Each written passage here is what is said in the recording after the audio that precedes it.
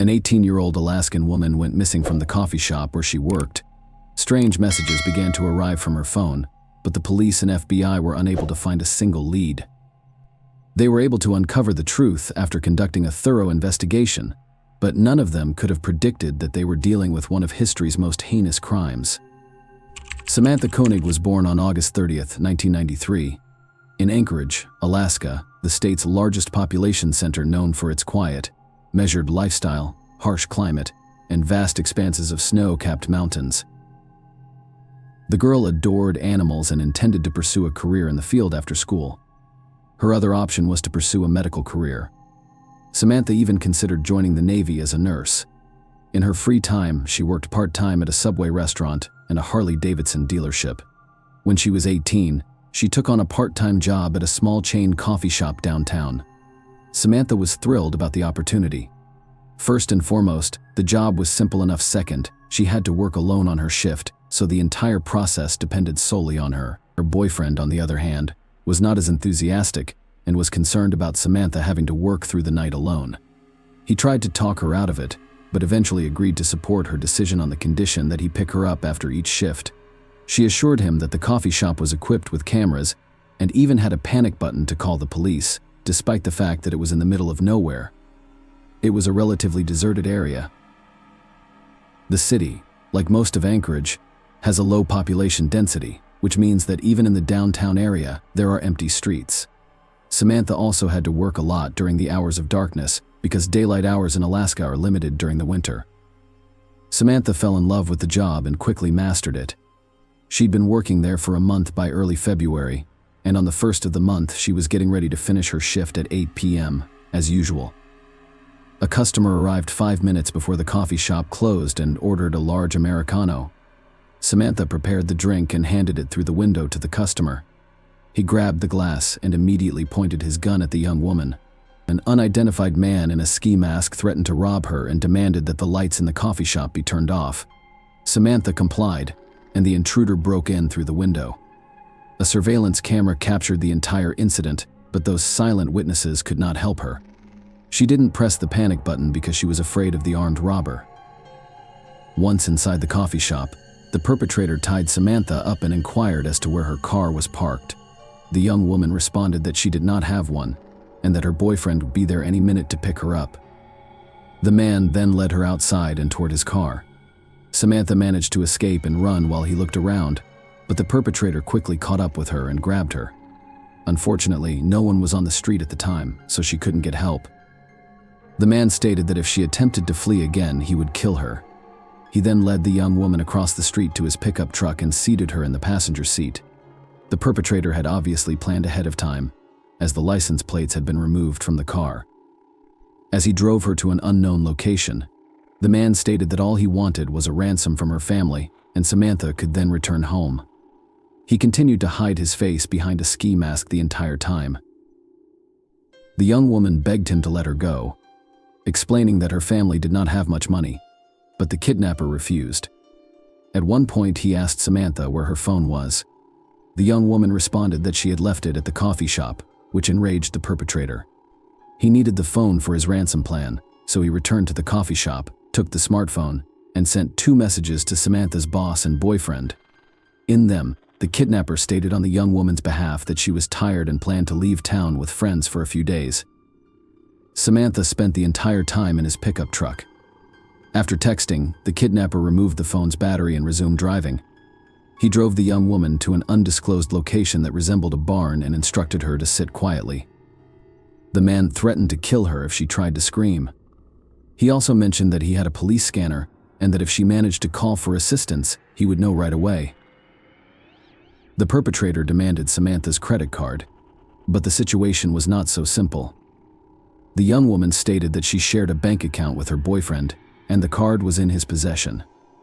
The man decided to steal it after learning the boyfriend's address and PIN number. He left the tied-up Samantha alone and went to retrieve the card. The young woman informed him that it was always in the guy's car. Once there, the perpetrator recognized the correct car and began breaking it open. The guy saw it from the window and rushed outside, but he was too late. The kidnapper took out the card and fled. On the way back, he stopped at an ATM to check the PIN number before returning to Samantha's house. Meanwhile, the young woman's family and boyfriend were panicked. The guy didn't believe she wrote the message, and everyone knew something had gone wrong with Samantha. However, at the time, none of them connected the credit card theft to the young woman's disappearance. The guy didn't think the events were connected in any way. Samantha's family contacted the police by nightfall, and the search began. Of course, the first thing they did was look through the coffee shop's camera footage, which revealed her abduction. The FBI soon became involved, but they were unable to find any serious leads. The perpetrator had clearly planned carefully for the kidnapping. Not a single detail that could help identify him was captured on camera. Meanwhile, the young woman's relatives, with the assistance of concerned citizens, raised the $41,000 they had promised for information on Samantha's whereabouts. The parents were constantly interviewed by local TV stations, pleading for any information about their daughter's whereabouts. Flyers featuring Samantha's photo and information about the reward circulated throughout Anchorage, but the police never received a single valuable witness. As the days passed, detectives, desperate for answers, began checking on everyone Samantha knew, including her boyfriend and relatives. However, they quickly realized that none of them had anything to do with the kidnapping. Nearly a month has passed. On February 24th, Samantha's boyfriend received a new message from her phone number that read, "Connor Parkside," under Albert's picture. Isn't she cute? Investigators quickly realized it was about the local Connor's dog park and, along with the young woman's relatives, went there. After a while, they realized what the kidnapper meant. There was a booth in the park with various flyers, one of which featured a photo of a dead dog named Albert. The owners had placed this flyer on the stand to say goodbye to their pet, but the detectives discovered a plastic bag beneath it. When they opened it, they discovered a Polaroid photo of Samantha in the background, along with a February 13th newspaper and a typewritten letter in which the kidnapper demanded that $30,000 be deposited into Samantha's bank account. He threatened to kill the young woman if these terms were not met. The police and FBI quickly devised a plan to apprehend this thoughtful criminal. They instructed the young woman's father to top up the card in installments, forcing the kidnapper to visit ATMs on multiple occasions. He did exactly that. The man first deposited $5,000, and a few hours later, that money was withdrawn from an Anchorage ATM. The kidnapper was caught on camera, but detectives were unsuccessful. The man wore a hat, a hood, glasses, and what appeared to be a fake beard and mustache. It was impossible to identify him from the photo. The police quickly arrived at the ATM, but the perpetrator had already fled. A week later, the thief withdrew more money from Wilcox, Arizona, on the other side of the country. He traveled 6,000 miles to evade investigators, but they continued to track his movements. The next cash withdrawal took place in Lordsburg, New Mexico, only an hour away from Arizona. He then made 2 more withdrawals in different cities across Texas. Meanwhile, police carefully examined ATM photographs.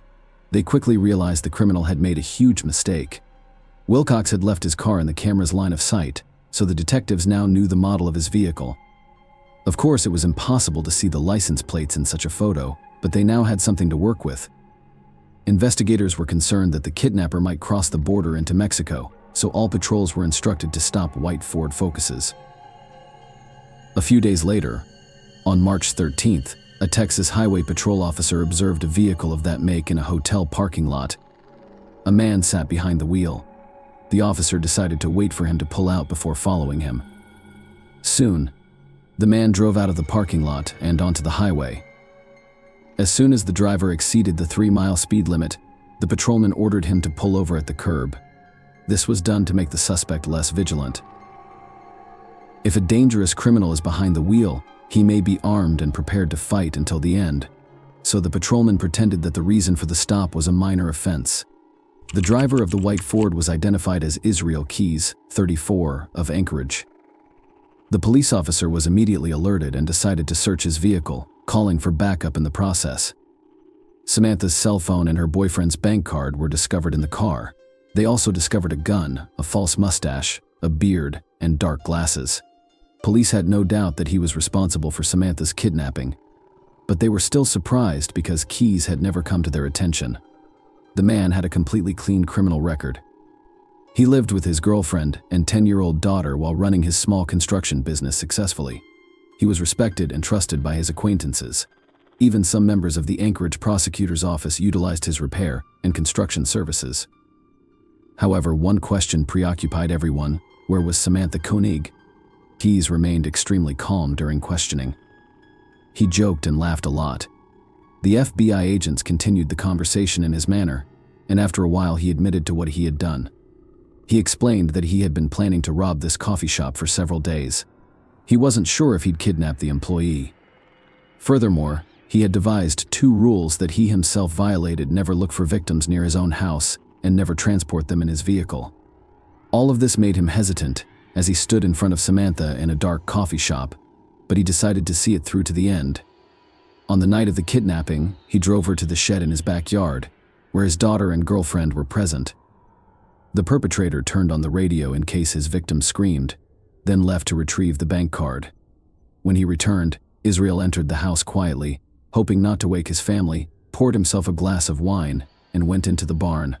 He abused Samantha and eventually killed her. But what about the photograph they discovered in the park? Samantha appeared to be alive in the February 13th issue of the newspaper, which was published 2 weeks after her kidnapping. But she had been dead all along. The photo was not manipulated. Keyes raised her eyelids and applied makeup to her face. According to a detective who attended the interrogation, Israel described the murder with as much ease as if he were listing the foods he had for breakfast. The perpetrator agreed to tell everything under the condition that the confession portion of the interrogation not be published. He did not want his daughter to hear everything. In doing so, he murdered Samantha just a few dozen yards from her bedroom. The detectives thought Keyes' story was about to end, but that was only the beginning. The morning after the murder, Israel and his family took a sea cruise from New Orleans. Tickets had been purchased in advance, and the perpetrator was fully aware that he was committing this murder just hours before departure.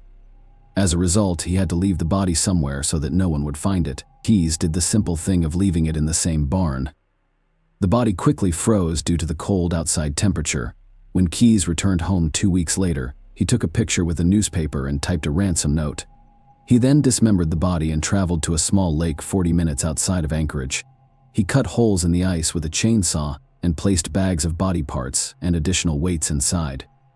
Following all of that, the maniac went winter fishing. It took police divers 10 hours to retrieve the bags from the bottom. Detectives also discovered that Keyes used the same white Ford Focus rental car for his trips between ATMs across the states. He experienced a malfunction and went to one of the dealerships to have the car repaired. Surprisingly, that woman played an important role in catching the perpetrator. The car was captured on an ATM camera prior to the breakdown, and the police were all looking for that specific model. The dealership gave him the same white Focus because they didn't have any other suitable vehicles at the time. If the situation had been different, he would not have been stopped. Finally, during questioning, Keyes confirmed what the investigators had suspected: Samantha was not his first victim. The perpetrator had agreed to tell them about all of his crimes in exchange for 2 conditions.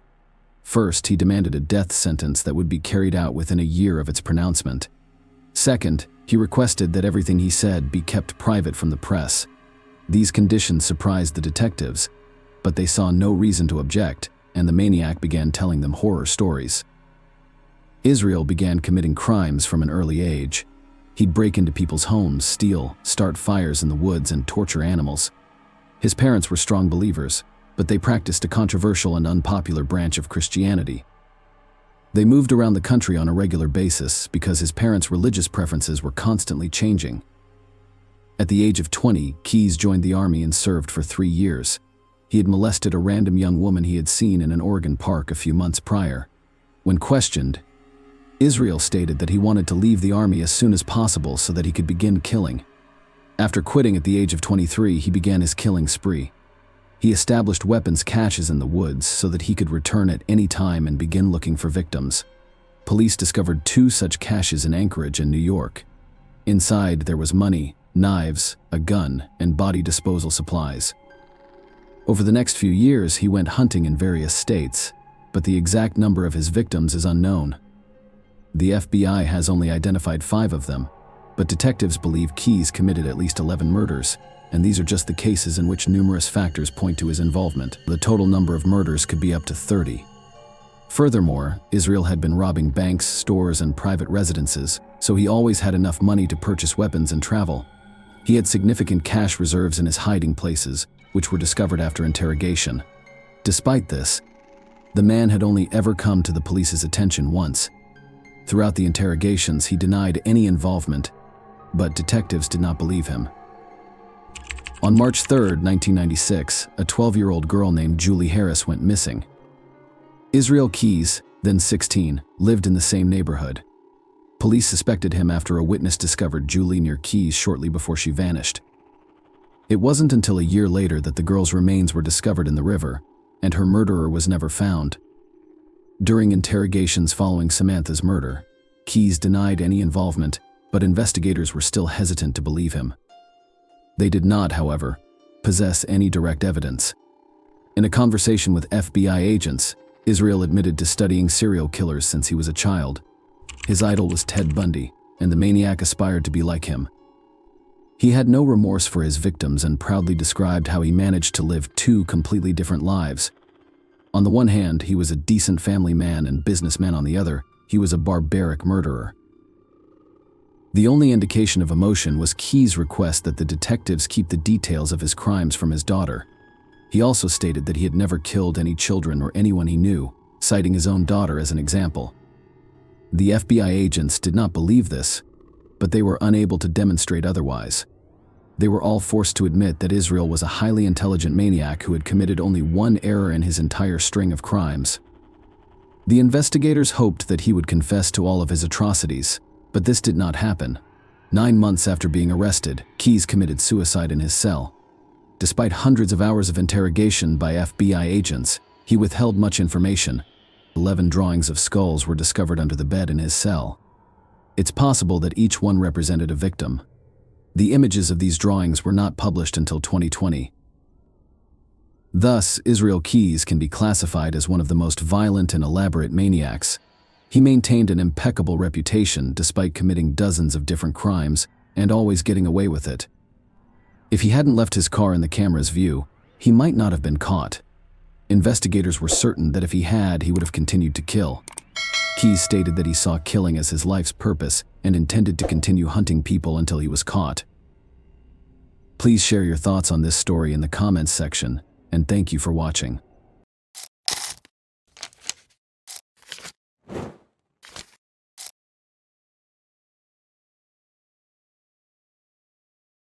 Hey guys, welcome to my channel, and today we're going to take a look at another horrible case with you. One summer day, in 2014, the New York Police Department received an unexpected call from a woman who wanted to speak with the detective working on the Shell Collin case. Deborah Holmes called and urgently requested a meeting with the investigators after learning such shocking news. They hoped that this unexpected call would help thaw the long, stagnant investigation into a tragic loss, which had been stalled for 5 years. It was about the tragic death of Shale Danishevsky, which caused a stir in Manhattan on New Year's Eve 2010. Shale Collin grew up on the West Side, surrounded by Orthodox Jews. Her family's deep roots in this close-knit community shaped her upbringing. Shale's transition from a happy childhood to a successful adulthood was marked by her love of learning and academic excellence. This thirst for knowledge eventually led her to a prestigious asset management degree, which opened the door to a successful career in the Swiss banking industry. Her rapid rise in the financial world saw her managing multi-million-dollar portfolios for clients in 1998. Despite a successful career in one of the world's wealthiest cities, Shale felt unfulfilled. She had a stable financial situation and a loving family. However, her dream of starting her own family and becoming a mother remained unfulfilled. In February 1998, you were determined to change your fate. Shale attended a Jewish singles event aimed at assisting those looking for a significant other. There, she met 26-year-old Rod Kovlin, a fellow banking professional. The young couple shared many common interests, both motivated by a desire for success and stability in life. Their connection was instantaneous and profound. The relationship blossomed quickly because they complemented each other perfectly, disregarding the significant age difference. Shale and Rod were inseparable, sharing every moment together. They were so in love that they decided to marry soon after meeting. Despite the fact that some acquaintances thought Rod and Shelley had made a hasty decision, everything felt right. The happy couple soon welcomed two beautiful children, a boy and a girl, to complete their family. On New Year's Eve, 2009, the Kovlin family's idyllic life was shattered by a tragic accident that killed Shell. At first, the police thought it was a freak accident. They were convinced it was only that early on December 31. At the Manhattan police station, two officers are finishing up their night shift and were having coffee to talk about their holiday plans. However, the peaceful atmosphere was abruptly disrupted at 7:30 a.m. An urgent phone call. Rodney Kovlin. In a frantic state, he informed the officers from the Upper West Side of strange occurrences, including the discovery that his ex-wife, Shella Danishevsky, was dead in her bathtub, submerged in blood-stained water. Emergency services hoped Rod could help save the victim. Following the operator's phone instructions, Rod pulled her out of the water and attempted resuscitation, but it quickly became clear that saving her life was not possible. Shell's body remained cold and motionless. A distraught Rod wrapped her in a blanket he found in the bedroom and waited for the police to arrive. Thus, on December 31, 2009, Manhattan witnessed a heartbreaking event in Rod Kovlin's life. The police responded quickly to the incident. Upon arrival, they quickly assessed the situation and cordoned off a major street in Manhattan. They were greeted by a luxurious home just a few steps from the city park. The Upper West Side was known for its safety, so officers assumed Shella Danishevsky's death was another tragic case of self-harm. When they entered the apartment, they discovered children's toys scattered throughout, which was not surprising given the upcoming holiday. They then went to the bathroom, where a woman's body was wrapped in a blanket by her husband. Rod had just pulled the body from the water, as evidenced by the bloody water in the tub and the wet floor. There was a bleeding wound on the back of the Shell's head. The officers surveyed the bathroom and discovered an open cabinet door with a torn hinge, implying that the woman may have slipped and torn it off while attempting to hold on to the door. Forensic experts arrived shortly after and performed a thorough examination to rule out any other potential causes of the tragic incident. After a thorough examination, they determined that there was no break-in or signs of a struggle. Investigators were increasingly inclined to believe that Shell's death was an accident. The detective working on the case decided to speak with family members. During their questioning, it was revealed that Shell and Rod's 9-year-old daughter was the first to discover her mother's body, and she was traumatized and shocked by what she saw. The girl was able to tell the police officer exactly what had happened. It turned out that the night before, she and her younger brother had slept in their mother's bed, which is quite common. When she woke up in the middle of the night and noticed her mother's absence, she went to find her and discovered the horrifying scene in the bathroom. The terrified child immediately contacted her father for assistance. Rod and Shell had recently separated, and he had moved to a new apartment on the same floor of the same building. To get to his apartment, he only needed to cross the corridor. The girl called her father, who was nearby and arrived right away. When he entered the bathroom, he removed Sheila's body from the water and called for help. The girl's account was exactly what Rod had described, confirming the theory of an accidental death. The police informed Shell's relatives about the tragic incident, which shocked everyone. The autopsy and forensic examination were scheduled the day after the body was discovered. However, surprisingly, it never occurred. When the medical examiner called the investigators to begin the examination, he was surprised to learn that, despite the necessity, the procedure would not be carried out. This perplexed the examiner, who wondered how this could happen. A rabbi from the synagogue had intervened. He contacted an organization in charge of Orthodox Jewish burials, which then requested permission from the police to access the tragedy site in order to exercise religious rites guaranteed by the victim's family faith. Permission was granted, and a team led by the rabbi arrived on scene. They cleaned the bathtub of blood traces and prepared the body shell for burial. All evidence and clues gathered were destroyed before reaching the police's forensic department. Autopsies are considered taboo in Orthodox Jewish tradition and are seen as desecration of the deceased body, so the organization acted quickly. In this case, the synagogue's rabbi put pressure on Shell's family, grieving relatives, and husband, who were grateful for the rabbi's assistance and, despite their doubts about the incident's accidental nature, did not object to it. The family also decided to forego the autopsy and leave funeral arrangements to the burial preparation organization. Thus, within 24 hours, Shallow had been buried.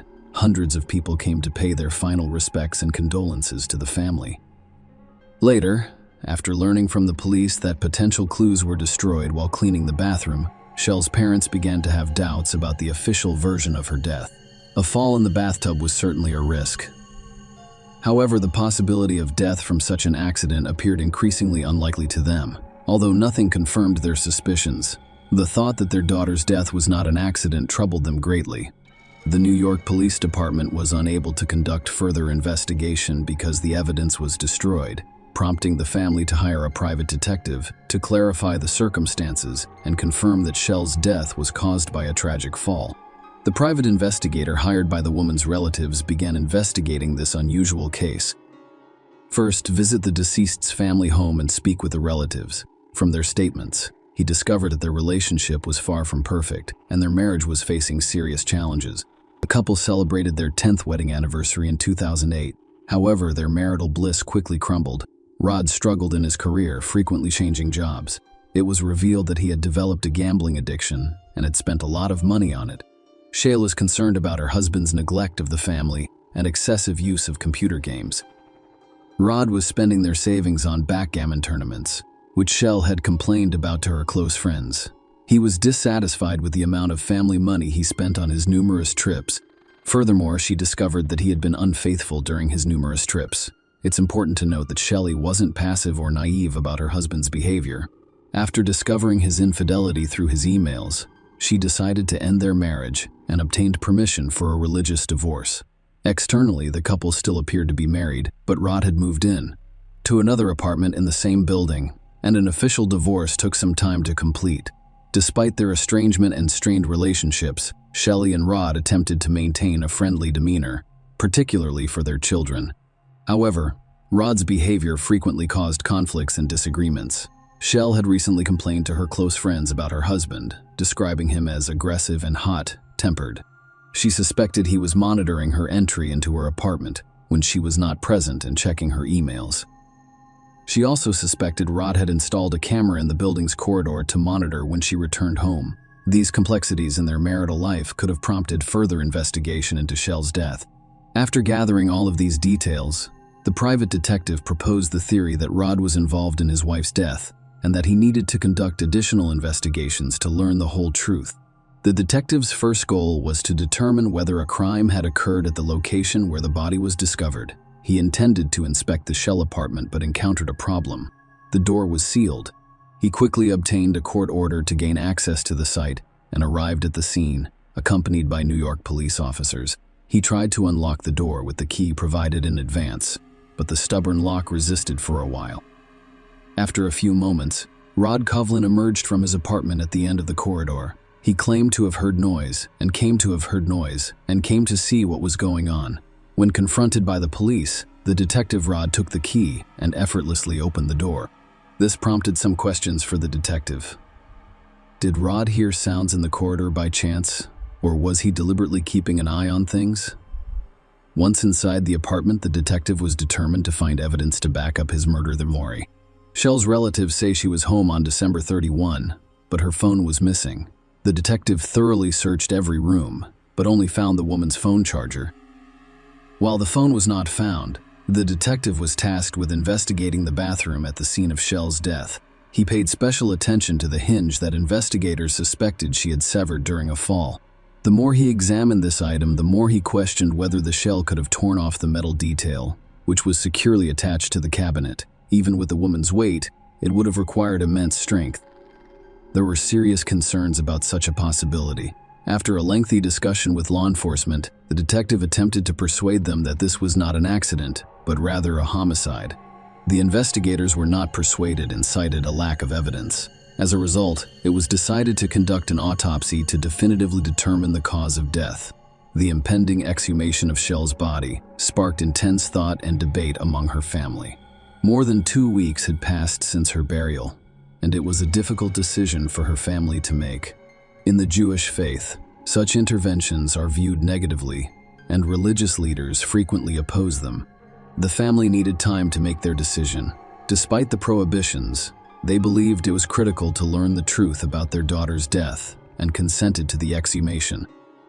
However, this step was complicated not only by moral considerations, but also because carrying out the exhumation required a special order from the prosecutor's office, which was difficult to obtain. Despite the family's consent, it took nearly 3 months to obtain the necessary documents. The exhumation and autopsy were performed. The results were startling. The examination revealed that Shell died as a result of asphyxiation caused by violent strangulation, which had broken her neck bones. As a result, the official account of her death changed. Her death could no longer be considered an accident, and the young woman was officially identified as a murder victim. The New York Police Department resumed their investigation into Shell's death after the autopsy results confirmed the detectives' suspicions. Investigators began meticulously examining new details such as phone call records and bank statements, all critical information in a murder case. Aside from family members, everyone who interacted with Rod and Sheil was questioned, including the nanny, housekeeper, and even the divorce lawyer. The lawyer informed the police about the couple's unusual behavior. Rod claimed at the first divorce hearing in May 2009 that he was unable to pay alimony due to unemployment. The judge jokingly suggested that Rod give up his favorite games, which infuriated him in court and exposed his true nature to everyone. Rod did not stop there.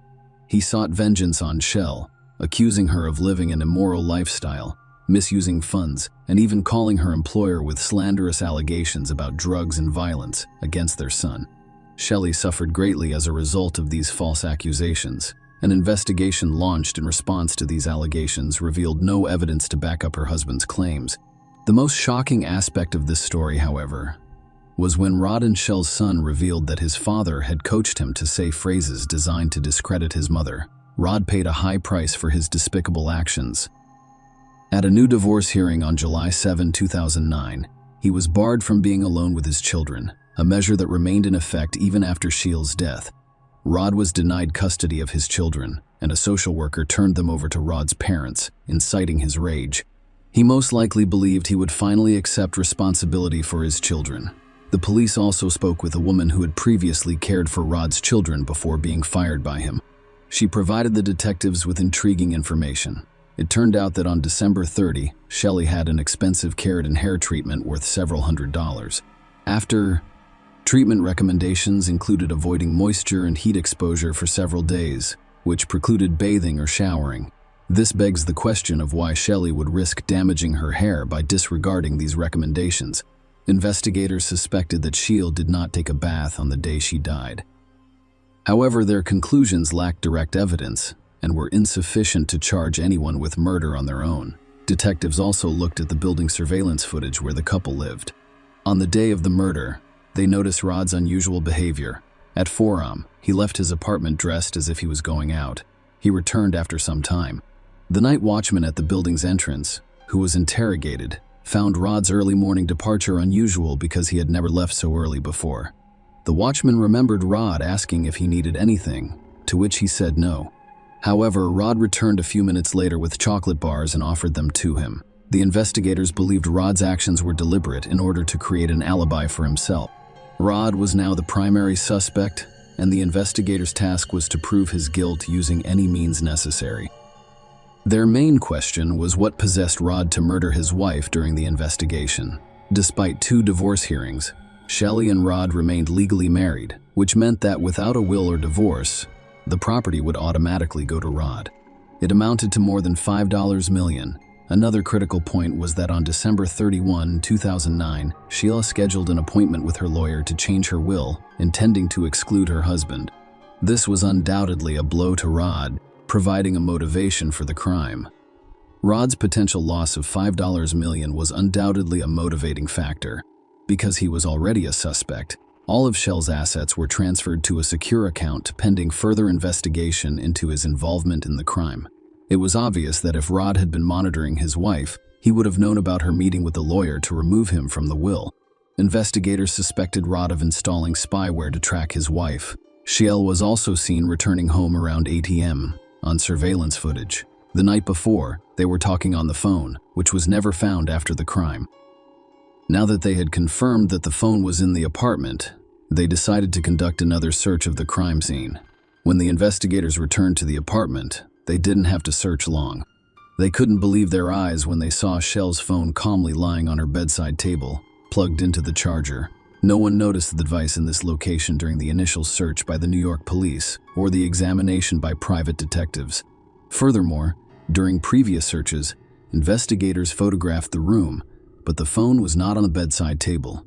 There was only one explanation. Rod had returned the mobile phone to the Shell-sealed apartment. It was unclear whether this was a foolish mistake or a deliberate taunt to the investigation. Rod was called in for questioning, but he had already retained a lawyer who advised him to remain silent. The investigators had to look for more evidence of his involvement. When police examined Rod's phone records, they discovered frequent calls to a number registered in Jacksonville, North Carolina.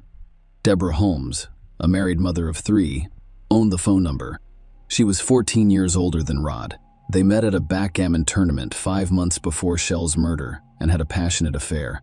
The lovers met at backgammon tournaments and later played online together. The investigator saw an opportunity to find a leakhead and called the woman to ask her some questions. To their surprise, Deborah explained that her lawyer had advised her not to speak with them. Faced with another refusal, law enforcement officials decided to inquire about the attorney's name. It turned out to be the same lawyer who represented Rod Coughlin. The police's last hope was to find compromising messages or electronic correspondence between Rod and Deborah. They hoped to find these on Shell's newly discovered phone. Unfortunately, every message has been professionally deleted. Even expert programmers were unable to retrieve the data. Rod had meticulously planned everything, apparently mocking the authorities. Days turned into months and years, and it was clear that Rod Coughlin was avoiding justice. Perhaps the crime he committed was perfect, but the rabbi's cleanup of the bathroom, which removed all traces of blood and other evidence, was crucial. This action destroyed all potential DNA, fingerprints, and fibers, complicating the investigation, which became increasingly drawn out. Rod never admitted to his crime, and a lack of evidence prevented the case from proceeding to trial. 5 years had passed since the investigation into Shell's death began. However, no arrests had been made.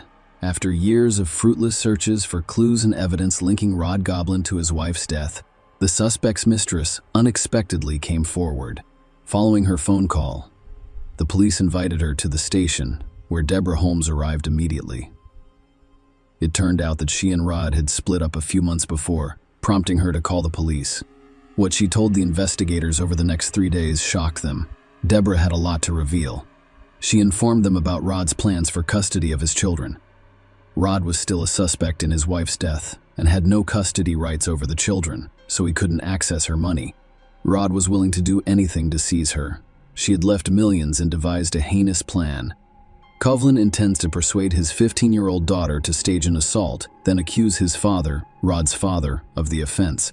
This would land the grandfather in jail, resulting in him losing custody of his grandchildren. Rod hoped his daughter would accept his plan in exchange for money.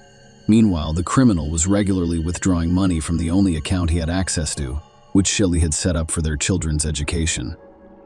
Rod's parents noticed he was squandering his savings, which should have gone towards his daughter and son's future. They were dissatisfied with his lack of interest in his children's lives, which sparked a disagreement. Rod was so angry with his parents that he seriously considered ending their lives. Rod Coughlin shared his plan with Deborah in 2012. He planned to have his daughter put rat poison in her grandparents' house. Because the girl was a minor, Rod calculated that she would spend far less time in prison than he would. Deborah persuaded her lover to abandon his evil intentions. Following this, Rod had several other ideas. At one point, he considered burning down his parents' house and jamming the doors to keep them inside. He also considered arranging a sham marriage for his daughter with a Mexican man, after which she would be required to give up a portion of her inheritance to her father. When the police heard Deborah's testimony, they couldn't believe the accuracy of the details. She had been gathering evidence and storing it on hard drives all along. She realized she was dealing with a psychopath. She patiently waited for Rod to lose interest in her before handing over these valuable insights to the authorities. The recordings included hundreds, if not thousands, of Rod's conversations with various people. Now law enforcement officers had to carefully listen to these gigabytes of data in search of compelling evidence. Deborah's contributions to this complex investigation were significant. As investigators began analyzing the recordings, they discovered an astonishing fact. During a conversation with a backgammon acquaintance, Rod inadvertently mentioned having keys to Shell's apartment and the ability to enter it at any time. These hard drives proved to be a valuable resource for the police, containing hundreds of case-related materials. Investigators discovered Rod was plotting against his own daughter, intending to blame her for the mother's death. In an email address used by the father to send a forged email, it was claimed that the daughter admitted to lying and that her mother did not simply fall. According to the fabricated story, they had an argument in the evening, and she pushed her mother into the bathroom. Thanks to all of the information gathered, the police finally had enough evidence to charge Rod Kovlin with his wife's death. On November 1, 2015, Rod Kovlin was arrested. Shields' family awaited the trial of their daughter's assailant, but victory was not guaranteed. The charges were circumstantial, and a skilled attorney could raise doubts in the jurors' minds. The detectives continued their investigation, gathering new information and meticulously verifying all evidence. Soon, irrefutable proof came from an unexpected source. While in prison, Rod Kovlin told a fellow inmate about his wife's death. He described his actions in great detail, even mimicking the gesture he used to strangle her. The police requested surveillance footage and discovered that it perfectly matched the autopsy results. This was direct evidence of Rod's guilt, almost like a confession. The trial lasted 7 long weeks. During this time, the jury heard Kovlin's heinous plans, which included murdering his wife, targeting his parents, and framing his own children. The jury was appalled by his cold-blooded and deceitful behavior. It took them 2 days to reach a final decision. Rod Kovlin was found guilty in March 2019 of the deaths of Shelley Danishevsky, his wife, and his children's mother. Despite the lack of direct evidence, he received a life sentence with the possibility of parole. After 25 years, Shayla Kovlin was a successful and determined woman seeking simple family happiness. However, a ruthless, greedy monster crossed her path, claiming not only her life, but also that of her children and loved ones. Deborah Holmes' determination brought this tragic story to justice. The criminal was sentenced for his heinous actions. Deborah's bravery most likely aided not only in obtaining justice, but also in preventing potential future crimes. Rod Kovlin will never again harm his family or the people of New York. Share your opinion with us in the comments and subscribe to the channel for more.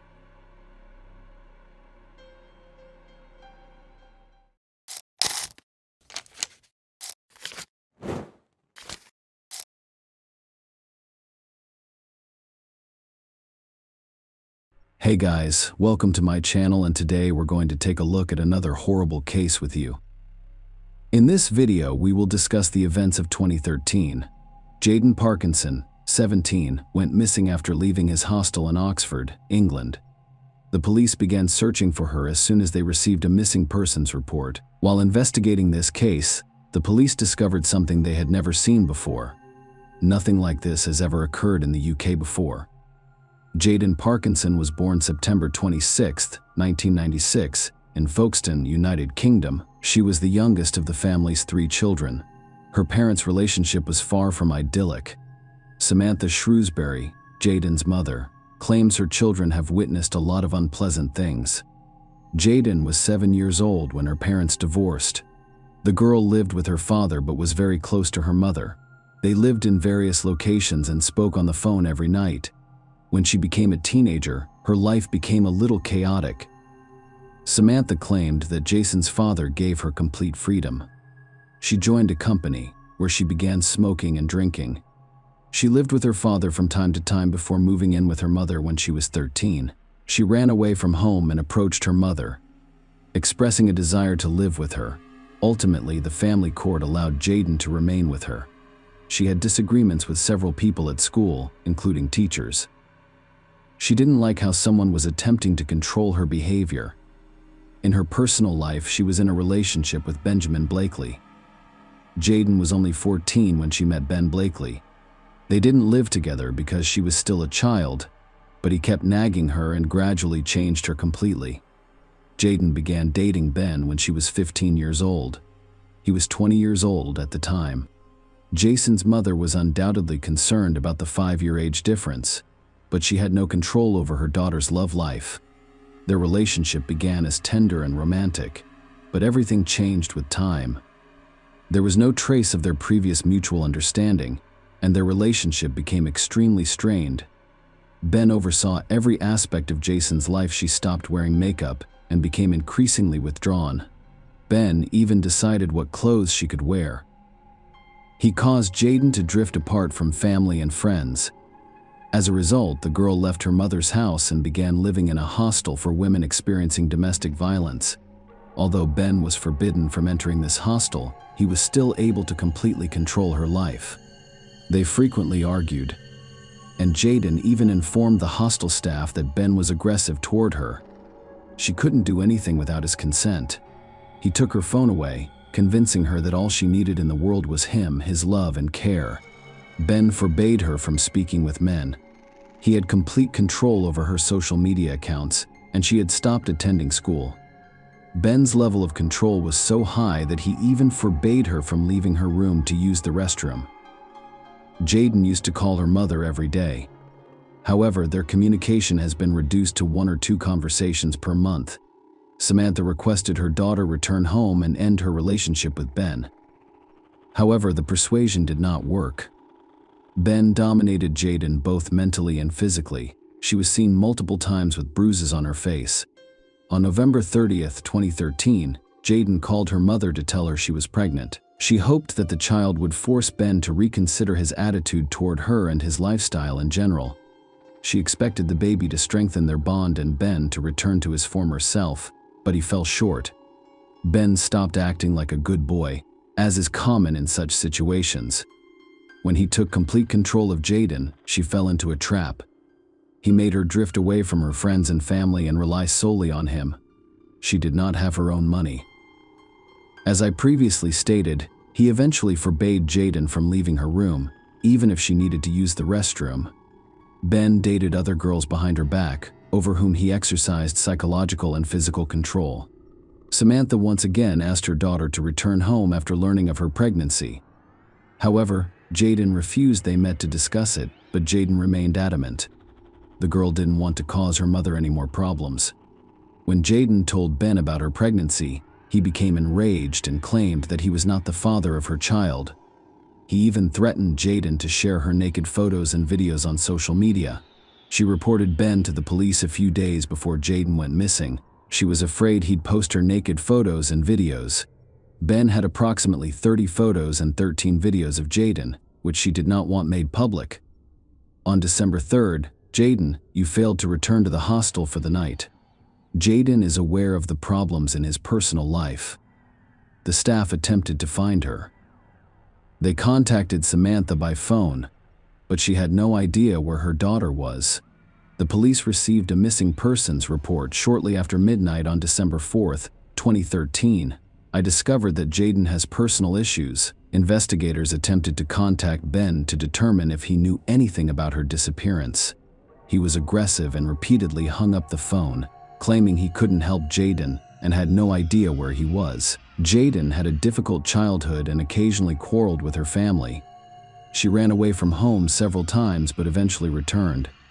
As a result, her disappearance did not seem unusual in the early hours of the investigation. On the same day, December 4th, police apprehended Ben Blakely. They took him to the police station, and it had nothing to do with Jason's disappearance. Jaden had reported Ben to the police a few days prior because she was concerned that he would post her intimate photos online. The investigators who spoke with him were unaware that the police were searching for Ben as a person of interest in the Jaden Parkinson disappearance case. He denied planning to post images of Jaden on the internet and was released on bail the same day. Samantha was distributing flyers featuring her daughter's photo. She also uses social media to raise awareness about the case in the hopes that someone has seen something or knows where Jaden is. Meanwhile, the police are checking surveillance cameras to find her last known location. They obtained CCTV footage from Jaden's hostel, which shows her leaving to meet Ben and never returning. The date was December 3rd. The next location where Jaden was seen was Oxford Railway Station. CCTV footage captures her walking inside with Ben. Nothing unusual is occurring in the video. After tracing their route, investigators discovered that Ben and Jaden took a train to Didcot About 10 miles from Oxford, Jayden's last known location was the train station, and he did cut. The footage showed her and Ben exiting the building. Usually when Jayden ran away from home, she would contact someone from her family within a day or two to let them know she was fine. But this time was different, and Jayden did not contact her family or friends or post on social media. Since CCTV footage showed her boarding a train with Ben, he became the primary suspect in her disappearance. The police had no doubt that Ben knew where Jayden was and what had happened to her. The footage showed Ben returning to the train station alone, but no one saw Jayden alive again. A week later, on December 10, 2013, police arrested Ben Blakely. Investigators wanted to speak with him and find out where Jayden went after they left the train station building in Didcot together. It was also possible that Ben was holding her against her will somewhere. During the interrogation, Ben was very confident. He said he didn't know where his ex-girlfriend was. Ben called Jayden his ex-girlfriend. He claims that he and Jayden split up, and she moved on to another man. Ben stated that's who the cops needed to talk to. He also stated that he didn't care where she was or what happened to her, because they had split up and he now has a new girlfriend. He advised the police to check her social media to determine her location and who she was meeting with. Although Jayden remained missing, Ben Blakely was arrested on suspicion of kidnapping and murder. The police interviewed Jayden's friends to determine whether she could have gone somewhere. However, the investigators only discovered that Jayden became estranged from her friends after she began dating Ben. No one knew if she had a place to hide. During the ongoing search for Jayden, a taxi driver from Didcot provided crucial information to investigators. He said that around 1 a.m. on December 4th, he picked up a passenger along a dirt road. He described him as a young man carrying a large, heavy suitcase splattered with mud. He couldn't lift it and asked the taxi driver to assist him. All of these circumstances prompted the taxi driver to consider what was in the suitcase and whether he had witnessed the crime. Investigators discovered that the person who called the taxi used Ben Blakely's mobile phone. When the police questioned Ben again, the latter stated that he would not answer further questions. After analyzing his mobile phone's location records, the police discovered that Ben had visited several locations in Didcot, including an abandoned barn in the countryside where an attack took place because he picked him up that night. A team of investigators, criminologists, and dog handlers arrived to conduct an investigation. It was also revealed that Ben and Jayden had previously visited Didcot, where her mother lived. Next to the barn, the police discovered a bracelet similar to the one Jayden was wearing. Service dogs trained to find dead bodies began barking inside the barn. But Jason's body wasn't present, and it probably had something to do with Ben's suitcase when he got into the taxi. The police appealed to the public for assistance, urging anyone who saw a man carrying a large suitcase in the Didcot countryside to report it. At the same time, police went door to door, interviewing residents of the houses closest to the abandoned barn. The video from the train station shows that Ben and Jayden did not bring a suitcase. As a result, the investigators wanted to find out where Ben got this suitcase. But what if the taxi driver misidentified Ben? The police discovered the answer to this question on December 14th. Investigators discovered Ben Blakely, his grandmother, grandfather, and younger brother Jake living near the abandoned barn. When the police knocked on Ben's grandmother's door, the first question she asked was, "Are you hearing about the suitcase?" She stated that Ben had taken a suitcase from her a few days ago. He arrived in a hurry and said he needed a suitcase, then dumped its contents on the floor without explaining anything. Ben's grandmother says he returned it 2 days later and threw it in the barn. However, it was now dirty. She also mentioned 2 missing shovels, which reappeared in their original location. A thick layer of dirt had also settled on the shovels. Why does Ben need 2 shovels? Perhaps the man wasn't acting alone. Jayden was friends with 17-year-old Jake Blakely, and she met Ben through him. Witnesses stated that they saw Ben and Jake riding dirt bikes together. When the police began searching for Jayden, Jake Blakely was arrested on suspicion of complicity in the crime. They sent the suitcase that Ben had returned to his grandmother's barn to the laboratory for analysis. The police wanted to know if Jason's DNA was on it. Based on all available evidence, investigators concluded that Jayden was killed in an abandoned barn. After some time, she was placed in a suitcase and taken to another location, where the perpetrator buried her. However, given the vastness of the fields surrounding him, finding Jason's body appeared to be a difficult task. The police used aviation in their investigation to determine the approximate location of Jayden's burial. They used aerial photography to identify 10 locations where the soil surface had recently changed significantly. The police investigated several locations but found no results. They could not locate Jason's body. Before the police searched all 10 locations of interest in the investigation, there was another breakthrough in the case. Jake Blakely began cooperating with the police, telling them to check his uncle's grave in a nearby cemetery. The cemetery next to All Saints Church in Didcot was one of the 10 places where the surface had recently changed, but it was at the bottom of the list because a soil surface change in such places is not unusual. The police cordoned off the cemetery after receiving a note from Jake Blakely indicating that Jason's body could be in his uncle's grave. Detectives have never seen such a method for concealing a victim's body. According to reports in the English press, Ben and Jake's uncle was buried in 2006. The new circumstances surrounding this case have sparked widespread media coverage. It was the country's first crime in which the victim's body was already buried. The forensic experts set up a tent in the cemetery and began their work. After a while, Jason's family received the worst possible news. Her body was discovered in the grave of Ben and Jake Blakely. His uncle, she was naked, and the police were unable to locate her clothing. She also had all of her jewelry removed. The forensic examination revealed that Jayden had been beaten before her death. Finger marks on her neck suggested strangulation. The pathologist determined that asphyxia was the official cause of her death. While awaiting trial in prison, Ben Blakely altered his behavior strategy. After speaking with the prison chaplain, he and his lawyer wrote a letter admitting that he was responsible for Jayden's death. However, Ben insisted that the crime was not premeditated. According to him, he pushed Jayden during an argument, and she fell off a bridge near an abandoned barn. He tried but failed to bring her to her senses. He initially buried Jason's body in one location, but later moved it to the cemetery. He buried it in his uncle's grave. However, the autopsy revealed no signs of such a fall. Her face was injured with blunt force, and as previously stated, asphyxia was the cause of her death. It implied that Ben Blakely was lying to absolve himself of some responsibility for what had occurred. Jason's father died of heart problems before the trial began on June 23, 2014. When Blakely appeared in court, it was clear to everyone that he had no remorse for his actions. He acted provocatively and shouted insults, indicating that he was unconcerned about the fact that he had killed Jayden and her unborn child.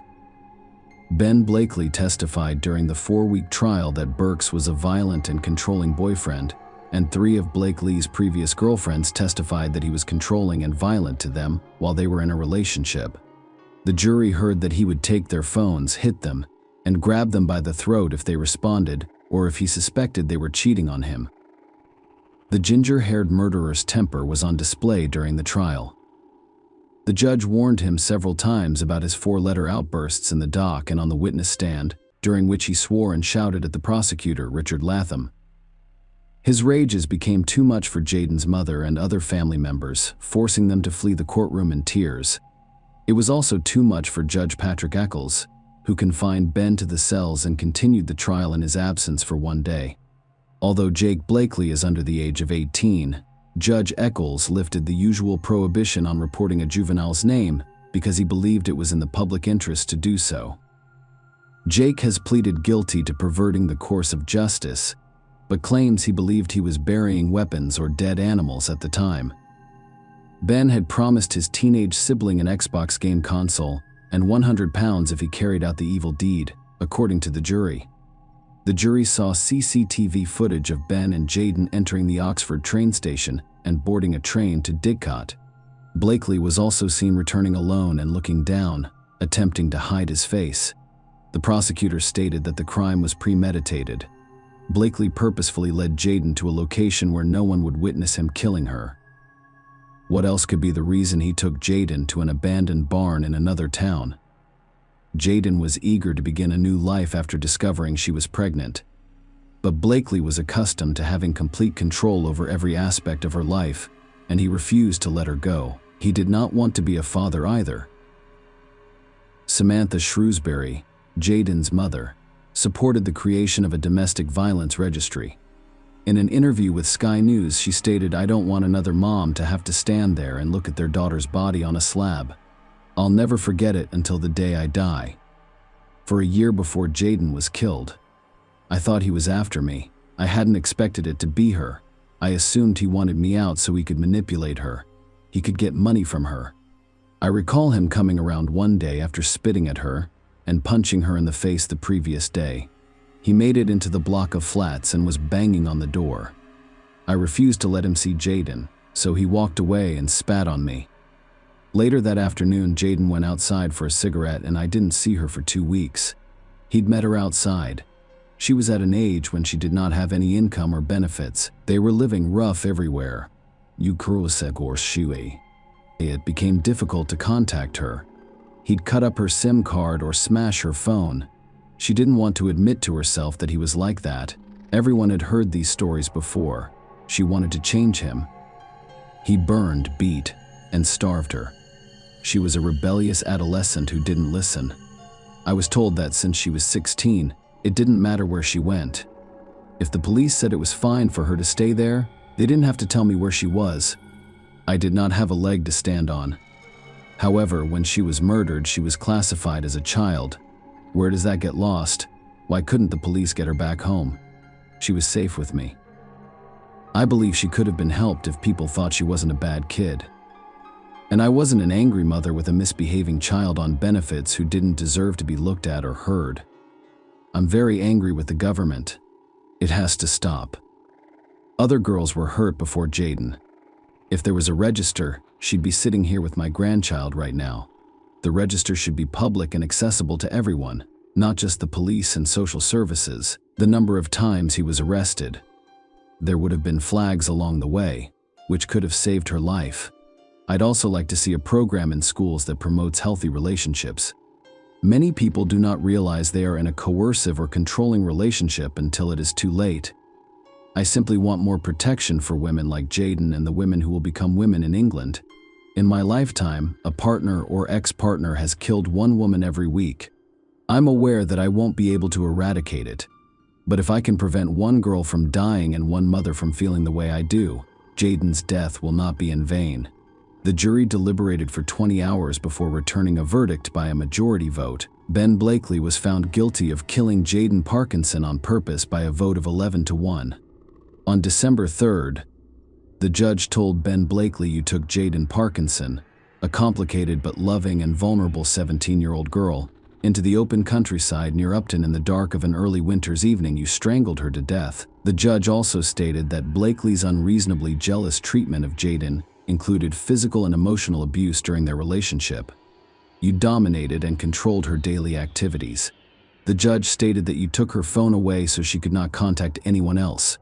And when she arrived at the hostel, you insisted that she stay in her room, even prohibiting her from using the toilet and forcing her to urinate in a plastic bottle. Jaden was obsessed with you, her violent abuser, and found it difficult to emotionally separate from you. According to the judge, Jaden finally found the courage to end the relationship in November of last year, after Blakely threatened to post intimate photos online to humiliate her. Jake Blakely received 3 years in prison for perverting the course of justice. In July 2014, his older brother, Ben Blakely, was sentenced to life in prison with a minimum of 20 years. Share your opinion with us in the comments, and subscribe to the channel for more.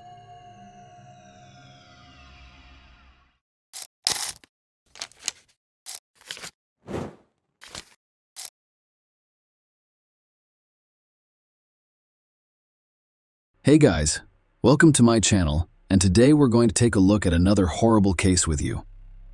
The state of North Carolina, the birthplace of country blues and Cherokee Indians, is now a conservative and prosperous state in the northern South Atlantic region.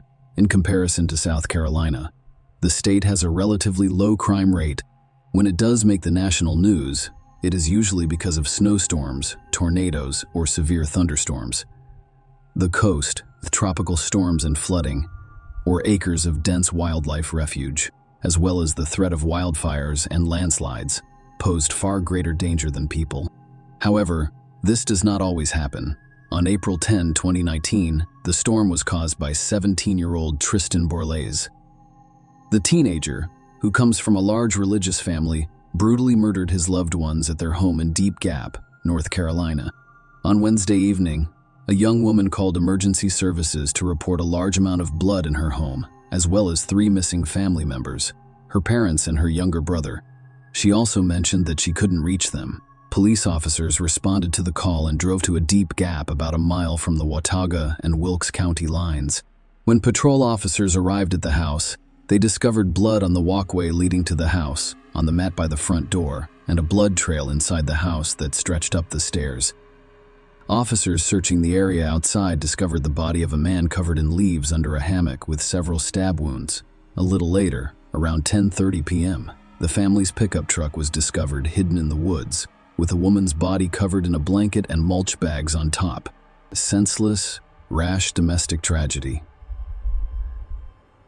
Kristen's father, Jeff Boer, was born on April 16, 1975. He served as pastor of the Pietistic Bible Fellowship Church, a conservative Protestant denomination with Mennonite roots.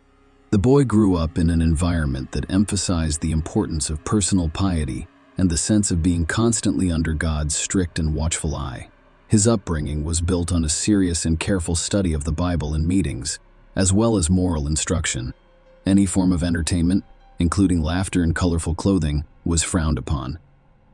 Good works, charity, missionary work, love for the enemy, and the renunciation of all forms of violence were regarded as virtues. Jeffrey, Pastor Harry's son, absorbed all of these fundamentals. He was raised to be a kind, loving, gentle, and patient boy. Jeffrey worked as a summer employee at the Big Surf Water Park on Lake Ozark in Missouri, United States. On his first day at work, the young man met a charming, meek girl. Tanya Mae Tran was her name. They were the same age, shared similar beliefs, and grew up in a similar environment. Tanya, like Jeffrey, grew up in a family that prioritized Christian values. A patient, humble, and selfless girl saw the pious young man as the ideal future husband and father. She gave Jeffrey a picture of an elderly couple holding hands and told him, "That will be us one day." Kathy Brown, Jeffrey's mother, prayed to God to give her son a wife who loved the Lord with all her heart, and she believed her prayers had been answered. The young lovers married, and their family became a reflection of the ideas in which they were raised. Tanya's photo was carefully placed in the family album. Very quickly, Taylor, the young couple's first child, is an adorable girl. One by one, Tristan was the parents' youngest son. Taylor became a true big sister to her siblings. She cared for, helped, and supported everyone, especially the girl who was friends with her younger brother. Tristan Taylor became his best and sole friend. Despite their age difference, they traveled everywhere together. They enjoyed sports, listening to music, and playing pranks together. Pietism holds that the task of parenting is to establish God's kingdom in the child's heart. As the 4 children grew older, Jeffrey and Tanya decided to fulfill their Christian duty by adopting 4 more orphaned boys who were open, loving, and friendly. According to others, the family grew to 8 children: Taylor, twins Kaya and Alexis, Misery, Owl, Stephen Meliku, and Tristan. According to the family's religious beliefs, children were not allowed to use cell phones or social media until a certain age, and asceticism, needs, and desires were encouraged. Boys were forbidden from dating girls until the end of high school, until the age of 18. Bible study and other religious activities were required. Otherwise, children grew up like any other boys and girls, with parents making no distinction between native and adopted children. Everyone received the same level of attention, care, and affection. The loving mother maintained a peaceful environment while keeping an eye on internal order. Brothers and sisters' relationships were marked by frequent prayer and good deeds. The couple believed that virtue should be cultivated through their own actions, and they taught their children mercy by example. When the people of Haiti were hit by a hurricane, Tanya sold her expensive wedding ring and donated the proceeds to a foundation that was building housing for the victims. In exchange, she purchased herself a simple, inexpensive ring. Taylor graduated high school in 2015 and moved to Boone to attend Appalachian State University. This event deeply affected Tristan. He had lost his only friend and was alone. Taylor returned home at the first opportunity, but now she had her own free time, leaving Tristan with the same old rules and routines. He had been rebelling against the restrictions imposed on him since childhood, as well as his parents' religious beliefs. He was irritated by the lack of a cell phone and the inability to communicate with his peers via social media, especially since such communication has become an essential part of modern teenagers' lives. Quarrels with Taylor's parents only increased after he left in December 2017. There were positive changes in the family's lives. Jeffrey, his wife, and their children relocated to a new home with a large lot in a deep gap. The house in Watauga County, North Carolina, was on a dirt road leading into a wooded area and was much larger than the previous home. Furthermore, the new home was only a short distance from Robin's, Tanya's mother, and the children's grandmother's home. Because of their close proximity, they could call on her at any time for assistance, and she looked after the youngest children. It was unclear whether the move had been as pleasant for Tristan, as he had to change his school and surroundings. He attended Watauga High School and began participating in track and field. Other kids became summer camp counselors. At first glance, it appeared that there was never any trouble in the lone household. But this wasn't the case. Tristan's behavior worsened over time. In 2018, the school required several consultations with a psychologist regarding anger issues and a lack of impulsive behavior control. By 2019, despite his exceptional abilities, the young man began to struggle with some school subjects, and these difficulties only grew with time. Before the move, he was a diligent student who was always involved in school life. However, after the move, he became an indifferent, withdrawn teenager who lost interest in his education. Tristan began to be late for classes and had no desire to learn at all. It got to the point where he would put on his headphones during class and sit with an absent-minded expression. Some teachers attempted to assist Tristan, and he even made contact, but everything ended with the same indifference and lack of interest. Furthermore, the young man did not always act appropriately at home. By this point, he had everything. He was constantly arguing with his parents about his own cell phone and social media access. Tristan spent a great deal of time on the internet. He identified as a musician on Instagram. Taylor was always interested in her siblings' lives and noticed that Tristan fought with his parents more frequently and argued with his mother about religious issues. She also learned about his other problems at school. The sister attempted to communicate with her brother, but the previous closeness was no longer present. After a while, the young man made friends with Evelyn Faith Jackson, a girl from the religious community. They began to meet, disregarding the prohibition on intimate relationships. They sometimes smoked forbidden plants, and Tristan complained about his mother, who discussed his behavior with him at night, leaving him tired and unable to concentrate in school. The young man was concerned that he had many flaws that prevented him from living up to his mother's expectations. She cannot be proud of him. I was told that he can be himself around his father, but not so much around his mother. On April 10, 2019, many secret details about Tristan's life were revealed. The barn where the goats were kept had surveillance cameras installed. Tristan's old cell phone, which he sometimes kept hidden from his parents, also served as an access point. On this particular day, Tanya took out her phone and read text messages in which her son was having sexual conversations with girls and discussing illegal drugs with them. Tristan was at school when he noticed his phone start blinking with incoming messages. In a family chat, Kristen's shocked parents informed him of the information found on her old phone. The same day, Kristen's English teacher, Sherry King, called his mother to complain about the teenager's grades and behavior. She later testified at trial that Tanya Borlas called her back and said she and her husband would be at school soon and would pick Tristan up early to discuss his grades. Sherry King told Tristan what her parents had said, which surprised him greatly. The couple left their youngest child with his grandmother and enrolled in middle school to deal with the situation. The entire ride home was silent. Tristan will testify at trial that the mother appeared tense and frowned constantly while looking through his phone. At home, there was an hour-and-a-half-long conversation. Tanya then texted her mother, informing her that Tristan was not upset that his phone and car keys had been taken away until his grades and behavior improved, and that she would be coming to pick up the younger child soon. The message was sent at 4 p.m., and the conversation appears to have continued thereafter. According to Kristen, he and his mother discussed the importance of doing well in school, cleanliness and relationships with girls, the dangers of illegal drugs, and the fact that she did not want him to study religions other than Christianity. He was forced to listen, and he realized how much he needed to be corrected. They even created a list of qualities he should possess in order to become a better person, such as compassion and honesty. The police later discovered that Tristan claimed his mother approached him from behind, put her arm around his neck, and applied pressure, causing him to instinctively jump up, turn around, and elbow her. He claimed that his mother had never done such a thing. That's why he reacted as he did. His mother, startled by the blow, grabbed what he thought were scissors from a shelf and approached her son. In shock at what was happening, he stabbed her, thinking he was defending himself, and ran to his father for help. Later, a forensic examination will reveal no evidence that Kristen's mother strangled him. During the trial, the prosecution will show the jury photographs of Tanya's neck taken by the medical examiner, which show a broken neck bone. The psychologist, on the other hand, will demonstrate during the trial that, in his opinion, Tristan Borlase was mentally sane at the time of the crime but had a severely impaired cognitive state, experiencing depersonalization and derealization, and believing events were unrealization, and believing events were unreal.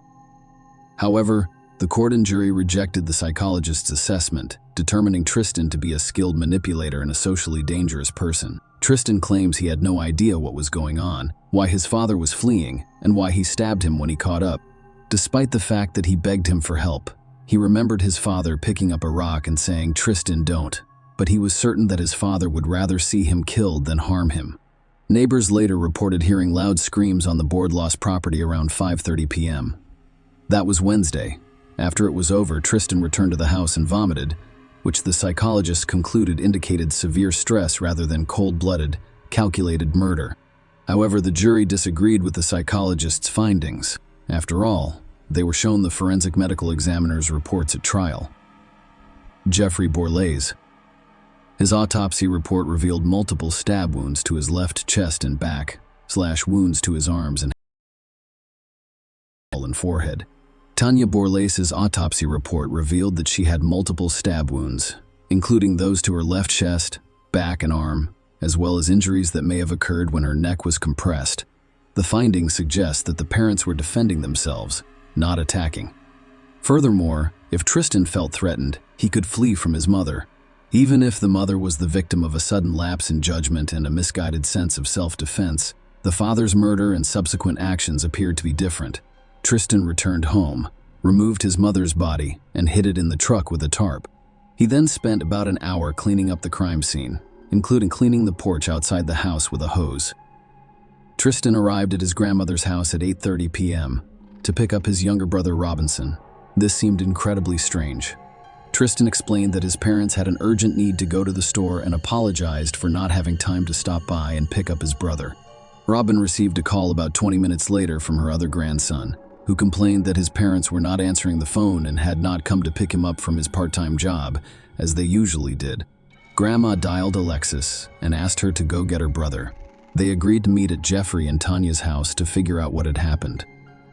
As they approached the house, Robin noticed blood on the porch, but because the couple raised animals, she wasn't too worried.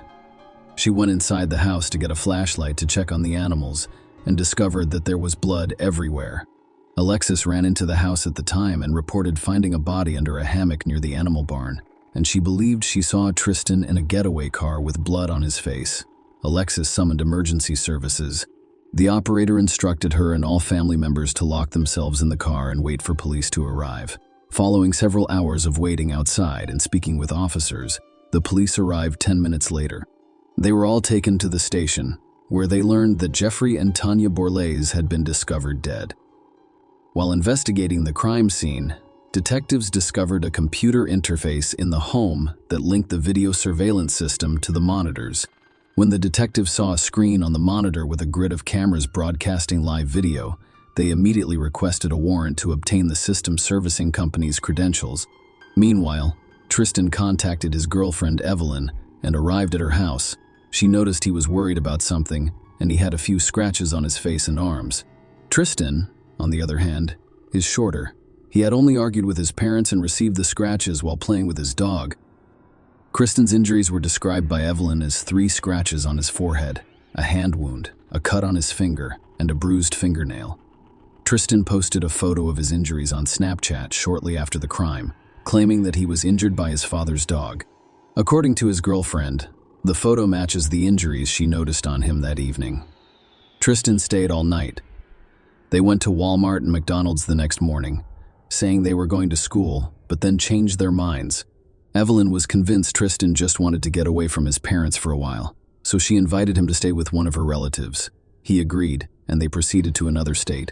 On April 11, Sheriff's Office personnel obtained the username and password to Borlase's home video surveillance system. They examined the camera footage and discovered the details of the crime. The police obtained a warrant for Tristan's arrest and turned over the vehicle's details. He allegedly drove away to the National Crime Information Center, where a search for the vehicle and subsequent pursuit began.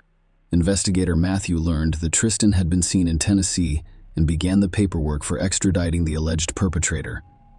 He asked Robin Christen's grandmother to accompany him to the apprehension so that he could speak to the young man in her presence, despite his youth. As they drove the car with Evelyn, Tristan noticed blue lights behind them.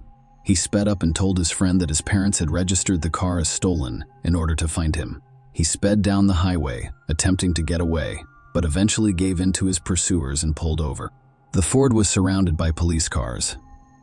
Evelyn was completely perplexed when she saw her boyfriend handcuffed and driven away in a squad car. The officers noticed that Tristan did not seem upset or agitated. The April 11, 2019 interview conducted by investigator Matthew was videotaped and audio recorded. The young man responded to all questions, admitted to the crime, and detailed his actions.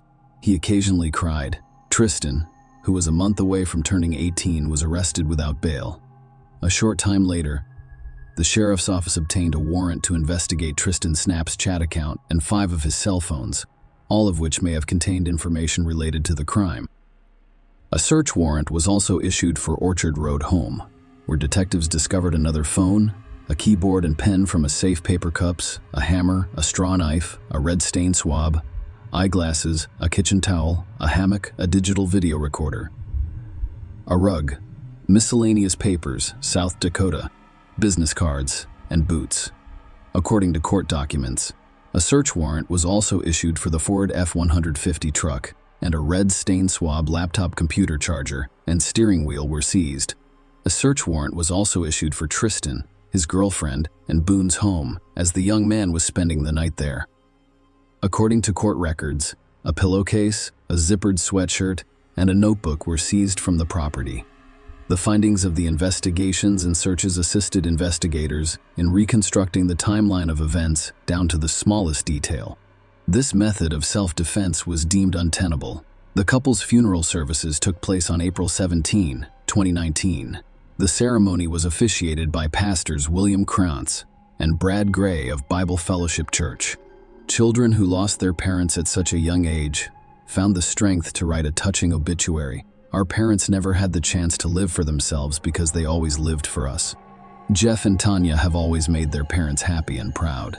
Our parents made the world a better place, and we hope to carry on that legacy by passionately loving people and following Jesus.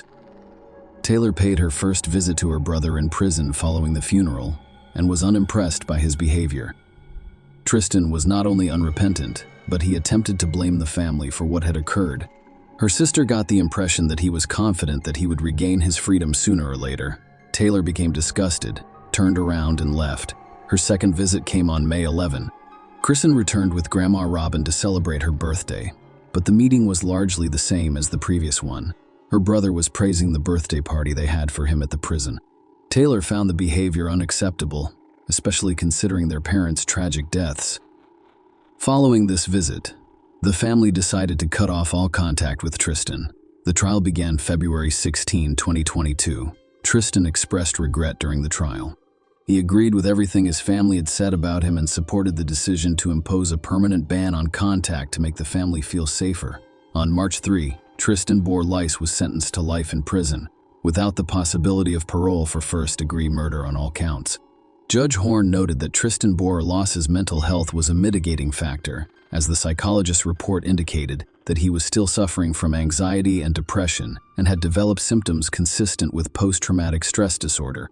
Judge Horn did, however, state that the psychologist found no evidence of psychotic disorders.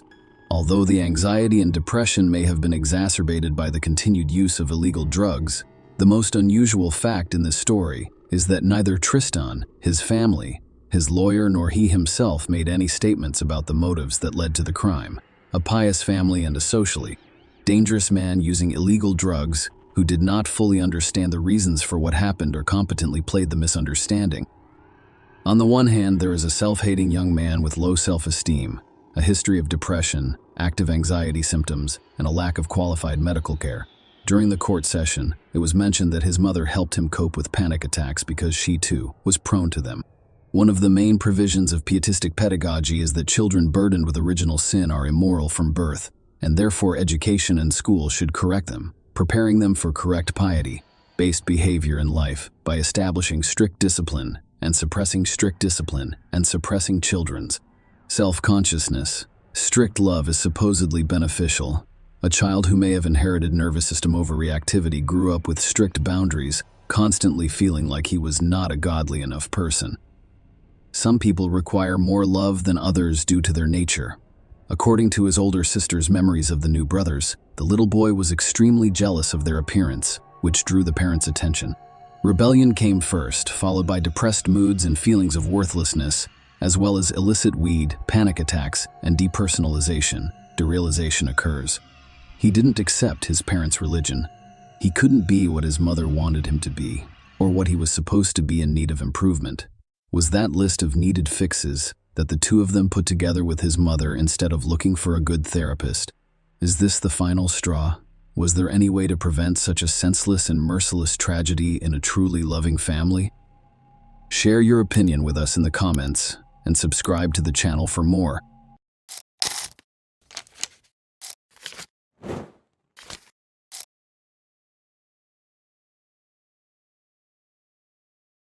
Hey guys. Welcome to my channel, and today we're going to take a look at another horrible case with you. Paula Andrés Salazar was born on September 6, 2015. In Venezuela, her mother, André Bermudez, was from Maturin, Monagas. Her father, Leonor Salazar, was from Tucupita, a town in the state of Diamaquiro. The couple decided to immigrate to Ecuador with their child Paula in September 2016, 1 year after her birth. They hoped for a better life for themselves and their daughter. A month after moving to Ecuador's capital, Quito, the family's relationships deteriorated for a variety of reasons. Andreina broke up with Leonardo and moved to Cuenca, Ecuador's third largest city. She took Paula with her. Her best friend's mother lived in Cuenca, and she kindly offered to let her and the girl stay in the house while they looked for another place to live and work. Leonardo, the girl's father, returned to Venezuela to his hometown of Tucupita after a breakup, and later immigrated to Trinidad and Tobago. Leonardo had been disabled for quite some time. The man's left arm was completely paralyzed following an accident he had suffered while riding a motorcycle at a young age. The man's inability to use his left arm made it difficult for him to find a good job, even in Ecuador's capital. After moving to Cuenca, Andreina almost completely stopped communicating with Leonardo, only informing him once that she had taken a job on a farm in Tucupita. Andreina began a new romantic relationship with Washington Andrés Amara a few months after her separation from Leonardo. Andrés was a local Ecuadorian, and more importantly, he owned the farm on which Andreina worked. Andreina grew up in a wealthy family. Andreina moved to the area with Paula when she was a year and a half old. Andrés and Andreina welcomed a child on April 7, 2019. With a new baby, the family became happier and more united.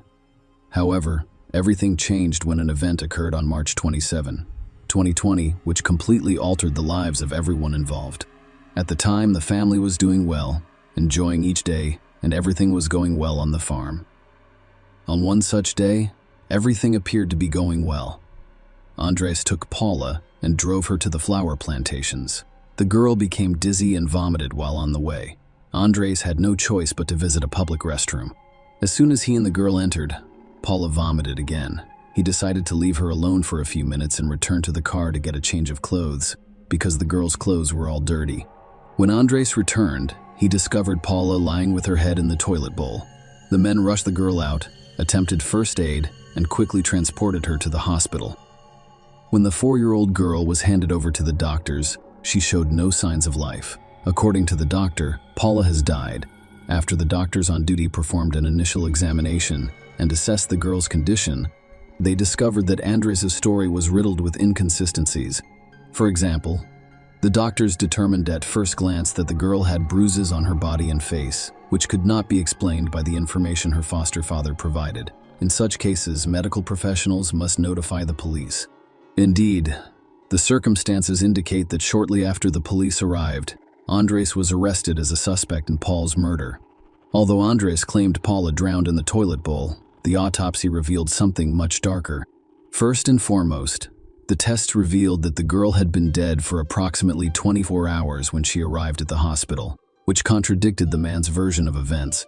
Paula's foster father claims that he administered first aid and cardiopulmonary resuscitation just minutes before transporting her to the hospital. The autopsy revealed that the girl died as a result of several broken ribs, multiple microtraumas, a cracked spine, and sepsis. Paula's death was clearly not an accident, as her small body contained numerous recent and old injuries. Leonardo Salazar, the girl's father, learned of Paul's death on March 33, several days after the events. His mother, who was still in Venezuela, had informed him of his daughter's death over the phone. She learned it from Andreina's friend. It should be noted that after Leonardo left Ecuador, Andreina began a new relationship. She ended all communication with him. That is why, for 3 days, Leonardo was unaware of her tragedy. Until that point, he could only see her in the photos Andreina and his mutual friends had sent him. In addition, Andreina blocked Leonardo from all social media platforms, preventing him from communicating with Paula. She also cut off communication with almost all of Leonardo's relatives. Andreina even turned almost all of their mutual friends against the girl's birth father, informing them of his refusal to communicate with Paula, preventing Leonardo from learning of his daughter's death. However, Andreina's family informed him of a different cause of death. They told him about Paula, who died from COVID-related complications at the time. Ecuador, like the rest of the world, was placed under quarantine due to the pandemic. At the time, there were almost no deaths from the coronavirus in the country. Leonardo was undoubtedly suspicious that his daughter had died from COVID, so he immediately began researching virus-related deaths in Ecuador. These statistics were shared on social media and news sites. Leonardo immediately noticed that there were no children among the few coronavirus victims in Ecuador. Leonardo's relatives assisted him in his investigation, and one of them promptly sent him a newspaper article about the arrest of Andres, who was suspected of killing Paula. Leonardo then started calling Andreina every day, but it wasn't until 10 days later that she decided to call him back herself. During that conversation, Andreina rather coldly informed Leonardo that Paula had died of COVID and that she couldn't give him any more information because her lawyers had forbidden her to do so. Leonardo went on to create a Facebook page dedicated to Paula, as well as an Instagram profile called Justice for Paula, with the help of an acquaintance.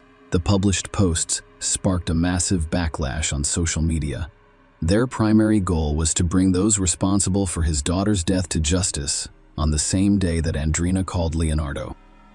She arrived at the morgue to begin preparing for her daughter's funeral, despite the fact that the prosecutor handling the case requested more time to investigate the body. However, the girl's funeral took place on April 10, 2020. Andreina simply refused to allow a second autopsy on the girl because of the information she shared on social media. Andreina's friends and acquaintances contacted Leonardo and informed him of Paula's sad life in the years preceding her death. Leonardo had the majority of the information they possessed, which was based on isolated recordings of conversations, photos, audio recordings, and other similar items. Witnesses claim that since Paula's mother moved in with Andres, the girl has been abused by both her stepfather and her mother. Andrea not only allowed her daughter to be treated this way, but she was also directly involved in the entire situation. Everyone claimed that they only saw Paula happy and cheerful when she was playing alone in front of her stepfather. The girl appeared depressed, shy, and suddenly became very frightening. The little girl once told people that she was aware that her mother and stepfather had beaten her for misbehaving. She even confessed to it as a form of punishment. Andres pushed her, and she hit her head against the wall. Paula described her stepfather as a monster, and she was clearly terrified of him. The little girl had nightmares all the time, and she had insomnia since she was a child. A couple initially preferred that the girl, who was 2 years old at the time of moving into the stepfather's home, fall asleep alone. She frequently cried, but no one paid attention to her. In addition, her mother and stepfather forced her to tuck in by herself. Furthermore, her mother Andreina had taught her how to cook since she was 2 years old. This was absurd. Paula was forced to cook her own breakfast and dinner because her mother preferred to sleep in the mornings and take a break from the baby in the evenings. She just didn't want to take care of her daughter.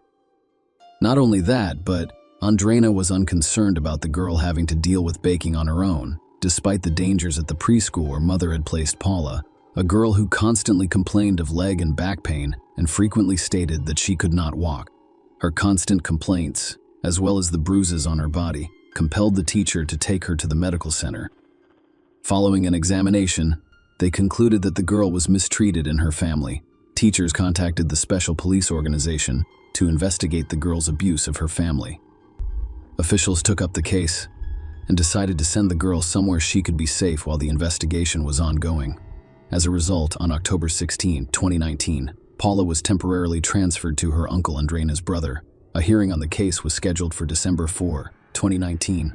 Unfortunately, the teacher scheduled to testify did not show up, and for whatever reason they were unable to attend this hearing. As a result, it was decided to hold a retrial on February 27, 2020.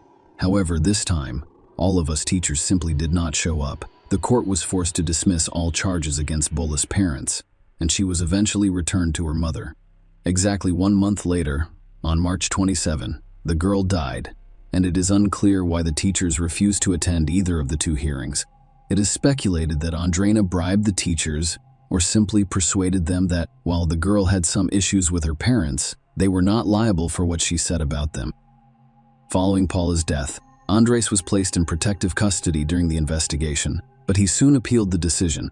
As a result, on June 12, 2020, the judge issued the restraining order and determined that demand could be released to house arrest. However, during the hearing, which was held via video conference, Andres announced that he was withdrawing his appeal. At the time, Leonardo was still running a social media campaign. He also asked his subscribers for financial assistance to travel from Trinidad and Tobago to Ecuador. He intended to file a complaint against Andreina. Andreina had not yet been charged and was free, according to Paula's mother, but it was too late. Fortunately, Leonardo was able to obtain adequate financial assistance as well as free legal advice from 2 Ecuadorian lawyers, Oswaldo and Alejandro, who generously offered him their support and assistance in the lawsuit. Leonardo had to cross the border between Trinidad and Venezuela, risking his life by floating on a raft and then crossing the entire border from Natchering to San Cristobal. He had to book private transfers because the pandemic had canceled all services, and he couldn't take his usual route to Ecuador due to the pandemic. Venezuela's maritime and land borders were closed, leaving only a few regular flights to 4 or 5 countries in the months that followed. Once Leonardo arrived in the state of Táchira, he had to cross the border into Colombia over treacherous terrain. He then took a bus to Hipaluxo and continued through the hills and plains until he arrived at the Rumichaca Bridge, which connects Colombia and Ecuador. Leonardo then took a cab and drove to Quito on June 30. He met with a lawyer as soon as he arrived, and the deceased girl's father filed a complaint against the ex-girlfriend, who was also named as a suspect in Paula's murder. On July 6, 2020, Envious was found to be addicted, and the woman appeared in court, where it was determined that she should not be held in custody, that a house arrest would suffice, and that she must report to justice twice per week. As a result, Andres and Andreina were each charged with murder. In November 2020, the maximum punishment under Ecuador's penal code was approximately 13 years in prison. The first hearing in the case was held at the time, and a specific date for the start of the trial had yet to be announced. During the hearing, Leonardo's attorney expressed concern about Andreina's possible escape, citing her previous attempt to commit suicide with bills. They also applied for Andreina. to delay it with an electronic monitoring bracelet. The judge granted the lawyer's request and reduced the number of days the suspect had to appear in court to once per week rather than twice. However, a few days later, Andrena insisted on reconsidering the decision to wear an electronic bracelet. On November 16, an additional hearing was held to reconsider these decisions. Undoubtedly, all of these details slowed the trial, but the judge was able to set a date, which was set for December. The trial of Andres and Andrena did not receive extensive media coverage. However, much of the information made its way onto social media, and some of the facts went unreported due to the pandemic, which was a major topic in the media. The trial started on January 14, 2021. At the time, no decision had been made on Andrena's alternative forms of imprisonment, and Andres was held in the regional detention center during a closed-door trial in which no media representative was present. In addition, some participants joined the hearing via video link. According to the doctor who performed the girl's autopsy, Paula had nearly all of her spinal discs rebuilt. Some of her ribs were broken, while others had fused. This indicated that the girl had previously broken ribs, which had eventually healed on their own. She also had nail stigmata, a condition in which the nails grow into the skin, resulting in bruises and scratches on her face, body fluid buildup in her lungs, scars on her head, and serrations on her column. According to the assessment, it was the later injuries that caused the infection to spread and eventually lead to sepsis, which resulted in death. The autopsy report also confirmed that Paula had died about 24 hours before Andres took her to the hospital. The number of internal and external injuries reflected the little girl's abuse, as well as her guardian's carelessness, as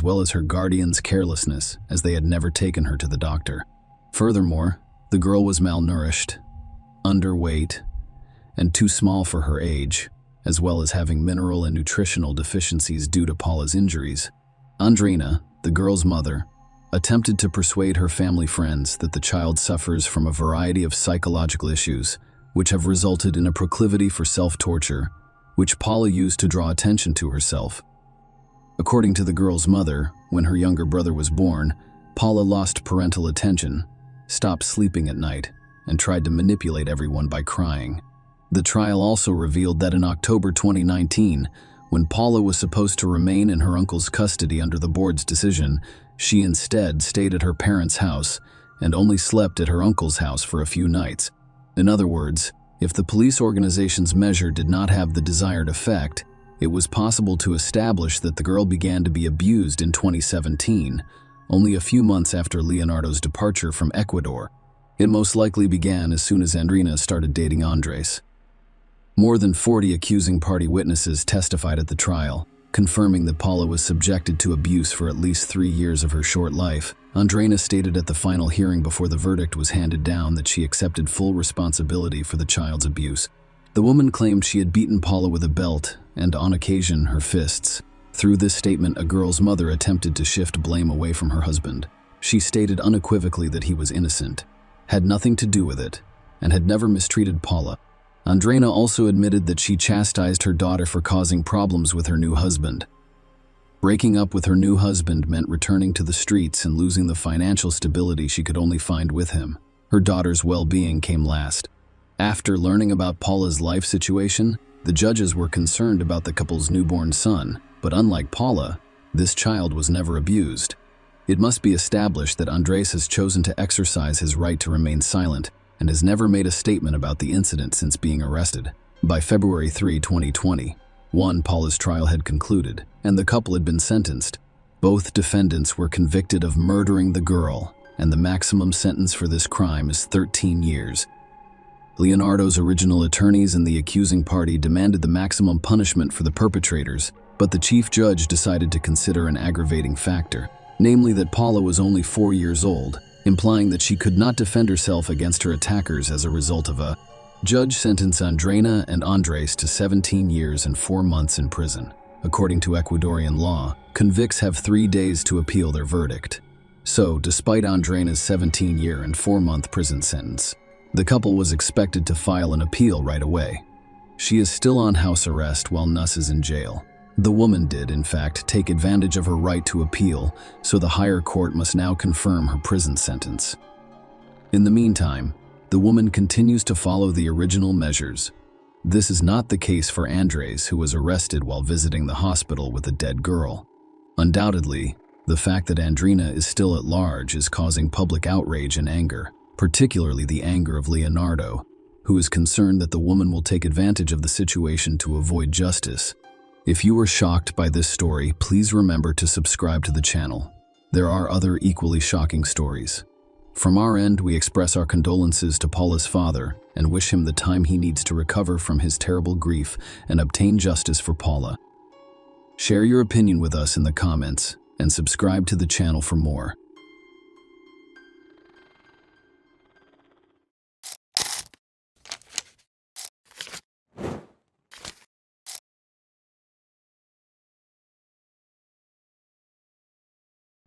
Hey guys, welcome to my channel, and today we're going to take a look at another horrible case with you. This story takes place in the year 2020. Marilyn Levesque, 22, was found dead with multiple stab wounds. Her death sparked a massive public outcry, with many demanding that Canadian authorities explain how this could have occurred.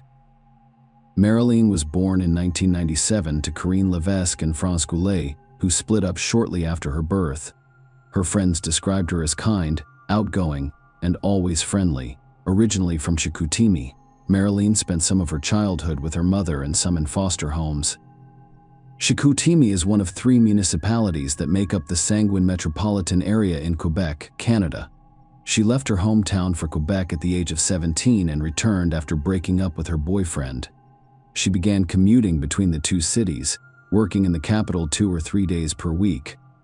Because she did not yet have a driver's license, she took the bus or used carpool services. By early 2020, she was living with her new boyfriend, Gabriel Trucon, in the Chicoutimi district, about 130 miles from Quebec, according to Gabriel.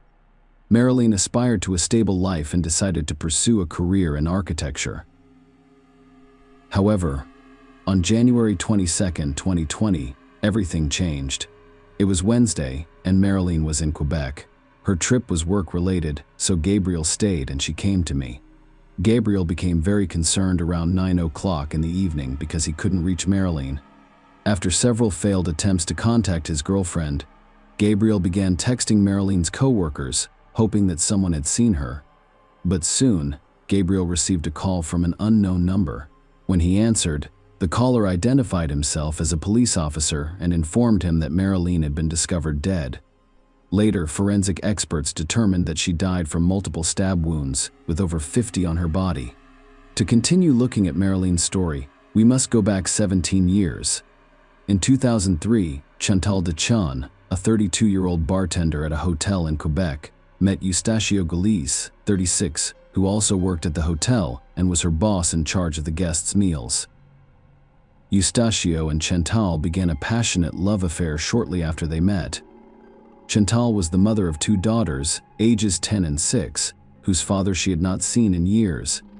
Eustachio has been married to Joanne Lafrance since 1996. They had 3 children. The couple's relationship appears to have been strained. For example, Eustachio broke down walls in their home 2 or 3 times in a fit of rage. He once attacked his wife while they were traveling through Ottawa, was arrested, and served 7 days in jail. Despite the incidents described and other instances of verbal abuse, Joanne Lafrance stated that she was not afraid of her husband and regarded him as a good father to their 3 children. Although he did not always spend time with his family due to his demanding job, when Eustachio and Chantal's romance began, he left his wife Joanne and their 3 children to live with his new sweetheart. Chantal and Eustachio married, formalizing their rapidly developing relationship. Everything seemed to be going well for the couple at first, as is common. Eustachio got along well with Chantal's children, and they spent weekends together at the movies, the ice rink, and other entertainment venues. However, the relationship rapidly deteriorated. At the same time, Galice worked more than 60 hours per week. He informed his supervisors that he would resign on December 31, 2004, because he could no longer bear the pressures of his job as the hotel's food and beverage manager. He did not, however, discuss his personal difficulties with his employer. In recent months, Eustacio Galiz and Chantal Dechan's relationship has become increasingly complicated and tumultuous. Some witnesses described the man as being extremely jealous, while others claimed that both Eustacio and Chantal were possessive and frequently argued about it. According to the couple's friends, Eustacio Galiz would raise his voice but not physically abuse Chantal Dechan, despite the fact that she would insult or slap him. The tension in the relationship peaked on October 21, 2004. Eustacio and Chantal returned home that morning after working the hotel's night shift. Chantal's 2 daughters were still sleeping. They spent their evening with Joni Hyun, their babysitter, who had stayed over at their house because their mother worked the night shift, interrupted the couple's conversation. Joni learned about their argument that night. The babysitter left the house around 7:15 a.m., and the kids were supposed to be at school around 8 a.m. Before leaving for school, the girls entered to greet their mother, who was in the bedroom with Eustacio. This was the last time they saw their mother alive. Eustacio Galiz arrived at his ex-wife Joanna Lafront's home at 1:29 p.m. to drop off all of his cash savings. At this point, he called the cops and admitted to killing his wife, Chantal. At 1:39 p.m., the police arrived at Joanne Lafront's house, where Galiz repeated his confession and surrendered without resistance. He then insisted that the police come to the school as soon as possible. Before Chantal, his 2 daughters returned home and discovered their mother's body. At the same time, police went to Chantal Dechan's house, where they discovered her bloody body on the bed in her bedroom. Next to the body, the police discovered 2 blood-stained knives and a hammer with a broken handle. An autopsy revealed that the woman died from multiple hammerhead injuries and stab wounds. The hammer blows were so severe that the handle broke. During his trial in 2006, a jury convicted Eustacio Galiz of second-degree murder. He admitted that his motive for committing the crime was Chantal's decision to leave him. Galiz was sentenced to life in prison with no possibility of parole for 15 years. In 1997, he served 7 days in jail for assaulting his first wife, Joanne Lafront. In 2004, he killed his second wife, Chantal Dechan. It can be concluded that Galiz abused women. Despite this, 15 years later, in March 2019, the parole board determined that Galiz's risk of reoffending was low enough to release him. As part of his parole strategy, Galiz was allowed to date women to satisfy his sexual desires. The parole officer devised a strategy to determine the amount of contact Galiz could have with women. He was allowed to visit an erotic massage parlor once a month to satisfy his sexual needs, but he was forbidden from having romantic relationships. He was also required to keep a curfew from 10 p.m. to 8 a.m. unless he was attending an Alcoholics Anonymous meeting. However, his control was so weak that he went to the massage parlor several times a week rather than once a month. Remember, he was released in March 2019. Galiz, 51, met Marilyn Levesque, 22, an employee at an erotic massage parlor, in June. Marilyn's relatives were mostly aware that she made a living by providing intimate services for money, but she told them little about it, and when she did, she usually made fun of it or mentioned it casually. Her close friends described her as a sensitive young woman. She also became extremely rigid in her work. Part of her wanted to change her life and leave the job that her relatives believed in, but it's difficult to return to the minimum wage. When you're used to earning the equivalent of 2 weeks' wages in 2 hours, how did she end up prostitution? The situation is unclear. But one thing is certain: Marilyn experienced a difficult childhood. She was frequently placed in foster homes. Marilyn's boyfriend and close friends knew where she worked and what she was paid for. According to her friends, she was neither proud nor ashamed of her job. And we always talked about it openly. Marilyn's boyfriend didn't mind that she earned money this way because she worked in Quebec, 100 miles away from their home. Galiz, who had almost no one to supervise him, began going to the massage parlor several times per week. The man gave the parole board the impression that he had been reformed, but his nature had not changed. On several occasions, he used violence against female employees, and as a result, he was barred from visiting the massage parlor. None of the employees knew Galiz was a criminal, let alone that he had been imprisoned for the murder of his wife in late summer 2019, when it was discovered that Galiz had assaulted several women at a massage parlor. The parole board prohibited him from visiting erotic massage parlors under threat of imprisonment, but by this point they'd fallen in love with Marilyn and devised a workaround. He offered the girl $1,300 for a meeting in a hotel room, which she accepted. It was their first meeting outside of the massage parlor, and everything went well. Galiz was so sympathetic to Marilyn that he began to share his emotional feelings with her. He told her how much he missed his wife and had mourned her for 15 years, but he didn't say he had killed her. Shortly after, Eustacio Galiz began to suspect that the young woman was drifting away from him and that their relationship was deteriorating. He began to feel rejected, which caused him anxiety and jealousy. The man scheduled another hotel appointment for January 22, 2020. Marilyn told her boyfriend that she avoids hotel meetings and prefers massage parlors, which have guards to protect the workers and kick clients out if there is a problem. However, the $2,000 offered to Galiz this time compelled her to accept another meeting at the hotel at 5 p.m. Galiz and Marilyn were spotted in the hotel's restaurant, which is located in southwest Quebec. After dinner, around 8:30 p.m., the couple went to their room, and at 11:35 p.m., Galiz arrived at the police station and confessed to the murder, as he had in 2004. The police went straight to the hotel, hoping that Marilyn was still alive. Unfortunately, she had already died.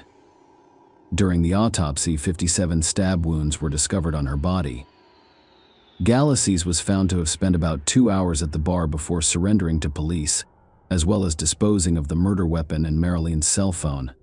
What happened was terrible in and of itself, but in this case, the perpetrator's identity and past in the context of his new atrocity sparked widespread outrage and demanded answers from authorities. Secretary of Public Safety Bill Blair expressed his condolences to Marilyn's family, saying her death could have been avoided. Sonia Labelle, Quebec's Justice Minister, wanted to know how a violent criminal like Galiz was granted parole. She also questioned whether the officers who worked with Galiz had adequate training to assess public safety risks and called on Federal Public Safety Minister Bill Blair to investigate the situation. Another commission was formed to investigate the parole board's actions, which revealed flaws in the first board's work case management and supervision of the offender. The head of Canada's Correctional Service described Marilyn's death as a terrible tragedy that should never have occurred. He also promised that the Correctional Service of Canada, along with the parole board, would take significant steps to avoid similar incidents in the future. Despite the high-profile statements, no one was severely punished, as is typical in such cases. Some parole board employees have been transferred to new positions, while others have been sent for refresher courses. There is no way to bring the young woman back, and her death is hoped to serve as a wake-up call for those who make decisions with serious consequences. The government paid compensation for Marilyn's death after the authorities and her family reached an agreement. The agreement prevented Marilyn's relatives from filing a lawsuit, but the amount of compensation was not disclosed due to confidentiality agreements. It should be noted that some have condemned the victim because of her professional activities. Galiz was initially charged with second-degree murder, but after it was discovered that he had planned the crime and purchased the knife in advance, he was charged with first-degree murder. Galiz pleaded guilty, admitting that he planned the murder in advance. During his trial in February 2020, the prosecutor told the court that the police had feelings for Marilyn and became jealous and angry when they realized he was only a means for her to earn money. Jealousy was discovered to be the primary motive for the murder. On February 27, 2020, 51-year-old Eustacio Galiz was convicted and sentenced to life in prison. This time, he will be able to apply for parole after 25 years, rather than 15 years after his wife's murder. Share your opinion with us in the comments, and subscribe to the channel for more.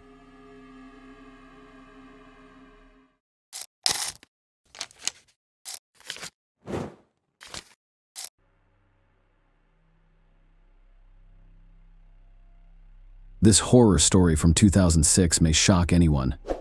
A young girl from a small, quiet town was discovered dead in an abandoned house.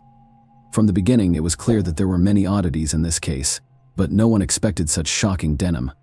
In this video, we'll explain what happened to Cassie Stoddard and why this crime is still considered one of the most disturbing in history.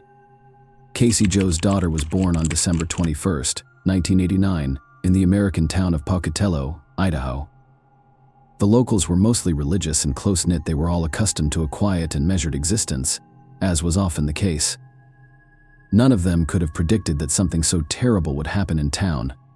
Cassie was a happy, kind, and responsible girl who never got into trouble. She was an exceptional student.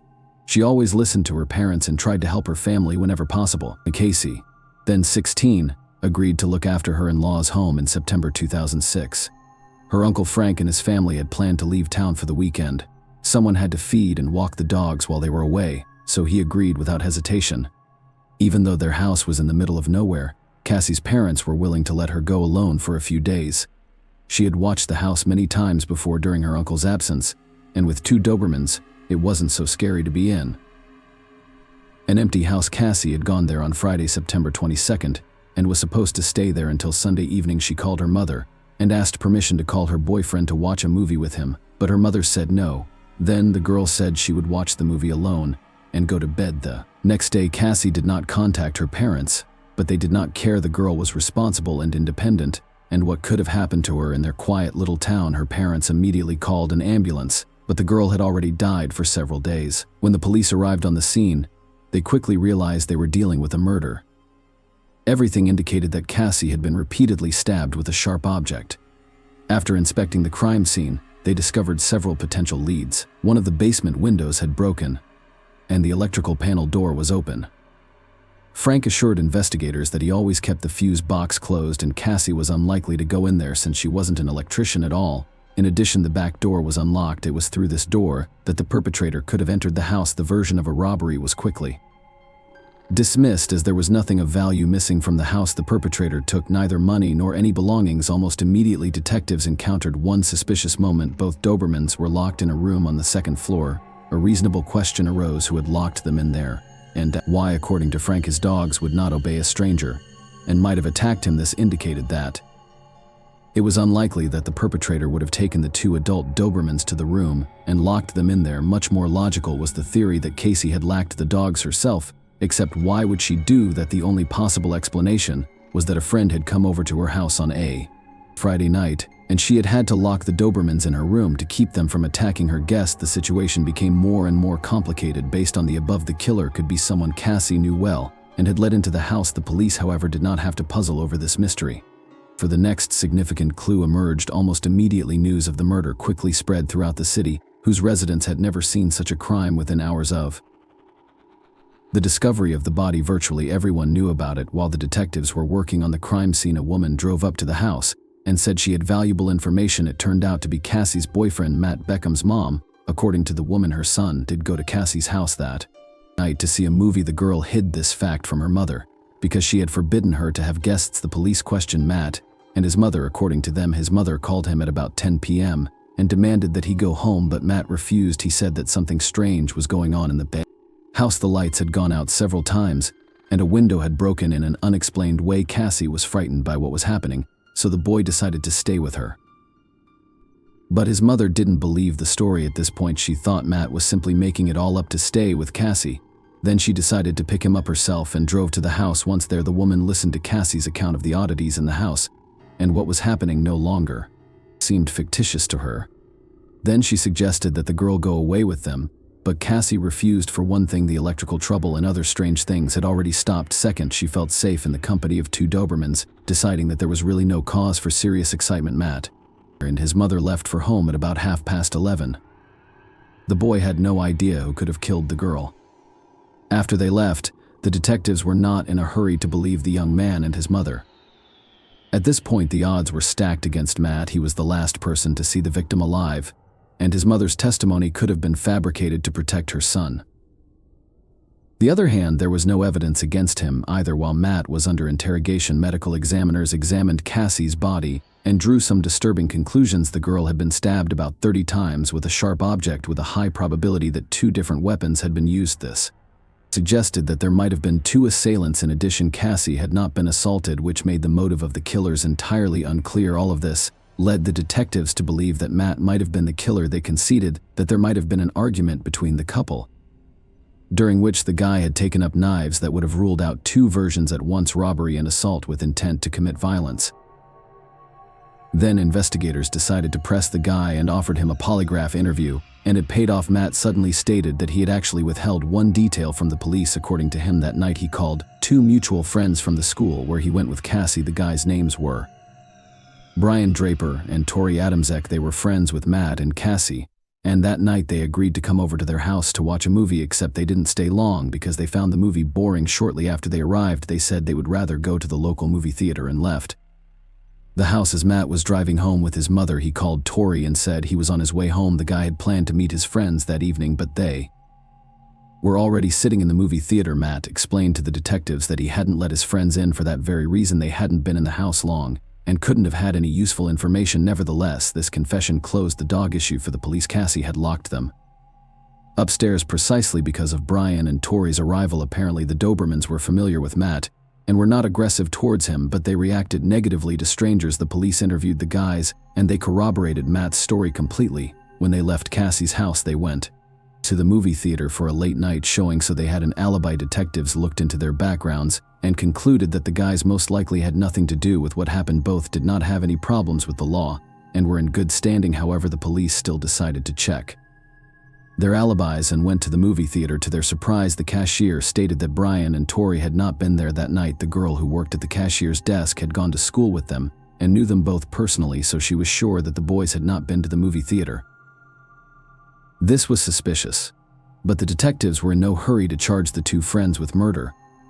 They did not rule out the possibility that Brian and Tori lied to cover up a minor infraction. Perhaps instead of going to the movie theater, they went out for a drink or two to spend their time in less legal ways, but the cops couldn't ignore the false alibi. They started thinking of ways to get the guys to tell the truth. They even considered tapping their phones at one point, but it soon became unnecessary. Detectives and city dwellers were in for a very unexpected surprise. Tori Adamczak arrived at the police station with his parents the day after Cassie's body was discovered, and they forced him to tell the detectives a shocking story.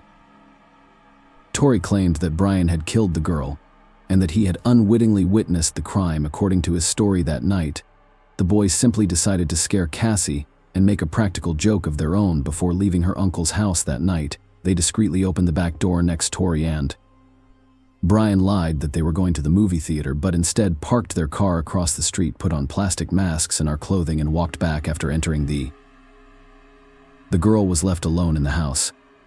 The boy began turning the electricity back on and off. They wanted Cassie to go down to the basement, but she seemed afraid. Tori and Brian then went upstairs from the basement, where they ran into the girl. According to Tori's account, his friend suddenly pulled out a knife and began stabbing Cassie, turning a harmless prank into a brutal murder. Tori was shocked by what had happened, and he was afraid Brian would kill him as well. They left the crime scene and went to Tori's house, where they stayed the entire night. The boy couldn't sleep because he was afraid Brian would attack his family during the story. Tori cried, but the detectives assumed it was just a routine play. They knew from the medical examiner's report that two people had been struck, so Adam's story made no sense.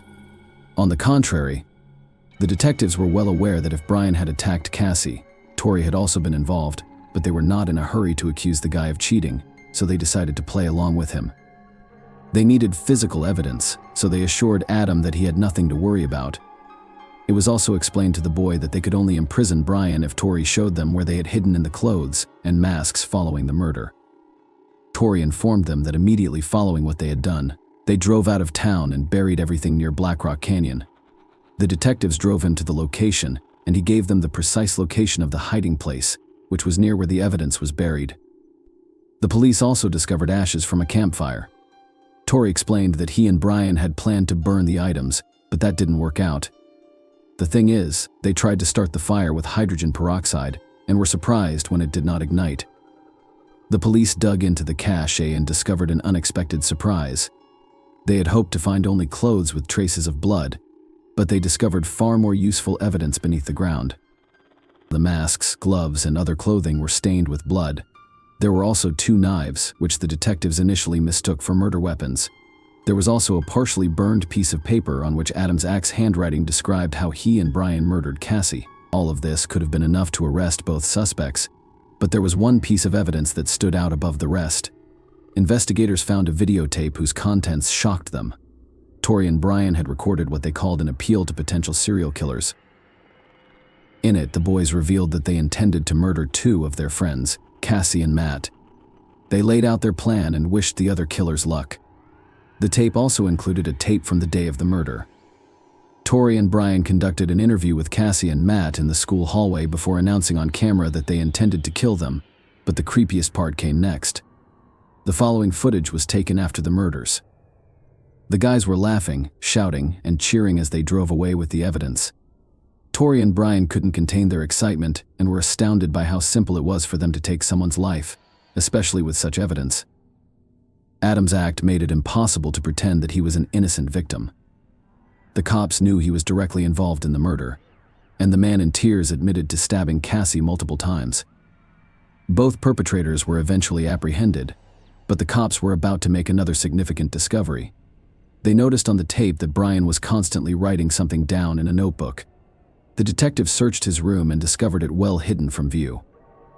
The notebook contained a list of items to purchase prior to the murder, but what followed was extremely creepy.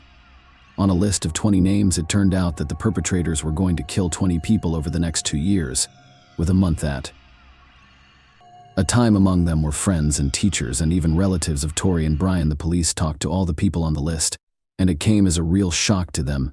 They all thought they were on good terms with the people who were actually going to kill them. Once under arrest, the guys began to shift the blame onto each other in the hope of avoiding punishment. Despite the fact that both perpetrators were 16 years old, they were tried as adults. The trials began in 2007 and were conducted separately. Then, it was revealed that Tori and Brian had been inspired to kill by the cult movie Scream, and even tried to imitate the masked maniac. This explained their choice of weapons and attempts to frighten the victim with a blackout. In addition, they idolized serial and mass murderers, such as Ted Bundy or the Columbine rifleman. In other words, their only motive was to kill.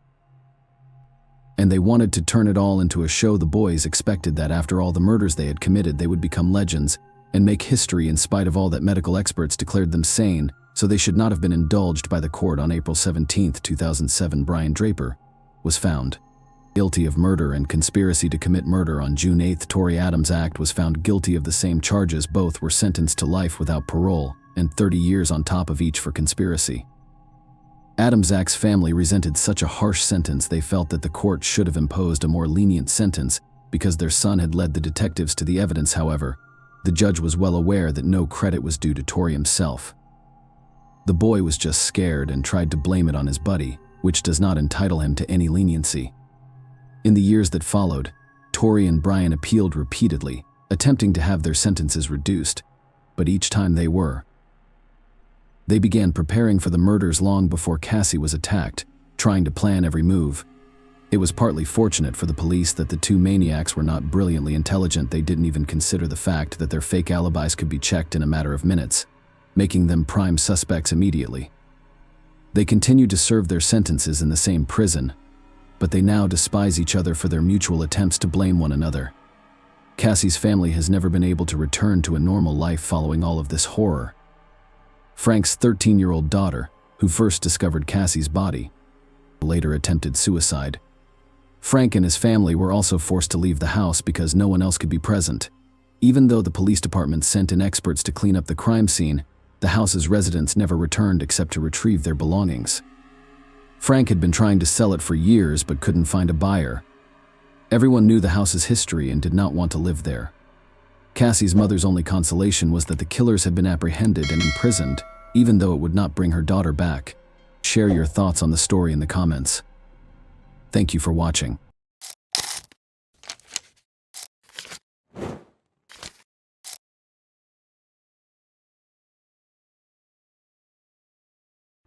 Hey guys, welcome to my channel, and today we're going to take a look at another horrible case with you.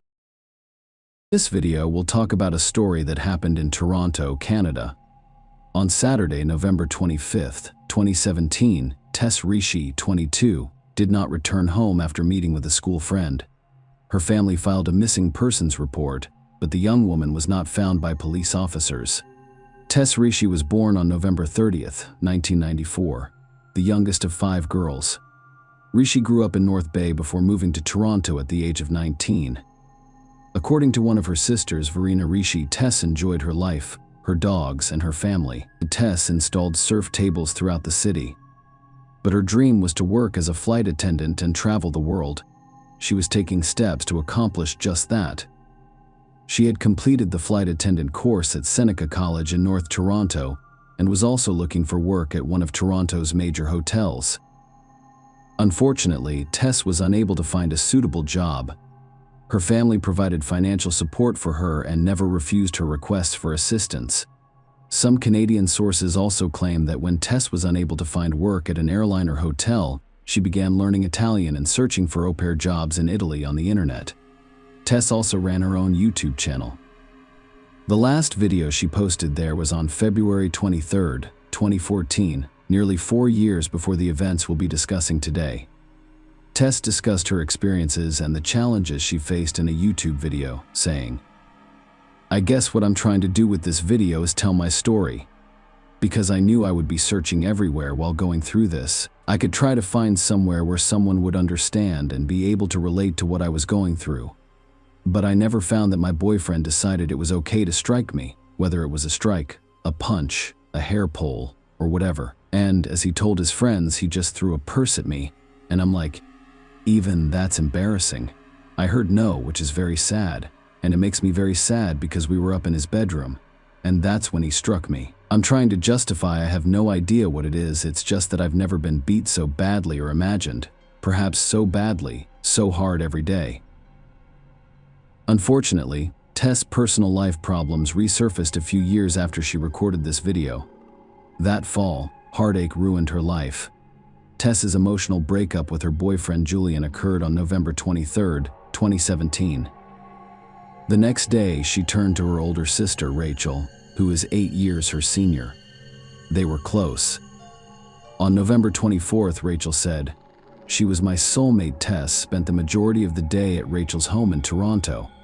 They discussed their breakup, went shopping, and visited a dog park.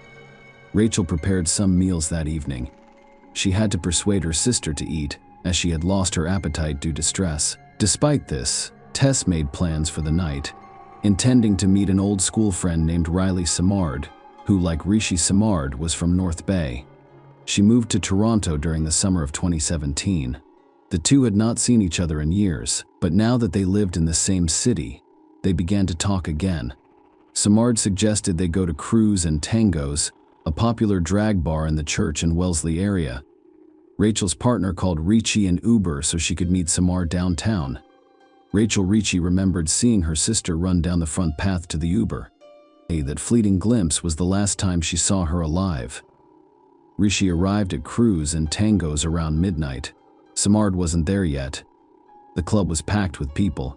Tess texted her sister to let her know she arrived safely. It was commonplace. Rishi's phone was her second best friend. Her sister stated that the next morning, Rishi sent her younger sister a text message that she did not expect to receive immediately because Tess had been out the night before. By 6:30 p.m. Rachel had still not heard from her. Soon after, she realized that none of her texts had reached Tess. Rachel attempted to call, but all of the calls went directly to voicemail. Her mother, Christine Hermiston, also attempted to contact Tess, but her phone was turned off.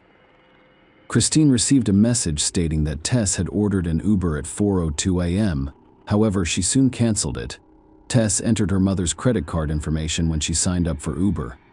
Christine received a message every time her daughter took a taxi. Tess was always in touch with her family, so when her phone did not turn on during the day, they became concerned that something had happened to her. She kept her phone with her at all times. Rachel asked her partner to check her sister's Scarborough apartment. At the same time, she began contacting her friends. It was approximately 9 p.m. On Saturday, Tess was still missing. Her family had a bad feeling about everything, so Rachel began calling hospitals and the police. By the evening the next day, the police had no information for Tess and his family. Several officers tried to locate Tess Rishi, but no one had seen or heard from her in the previous 2 days. Tess' mother, Christine, and one of her sisters drove from North Bay to Toronto on Monday to help with the search. They were putting up and handing out flyers with Tess' picture in the hopes that someone would see her. The family did everything within their power. Unfortunately, the police did not show their best side when investigating Tess' disappearance. But we'll talk about it later. At the same time, Tess's friend Riley, with whom she had visited the bar, returned home safely that night. When they asked Riley where Tess had gone, she said she and Tess had drunk so much that bar security asked them to leave. They left the bar shortly after 2 a.m. and went to Wellesley Street to eat something. On the way there, they met a guy who eventually joined them. Riley couldn't recall his name. On Wellesley Street, they requested hot dogs.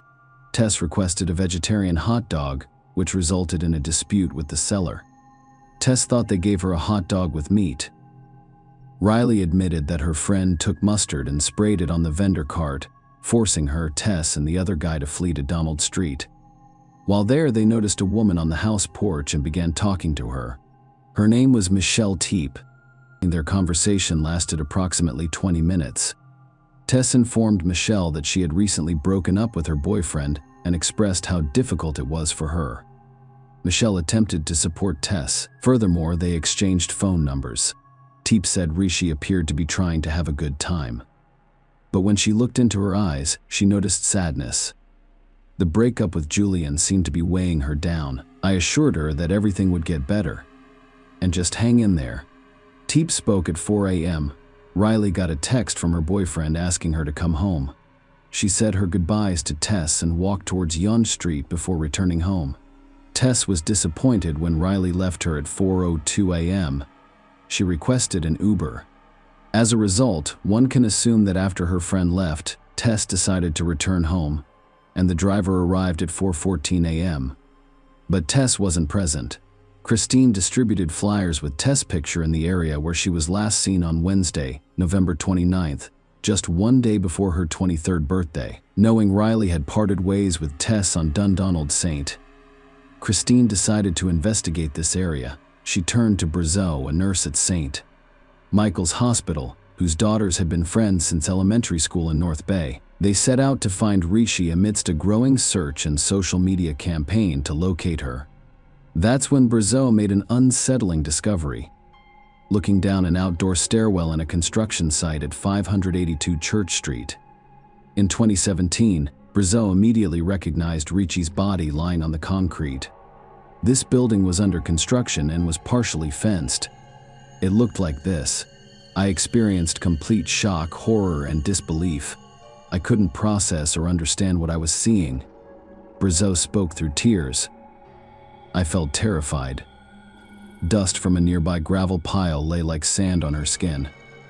Brazeau let go of the staircase railing and walked backward down the gravel driveway to Church Street. Hermiston was further up the sidewalk at this point, unaware that her daughter's body was so close. Brazeau began to call out to her. "Christine, come back here," she said. "There's a girl in the stairwell you must return." Hermiston turned and raced down the driveway, coming to a halt at the stairwell. After a few moments, she began screaming and begged God for help. Tess' death created a heartbreaking challenge for her entire family. They discovered her body 300 yards from the bar where she had spent time before disappearing, and only 20 yards from where her friend Riley last saw her. It raised many questions about the police's work. After all, her body was a few blocks away from the bar the entire time. However, after Christine discovered Tess's body, an anonymous police source provided the media with new information. Tess allegedly advertised her intimate services on the internet and worked at a strip club. The grieving mother claimed that Toronto police did not conduct a thorough search for Rishi because they assumed she was an escort. It was horrifying to read Hermiston's angry response to what police sources told the media after her body was discovered. She was not making a living from the sex trade. It's an outright lie. They leaked that so it appeared she lived a high-risk life and was in a lane with someone, which was not their fault. Although Tess worked as a waitress at a strip club, she quit less than 2 weeks after being hired. The advertisement for intimate services was simply an account on a dating website. Even after they discovered Rishi's body, there was no explanation for what had happened to her. The police did not immediately suspect foul play. However, the homicide unit took over the case after an autopsy revealed that she died from neck compression. Furthermore, they discovered seminal fluid on the girl's clothing and saliva on her bra. After some tests, they discovered traces of male DNA. Thus, the police began looking for a suspect. Considering Riley's testimony, the detectives were attempting to determine the identity of the man the girls met that night. After all, he was the one Tess stayed with after Riley went home. The police turned to CCTV footage to learn more about what happened that night. This video shows Tess and Riley leaving the bar and heading to the hot dog vendor's cart. There were also CCTV cameras on the building near where Brazo discovered the body. After reviewing the recordings, the police noticed Tess and her new acquaintance walking hand in hand up the gravel driveway. According to the police, the camera captured Tess and an unknown man at 4:14 a.m. The following video, shot 46 minutes later, shows the man leaving the scene alone. Tess was never seen in the footage again. As a result, the police believed this man was the primary suspect in the Tess Ricci case. On December 10th, during a press conference, the Toronto Police Department released photos of this man taken with the assistance of a video surveillance system. They hoped somebody would recognize him. The photos taken with an ATM camera were of poor quality. Ricci found an ATM near the hot dog stand. The police discovered the man's identity that evening. Interestingly, after seeing the published images, the man called the police station himself. "I am the guy in the photo."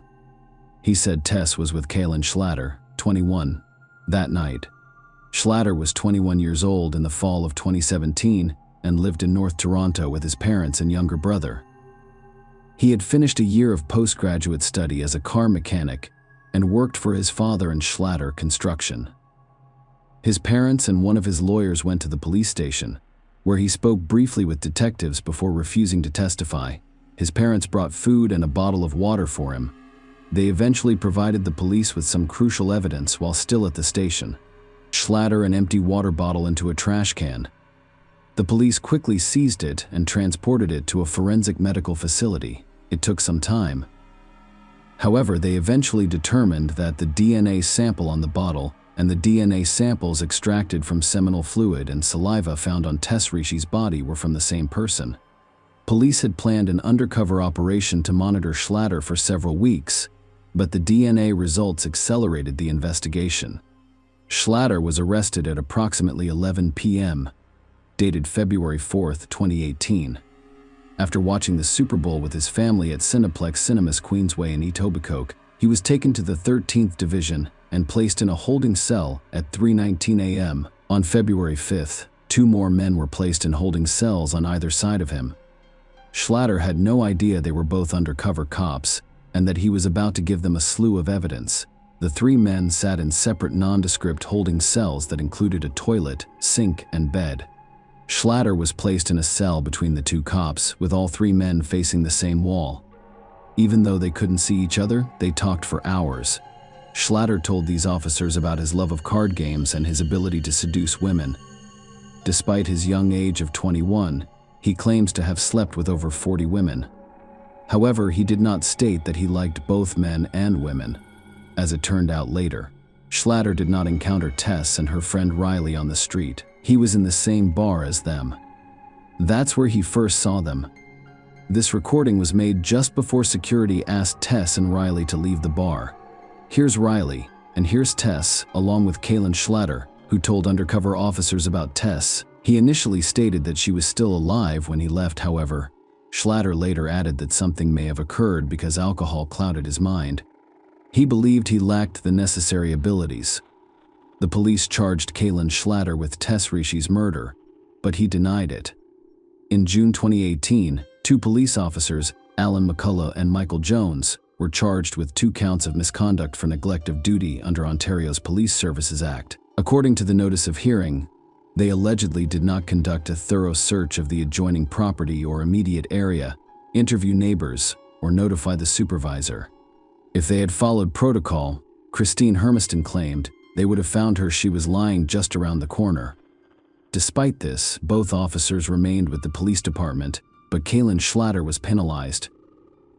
During the 7-week trial in 2020, his defense attempted to prove his innocence by claiming that someone else could have approached the stairs where Tess was lying by climbing over the fence on the other side of the building and remaining invisible to the cameras. The lawyers even provided the name of another suspect. However, the police thoroughly investigated and interrogated this person and found no evidence linking him to Tess' death.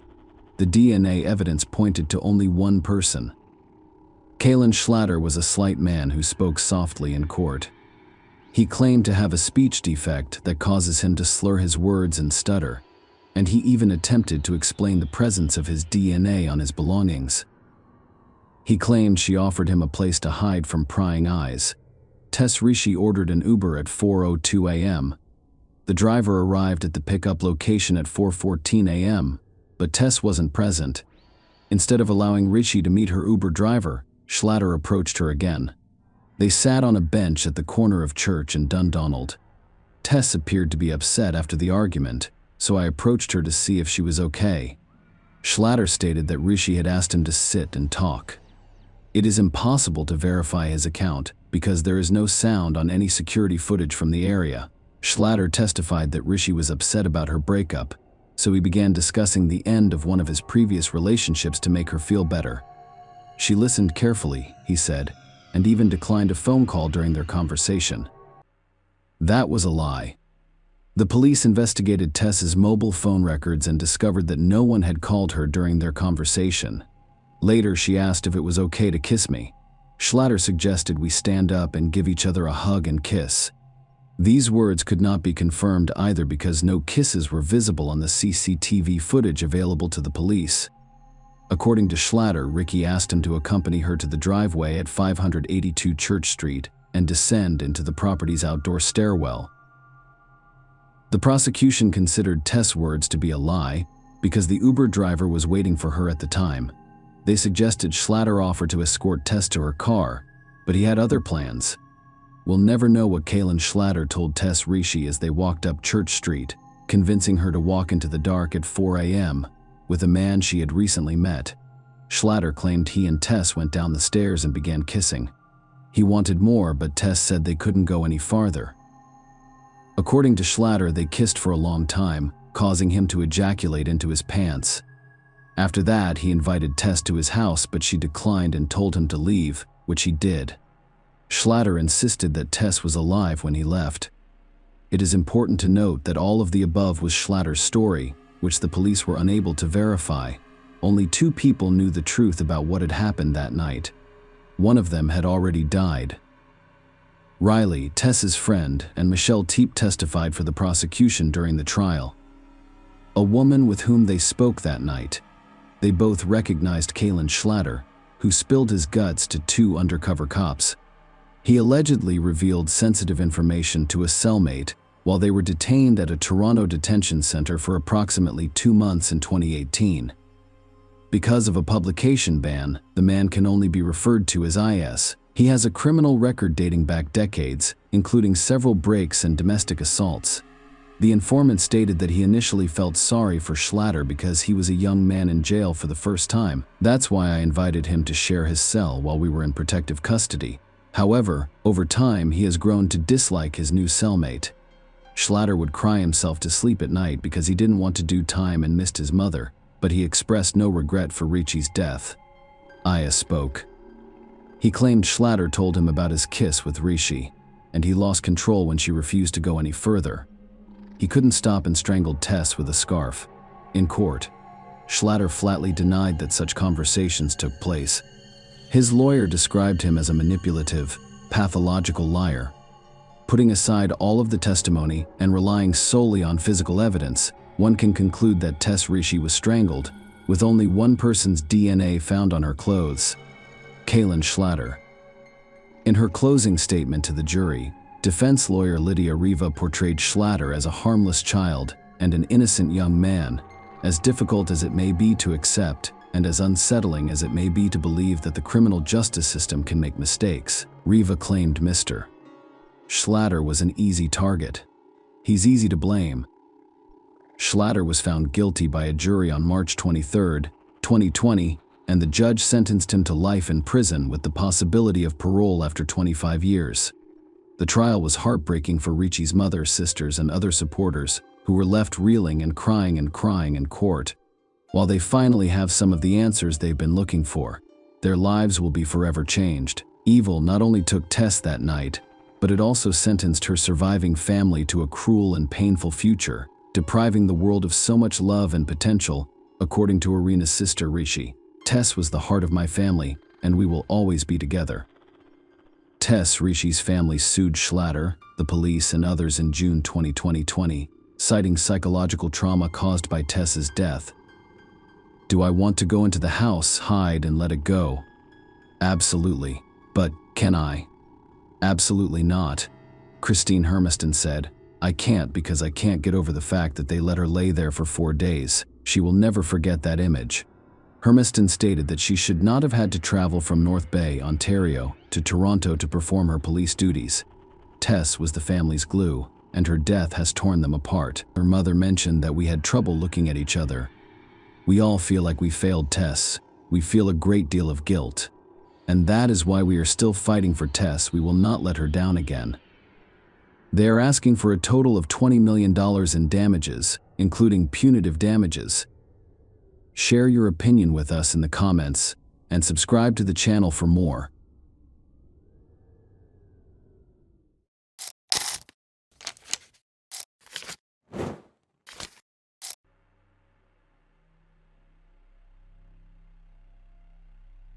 This monstrous story will not leave anyone unimpressed.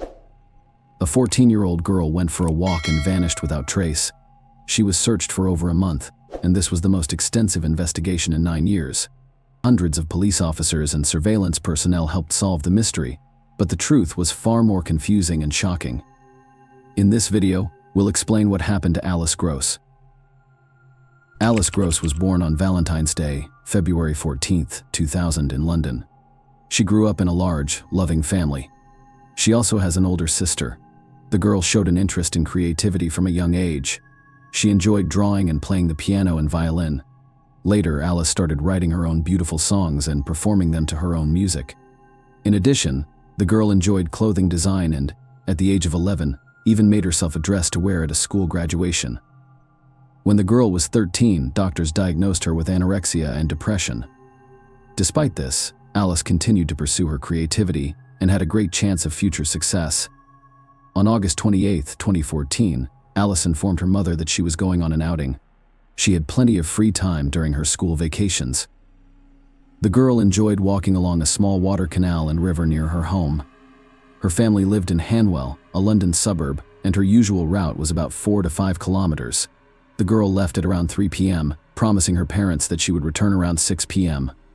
Alice later texted her father that she would be home soon, but she did not arrive at the scheduled time. When it was already 7 p.m., her parents became concerned. They tried to call her, but her phone was turned off. Alice's anorexia and depression exacerbated their anxiety. Her parents were concerned that something would happen to her as a result of her physical condition. She was constantly weak and had the potential to faint.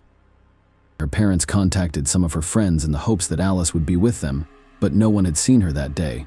Her mother and father decided to contact the police. They immediately began their search, starting with an investigation of Alice's usual route. Her relatives and family friends joined the search. Unfortunately, they were unable to locate the girl, but detectives did discover several witnesses. Because of their testimony about where Alice had passed, the police were able to more accurately determine her route, allowing them to narrow the search area and identify several street cameras that could have captured her. After reviewing the footage, detectives found Alice almost immediately after leaving the house. She was caught on the first camera heading down the Grand Union Canal. A short time later, she was discovered in the Brentford neighborhood, which was further down the canal. The last time the camera captured her, she was on her way back home. The girl was walking near the Trumpers Way Bridge. The police also reported the missing teenager to the media, and the case was widely publicized in London within hours of her disappearance. As a result, detectives received numerous calls from witnesses who saw Alice.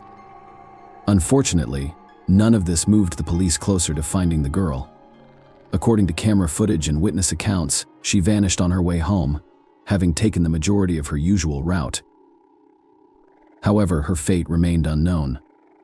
3 days passed as police investigated camera footage from nearby neighborhoods and surveyed local parks and other secluded areas. At the same time, patrol officers went door to door in homes along Alice's route, questioning residents. On September 1st, the girl's relatives sent her a video message begging her to return home. They also asked anyone with information on her whereabouts to contact the police. At the time, the investigators were considering several theories. The first and most concerning was the kidnapping version. Despite the fact that the majority of Alice's route was through city streets, there were numerous remote and hidden areas where the girl could have been attacked. Furthermore, London police frequently encountered situations in which people were kidnapped in the city center, let alone the suburbs. The second theory concerned running away from home. Alice's parents feared that the pressure had driven her to make such a decision. They did not rule out the possibility that the girl committed suicide due to her illness. However, the police considered this version unlikely. At 14, Alice was unlikely to be able to flee and hide, especially without assistance. And if she had committed suicide, she would almost certainly have been discovered by this point. The case drew increasing public attention, and on September 3rd, it was turned over to Scotland Yard's special unit. Although they usually only worked on homicides, the detectives realized they had a good chance of bringing the girl home. Scotland Yard launched a large-scale search, which was quickly joined by hundreds of volunteers. Concerned Londoners scoured the area from early morning to late at night after seeing her parents' and sister's heartbreaking appeal in the news. The following day, detectives announced the discovery of the first tangible clue. They found Alice's backpack, which contained the shoes she had worn that day. It was fairly close to her home. This discovery helped the police narrow their search, focusing on a small area near the canal. Investigators realized it was unlikely that the girl had removed her shoes, thrown them into her backpack, and fled. She did not have a change of shoes with her, so the situation became increasingly complicated. Scotland Yard has decided to release all available surveillance footage of Alice. The backpack containing the shoes indicated that the girl could be in serious danger. The main version remained an abduction, but investigators did not rule out the possibility that the girl had committed suicide. As a result, they attempted to locate her using every resource available. The release of the recordings may generate more public interest, and someone may recall seeing Alice that day. In addition, several hundred more people from various agencies joined the search, and there were already 600 people working on the case. As a result, the investigation involved the most police officers since 2005. Some of them were directly surveying the area, while others were looking through footage from hundreds of cameras that could have captured Alice. Scotland Yard also offered a PS 20,000 reward for any information that could help them find the girl. Although police were unable to locate her phone, they contacted the cell phone company for information on its last known location. It turned out that Alice had sent a message to her father from almost the same location where they later discovered her backpack. Everything indicated that the investigators should concentrate on that particular location. It was decided to conduct a thorough inspection of several square kilometers. Each meter of land and water was manually inspected. Police teams literally searched the river and canal bottoms for evidence. 2 days after the backpack was discovered, it was revealed that police had arrested a 25-year-old man on suspicion of murdering Alice. The next day, they arrested another man, but refused to comment on the situation until all the facts were clear. Both suspects were eventually released, and Scotland Yard stated that they were unable to establish their involvement in Alice's disappearance. More than a week passed with no progress in the case. Only on September 16th did the police issue another statement. They said they were looking for a 41-year-old man named Arnis Zalkalns in relation to Alice's disappearance. He relocated to England from Latvia 7 years ago. He lived in the neighborhood and worked as a construction worker. Scotland Yard became interested in him for two seemingly unrelated reasons. First, Arnis' coworker reported his disappearance to the police on September 3rd. The man did not show up to work, did not answer his phone, and was not at home. It appeared that he had simply vanished. Second, detectives discovered that Zalkon's route from home to work was nearly identical to the one taken by the girl on the day she disappeared. All of this was insufficient to draw any conclusions about the man's role in the girl's disappearance, but detectives soon discovered something extremely disturbing.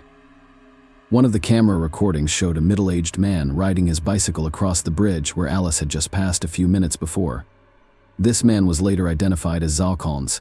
A short time later, he approached the next camera, where the detectives noticed an unusual moment. The journey between these cameras should have taken only a few minutes, but the man on the bicycle rode down this road for nearly an hour. A reasonable question arose: what was he doing with all that time in such a short period? The police investigated the area and determined that he could not have taken the longer route to the next cell because there was none. Even more disturbing was the fact that all of this was taking place in the same location where Alice's path was allegedly cut off. The police also determined that the man's clothes were wet when he pulled onto the road. Continuing to examine the cameras, detectives noticed Zalkon's riding his bicycle back to the same location 2 hours later. After riding back out 50 minutes later, he was not caught on the bridge's camera. This indicated that the man had spent the entire time inside a small blind spot. Besides, he was already dressed differently. About an hour later, he was caught on camera buying beer at a nearby store. The next morning, the same thing happened again. Zalkon's returned to the same location between the cameras around 7 o'clock and again in the evening. All of this was enough to obtain a search warrant for his home. The man lived there with his girlfriend and their 2 daughters. His roommate had no idea where Zalkon's had gone. When she learned that he was suspected of killing the girl, she stated that Arnis would never do such a thing. She referred to him as a caring and loving father. Along with this, Scotland Yard investigated the man's biography and discovered a truly creepy moment. Zalkon's was discovered to have a lengthy criminal history.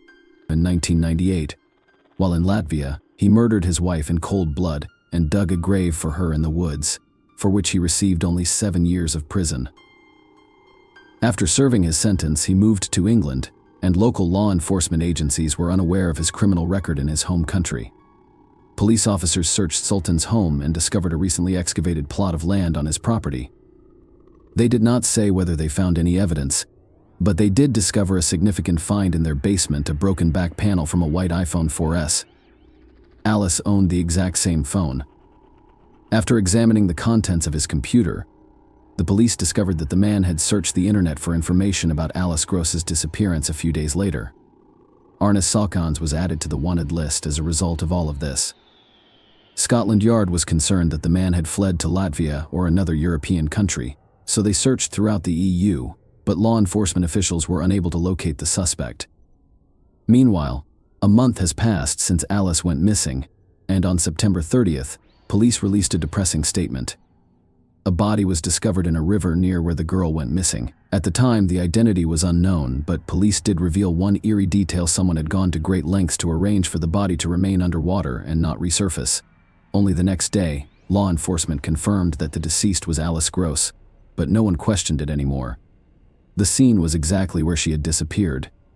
The cause of death was asphyxiation. Alice's body was found wrapped in construction bags and tied to a large tree stump. In addition, the perpetrator built a whole structure out of a bicycle wheel and bricks, preventing the body from surfacing. She also wore no clothes other than one sock. Detectives went to the location where Zalkon worked and discovered that the same bags used to hide Alice's body were also used at his construction site. Please continue the search for Sultan's after the body has been discovered. They worked closely with Interpol and local European intelligence agencies, but they were unable to locate him. This continued until October 4th, when investigators made an unexpected discovery. They found the man's suspended body in a park 1 kilometer from where Alice was murdered. 2 days later, experts confirmed that the deceased was Ernest Sultan. Nobody expected such a turn of events. The main version of Scotland Yard was called the escape of the suspect to Europe. Indeed, it turned out that he had been right under their noses all along. Medical experts concluded that the man committed suicide on the day of his disappearance, September 3rd, and could not be found for a month. Nothing surprising here. So the Khans had chosen a remote and difficult-to-reach location where he would be extremely difficult to detect with Zalkon's DNA. Investigators had uncovered additional evidence near Alice's body. Police discovered a cigarette buttock, which was taken to a lab. Experts extracted DNA from the filter, which was identical to the Zelkon sample. In addition, the lab stated that the perpetrator's DNA was most likely found on the victim's body. They couldn't say for certain because of how long the body had been in the water. His DNA was also detected on the girl's backpack and shoes. By that point, the cops had discovered another heinous fact. 2 years after moving to England, the Sultans molested a 14-year-old girl just a kilometer from where Alice's body was discovered. A man tried to commit an indecent act, but the victim survived, and the man was arrested. This is where the fun begins. The girl did not file formal charges, and the perpetrator was simply released. It's unclear how this happened, but the fact remains an adult man was molested.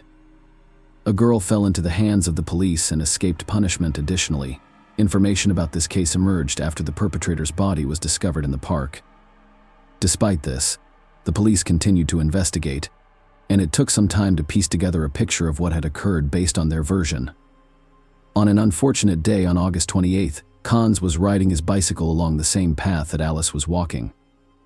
He attacked her after noticing her in a remote location away from prying eyes in order to commit depraved acts. What happened next is unknown, but the outcome was tragic. So the Kans killed Alice and then hid her body in several locations, returning to the same spot repeatedly. We'll never know why he chose suicide after what he did. The question of whether this is a manifestation of conscience is open to debate. Alice's parents, who had survived such a horrific tragedy, were outraged by the government's actions. They were perplexed as to how the British authorities allowed a convicted murderer to leave the country and remain here to live. They had fought for years to increase the government's control over migrants and keep criminals out. Unfortunately, they have yet to make any significant changes.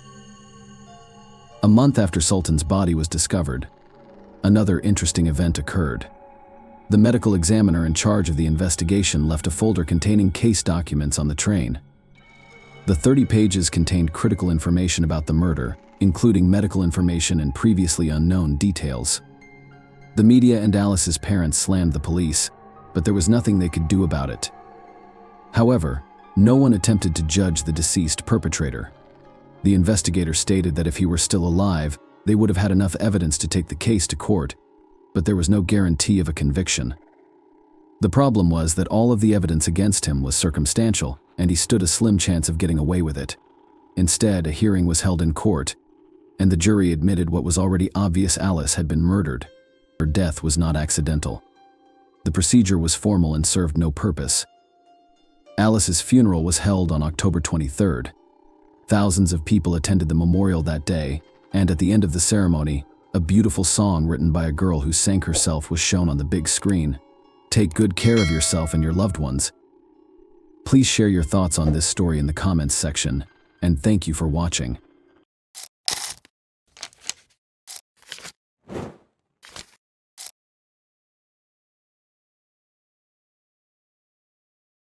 Hey guys, welcome to my channel, and today we're going to take a look at another horrible case with you. I am tired. I'm not sure how long this can go on and what I'm waiting for. I really adored him. I loved him wholeheartedly. Yes, I was too young a girl when we married, when we stood in front of the altar, and his parents were damned when I swore to God that I would love him forever and that only heaven would forgive us. Why can't I return it? Do I have to torture myself day after day just because I made those promises? I have not loved him in a long time. Just as he does not love me, he only loves himself, his parents, and our kids. But who will love me in my darkest moments? I feel as if God has abandoned me. How else could he have given me to this family, for which I have nothing, who only remembers me when they need something? Summer, clean it up. Summer, take out the trash.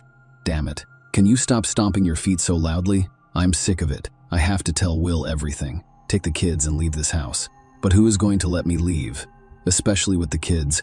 Will's father won't let me leave the house. I just hope I stay alive. Summer Inman wrote this entry in her personal diary, which she kept hidden from her husband and his parents. This diary was the only place she could express her thoughts without fear of being judged or punished. In 1983, a new evangelical church named Tabernacle of Faith opens in Logan, Ohio, a small American town of only 40,000 people. None of the residents had ever heard of it before.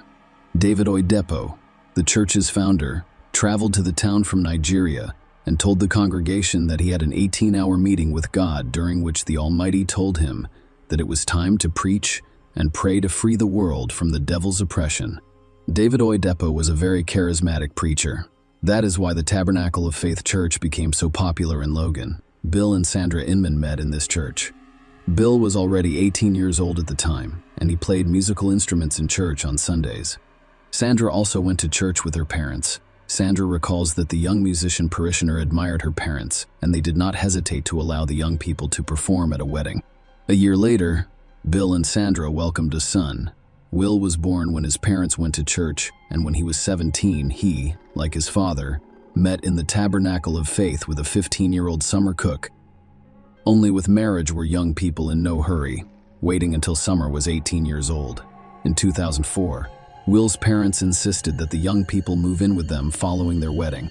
Summer, of course, did not like this idea, but her husband was completely reliant on his father and could not go against him. So she left her parents' house and moved in with the Inman family. That same year, another watershed moment in the Inman family's history occurred. Bill starts his own flock and transforms the family garage, which was previously used as a workshop, into a self-proclaimed church. According to the Summer Inman diary, Will's father has changed dramatically. I literally do not recognize him. Tonight at family dinner, he told us that he hears God's voice and has dreams, and that he wants to share this revelation with others for their own good. Will appears to realize that his father is becoming a religious fanatic. I've seen him roll his eyes, but what can he say to that? Yes, some people enjoy Summer. Bill Inman's idea may appear unrealistic, but locals flocked to his garage in droves. They prayed, listened intently to their leaders' speeches, and even gave donations. In 2005, Will and Summer had their first son. They named him Alex. However, right after the baby was born, everyone realized that their family was in serious financial trouble. The women were forbidden from working anywhere. They were forced to do only housework, and adults and one infant cannot survive solely on donations from parishioners and Will's occasional part-time jobs at a family council. Bill stated that they were moving to Florida and would be doing construction work while the women stayed at home and raised baby Alex, according to their summer diary. Nothing changed with the move to Florida until his father went missing at work, and Sandra and I stay at home with Alex all day and night until he grows up and can live on his own. I do not think I can wait for that. I've concluded that it is impossible to make a lot of money in Florida. Bill Inman decides to return to his home state, but due to non-payment of taxes, their house and Logan are taken away, and the court prohibits their subsequent redemption. So they relocated to a rented house in the countryside in Vinton, not far from Logan. Their summer also saw the birth of 2 daughters, Kelly and Elena. Based on my summer diary, we still don't have any money. He wants me to have 12 children for him. I occasionally laugh in his face, which he takes offense to, and he even stops speaking to me. In 2010, Bill Inman, the current leader of Tabernacle of Faith Church, and his wife Sandra established Mercy Ranch, a nonprofit organization. A brilliant idea strikes him. On behalf of the church, he will construct a home for orphans, widows, and homeless people. However, there was no funding for the idea. However, the new leader found a way out of this situation. He organized a lottery in which the winner would receive $200,000, and the remaining 99 people will receive equally valuable prizes. The remaining funds would be used to build Bill's dream house. Bill ran television and radio commercials, and he initially went door to door asking residents to participate in the charity lottery. The results were stunning. Bill Inman managed to raise $1 million. The grand prize drawing was scheduled for September 2010, but, as you might expect, no drawing took place in September. Similarly, it did not take place in October or November. Bill Inman simply defrauded those who trusted him, and he had no plans to return the money to anyone. During this time, Will's father hires Adam Peters to do their landscaping and other household chores. Adam sees Summer all the time and develops sympathy for her. What he doesn't realize is that Summer and Will are experiencing a relationship crisis. Nonetheless, he perseveres and shows interest in the young woman. After a while, some people file for divorce. She took the children and went to see her parents. And for the first time in her life, she got a job as a bank cleaner. Unfortunately, due to her early marriage and constant confinement in the Inman home, she had no education or work experience beyond raising children. Summer did not expect to get a higher-paying job, but deep down she was even happier because for the first time in many years, she felt independent and no one told her anything. Despite her resentment of Will, she did not mind her father seeing the children as much as he saw fit. She believed that the children needed their father just as much as they did their grandparents. Indeed, despite his tyrannical nature, Bill Inman treated the children with affection and cared enough to deny that this was foolish. One day in December 2010, a bailiff arrived at the Inman home and ordered the family to leave due to non-payment of rent.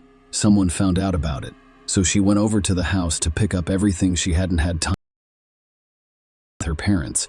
It was terrifying to arrive at a house where she was now considered a traitor, so she asked Adam to help her with the packing. When the Inman family discovered that Summer had arrived with her new lover, they refused to let anyone enter the house.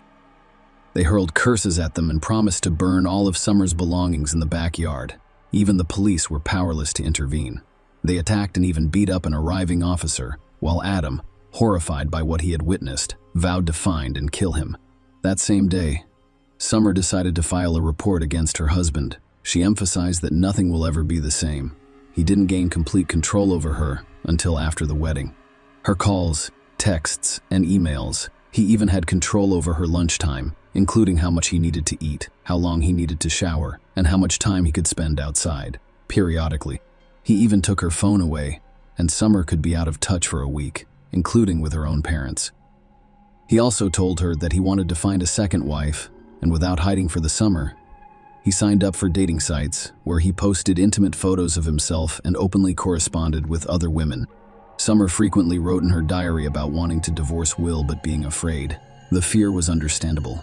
Will had warned her repeatedly that if she divorced him, he would shoot her. The police returned to the Inman home after taking a statement from a terrified Summer who had been hiding her fear for years. When questioned, he admitted that he had taken his wife's phone away from her, but only so she wouldn't talk to her lover 24 hours a day. Yes, he watched her diet, but only because he was concerned about her health. The police did not believe his answers and forbade him from seeing his ex-wife. He also received a fine and probation for his actions. The men's family couldn't ignore what appeared to be their son's abuse, so they wrote a response. But we're already on Adam Peters. In their statement, they stated that when he worked in their home, he demonstrated an unhealthy interest in Summers and young children, and that the subsequent presence of children in his company could be disastrous. There are, of course, fictions. We have not been confirmed. After that, the worst day of Summer's life happened around midnight on March 22, 2011. Summer was finishing up her work at Logan's main bank. The branch had closed by then, so all she had to do was clean up her workspace, dusting and emptying the trash. She texted Adam, telling him she didn't have much time left and would be home soon. It was already 12 o'clock at night. Summer was late, although she had never been late before. Adam was becoming increasingly concerned. There was no telling what this was up to. Peters chose to meet Summer. By then, the doors to the ward were locked. There were no lights in the windows, indicating that Summer had not arrived. Adam walked around the building, but saw no one. So we went to the dumpsters, where a young woman was hauling trash bags that had accumulated throughout the day. She wasn't present either. But near the bins, he discovered Summer's belongings. Her purse, cell phone, and red jacket were all in the grass, a little farther from her belongings. There was no time for hesitation. He immediately dialed the police's phone number. The police arrived, searched the belongings, knocked on the bank, and interviewed the security guards, who stated that Summer had left over an hour ago, and they had not seen her again. In the glow of the police car lights, 3 individuals approached. As it turned out, they had witnessed the kidnapping. The 2 women were out for an evening jog when they noticed a white Ford pull up to the bank cleaner's house. When the woman screams, 2 men in black masks rush out and push her into the back seat. Another witness ran up to the car and attempted to save her, but the blonde woman behind the wheel sprayed him in the face with a gas can, and the man collapsed in the car as the kidnappers drove away. The women were without phones, so they dashed to the nearest police station, where they interrupted each other emotionally and attempted to recount what they had witnessed. The police officers on duty simply laughed at their story, believing that the night runners had made it all up. Who would consider kidnapping a bank cleaner with garbage bags in her hands? However, the story turned out to be completely true. Because of the cops' slowness, it was now impossible to track down Summer on a hot tip. As I previously stated, Logan is a small town. That is why the news of Summer's kidnapping by 3 unidentified men spread throughout the town overnight. By morning, proactive citizens had formed groups to search for the missing woman. They searched parks, vacant lots, and abandoned warehouses. But Summer was not to be found, a week before her disappearance. Will Inman attempted to contest his child support payments. According to the court order, he was required to pay $150 for each child, but because his monthly salary was only $500, he requested that the payment be reduced to $150. He will also seek full custody of his 3 children, but the court has denied this request. Summer was not in contact with anyone due to her long reclusive life, so the police focused their suspicions solely on the Inman family. They were discovered in the home of Bill's mother in a nearby town. All 3 claimed they had heard nothing about the disappearance, and on the day of the kidnapping, they were in Cleveland, looking for a new home. Unfortunately, they never made it there. They were concerned that because their car had broken down on the way, they would be stuck at night on a deserted highway until morning. They needed to return to Logan. Furthermore, their old grudge against Adam resurfaced, and they started blaming everything on him. The car breakdown couldn't be proven or disproven. However, during the interrogation, the police discovered a white Ford in the yard, identical to the one described by witnesses to the kidnapping. At that time, a GP's receiver was removed from the vehicle. The inspection revealed that it had been turned off during the Summers abduction. The police also decided to search the Inman family's cell phones, which revealed that they had not left Logan that night. The police soon learned that, at 7:30 a.m., on the morning of Summer's disappearance, the white Ford had stopped at a car wash, where all 3 of them, Bill, Sandra, and Will, were dry cleaning the interior. The entire family was detained and taken in for questioning. Bill, who was already being led away by the police, yelled to his elderly mother that they were not guilty and that it was the work of the devil against whom he and his parishioners were fighting at the station. The invasions, as if possessed, repeated the same pattern, only when it became clear that they lacked an alibi and faced execution. Sandra accepted the blame. From Sandra Inman's testimony, this Summer's kidnapping was entirely my idea. It was my idea, and I drove the white Ford that night. Of course, neither of us intended to kill Summer, and I swear it was an accident. On the night of March 22, we drove up to the bank where Summer worked and waited for her to finish her shift. We saw her around 11 p.m., near the garbage cans by the bank. I drove up to her, and my husband Bill and son, while wearing black masks, pushed Summer into the car. Again, we had no intention of killing her. We only wanted her to let us see the kids because we were family. To intimidate Summer, we tied her hands and feet with plastic ties to prevent her from fleeing. Apparently, one of the times he tightened around her neck, he overestimated his strength, causing Summer to choke and turn red.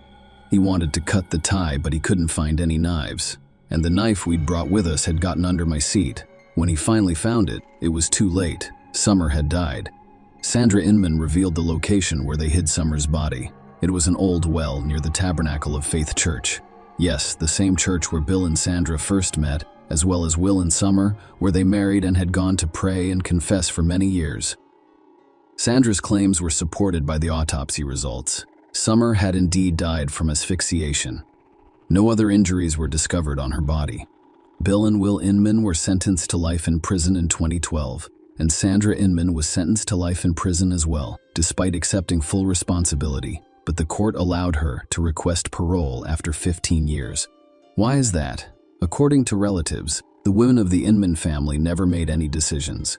The entire family obediently obeyed only the bill, and if it was someone's cruel plan to reclaim custody of the children, it was his, and Sandra accepted responsibility in order to save her husband and son, but she was never successful.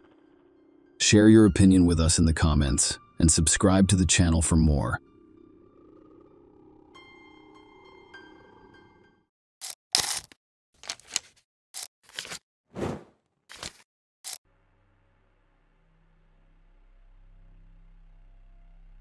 Hey guys, welcome to my channel, and today we're going to take a look at another horrible case with you. The betrayal of a loved one always surprises us, because that is why we consider people close when we fully trust them and do not expect to be stabbed in the back. However, criminologists understand that when it comes to a brutal murder, the perpetrator should be sought first and foremost among people in the victim's immediate surroundings. What if the plan could not be completed?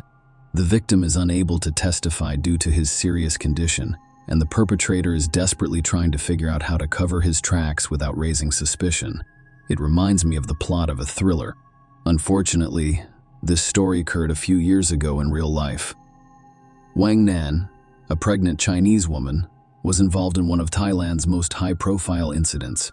The perpetrator tried to get rid of his wife in one of the national parks by portraying the incident as a tragic accident. However, it appears that nature intervened to prevent the young woman and her child from being killed. When the truth was exposed, it literally shocked the detectives investigating the case, as well as the doctors who saved the victim's life, because they were certain that the husband was deeply concerned about his wife and child. But even more shocking was the motivation for such a heinous and cruel act. It should be noted that this situation is not unique, and around the same time in Thailand, another couple from China had a similar story, but the man was able to put an end to the plan. But let's go through everything in order. Wang Nan's story. Wang Nan was born in Nanjing, a major metropolis and former Chinese capital, in 1987. She grew up in a relatively affluent family, and her parents strived to provide their daughter with the best education possible, while also encouraging the development of her talents and potential. The girl excelled in school, and she found it particularly easy to learn the exact sciences. Wang Nan enrolled in a prestigious university after graduation, where she studied the fundamentals of business and finance while also learning several foreign languages. After receiving her diploma, the girl secured a position at a large travel agency, where she established herself as a valuable, responsible, and highly motivated employee. She quickly advanced in her career and was transferred to Thailand, where she oversaw the development of a new branch. Nan worked as a top manager for a few years before leaving the travel agency to start her own business. She opened a restaurant serving Chinese national cuisine and was so successful that her idea quickly expanded into a small but popular chain in Bangkok. Xiao Dong Wang was a successful young entrepreneur who competently led and developed the business. However, in order to advance her career, she completely sacrificed her personal life. The young woman later recalled that her most recent romantic relationship occurred while she was still a student. However, as labor activity began, she simply did not have time to go on dates due to her full-time employment. Wang Yan wasn't too concerned about her loneliness, even though she was almost 30 years old. She was constantly in business, rushing around and working tirelessly. Even though she had lived in Thailand for a long time and was well versed in the language, she decided to improve her skills and enrolled in additional TI courses. At the training center, Wang happened to meet a young man named Hugh, who stared at her for a few minutes before approaching her in his native language. They spoke briefly, and the man asked Nan why she was studying the language, to which she replied that it was necessary for her business development. Hugh suggested that they exchange business cards so that they could meet and socialize for a while. Nan was reluctant to continue chatting, but she did so out of politeness. She gave him her business card, and he gave her his in return. Xiao Dong's business card stated that he was in the export-import business in Bangkok. Wang was unimpressed and simply threw the business card into her purse, forgetting about it. Only Yu appeared to be genuinely interested in the young woman, and he called her the next day. However, she was too busy with work to hold a conversation for more than a few minutes, so she declined the invitation to meet for coffee. A few days later, the situation repeated itself, and Nan declined to go on a date, citing her busy schedule and preparations for an upcoming business conference. She intended to expand her business relationships and meet new partners there, but Yu arrived at the event with a luxurious bouquet of flowers. After waiting for Nan to be free, he approached her and asked her out again. Wang Nan was bribed due to her persistence. Because no one had ever tried so hard to get her attention before, she agreed to meet him for dinner and an unexpected romantic encounter. It appeared that Yu did not simply fall in love with men, he had literally lost his head. He constantly showed her affection, made pleasant surprises and gifts, delivered flowers to her door every morning with little romantic notes inside, and called at least twice a day to say good morning and good night. Wang's emotions were mixed. On one hand, she was annoyed by the guy's obsession, but on the other, she was flattered that someone was attempting to win her heart. So unexpectedly, for the first time in a long time, the young woman entered into a romantic relationship. Her boyfriend not only wooed her beautifully, but he also tried to be perfect in every way. He shared her interests and points of view on a variety of topics, learned to cook Wang's favorite dishes, tried to diversify their leisure time by purchasing tickets to various events, and was always willing to assist her at work and at home upon the first request. Wang Nan could not believe how happy she was. It appeared to her that this only happened in movies, but it was actually happening to her, except Yu was in too much of a rush. They had only been dating for a few months, but he was already planning a wedding and naming their future children. Wang was slightly embarrassed by this type of conversation. But at times like this, Yu began talking about how they were both in their 30s and that it was time to start a family, a wedding without rings and veils. The man had no idea how to behave or how to respond to her suitor's behavior. She realized Yu was correct about his age, but she still questioned whether he was the right person to marry. One day, after another heart-to-heart conversation, Yu promised Nan that he would prove his love for her. That same night, after they had returned home, the man in love sent his girlfriend a long, touching letter filled with tenderness. He confessed his love to her and promised to be the best husband and father for their children. Wang awoke to find the suitor on her doorstep, holding a bouquet of flowers. Yi Jiaon declared that he had never been more serious about his intentions, and he was ready to marry her right now. Ran Kofad said the courthouse wouldn't open until an hour and a half later, so Yu offered to go there right away. And if the door was open, they'd register the marriage right away. Wang agreed to the venture, knowing that the government office would be closed. To her surprise, the door was opened, and the authorized officer registering unions was already sitting at his desk.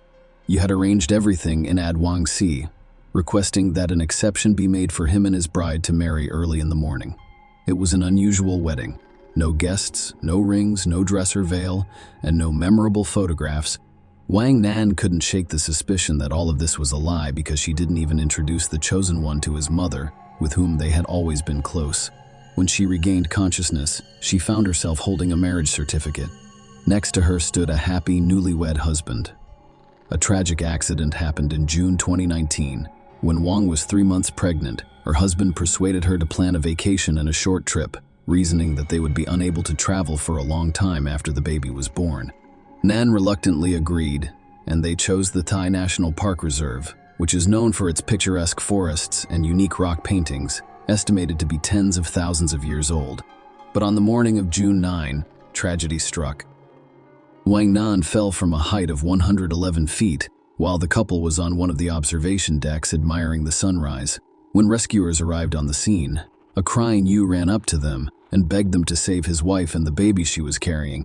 The man claimed they were enjoying the first rays of the rising sun when his wife became ill. She took a step to the side, but she became dizzy and fell before he could pick her up. The young woman had fallen from the 10th floor. She had multiple open fractures, and the situation appeared hopeless.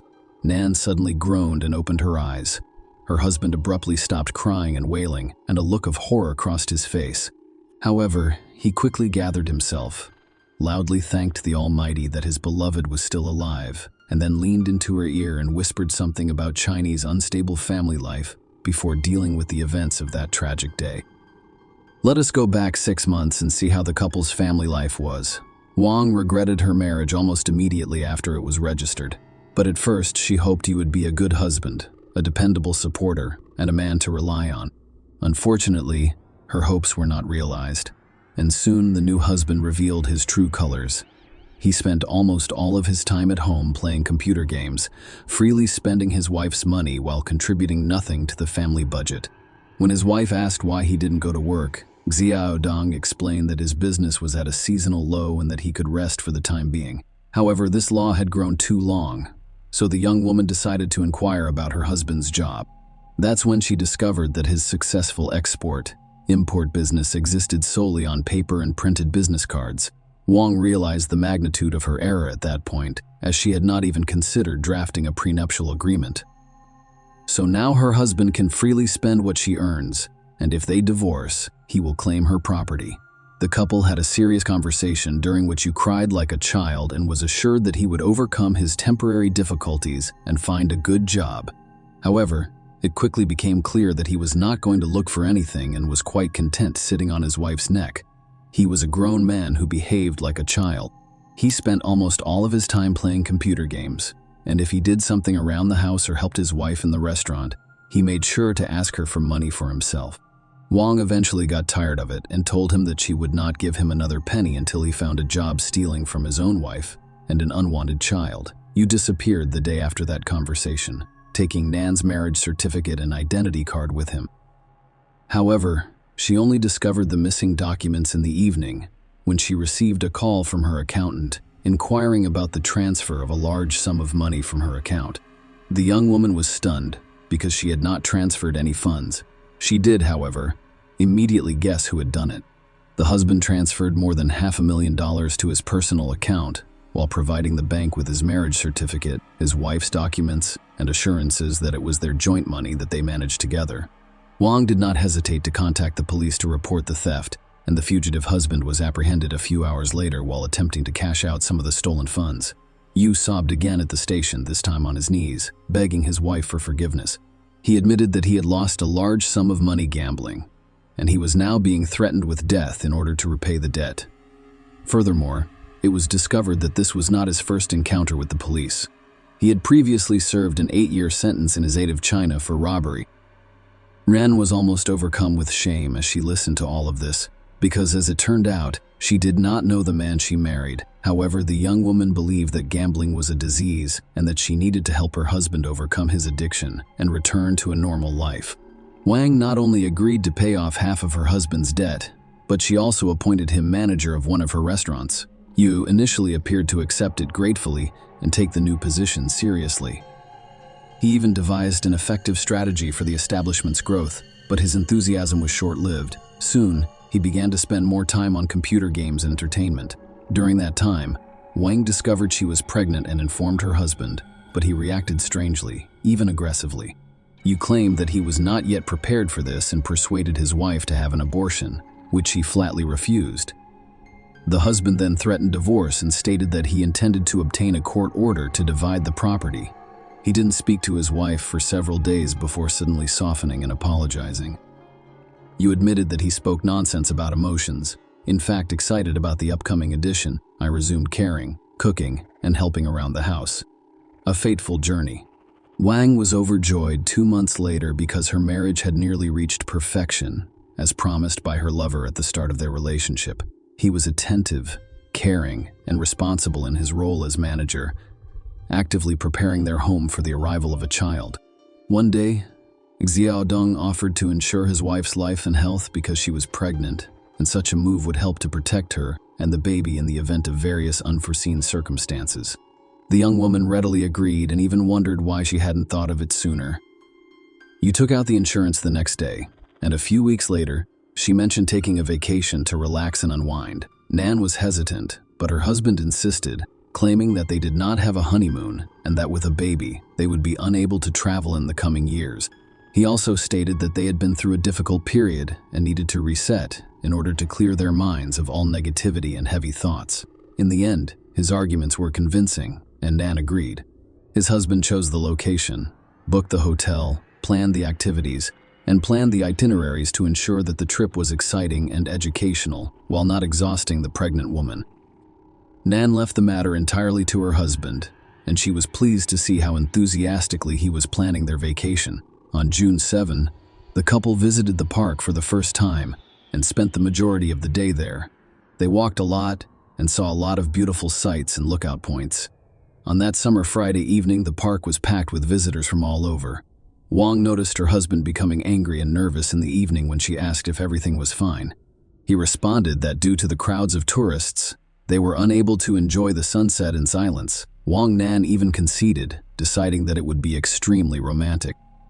As the sun went down, the park became less crowded, and Yu climbed the fence of the observation deck and began calling his wife to the edge, telling her what an incredible view there was. However, the pregnant woman refused to go there. citing that it was already dark and could be dangerous.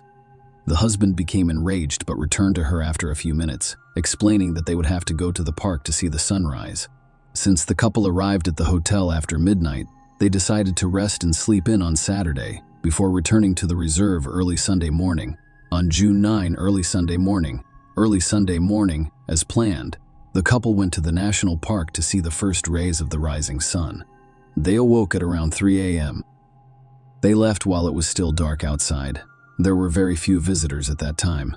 Wang briefly considered that they were all alone there. The couple met at dawn and on one of the observation decks. He then went down to the cliff and persuaded his wife to approach him to admire the rock paintings. Nan hesitated, but her husband assured her that it was safe and that he would help her down before climbing up.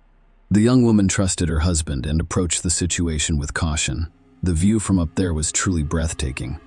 Yu hugged his wife and asked if she had any regrets in this life. Nan was surprised by the question, but she confidently responded that she had no regrets.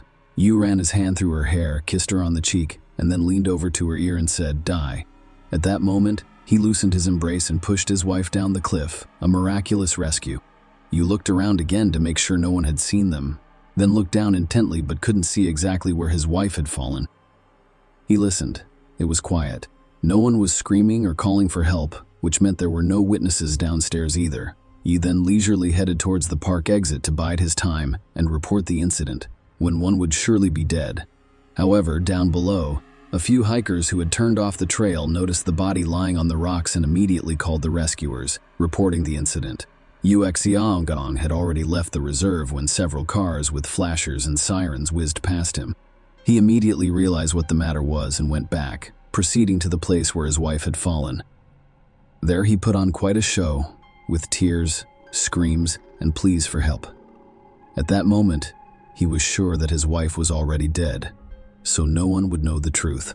But as it turned out, during the fall, Nan caught on the branches of trees, which reduced the speed and landed first on the bushes and then rolled on the rocks. All this cushioned the impact and saved the lives of Wang and her child, but it did not save her from serious injuries while Yu was crying and lamenting that he did not want to live without his beloved wife and child. She suddenly opened her eyes and tried to say something, but could not.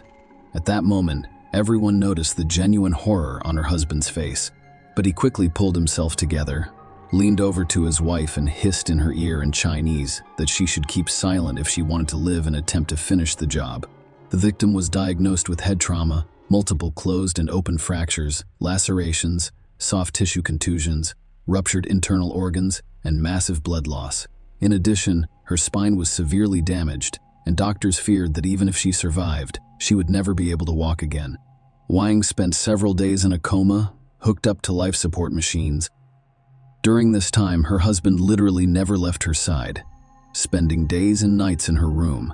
Doctors applauded such devotion and love, but in fact, every time he was alone with his wife, he thought about how to finish her without arousing suspicion. He scrutinized the apparatuses, but he still couldn't figure out how to disable them discreetly. The terrible truth and the loss of a child. When one came to her senses, her husband was scared out of his wits. He did not leave her alone, not for a moment, fearing that at any moment she would talk and tell the police the truth about what had happened. Once alone, he threatened her again, saying that he had nothing left to lose. During the first interrogation, the victim confirmed her husband's words, saying that her fall was the result of dizziness. But a few hours later, when her husband left for a moment, Nan asked the nurse to call the police again and not let her husband into the room.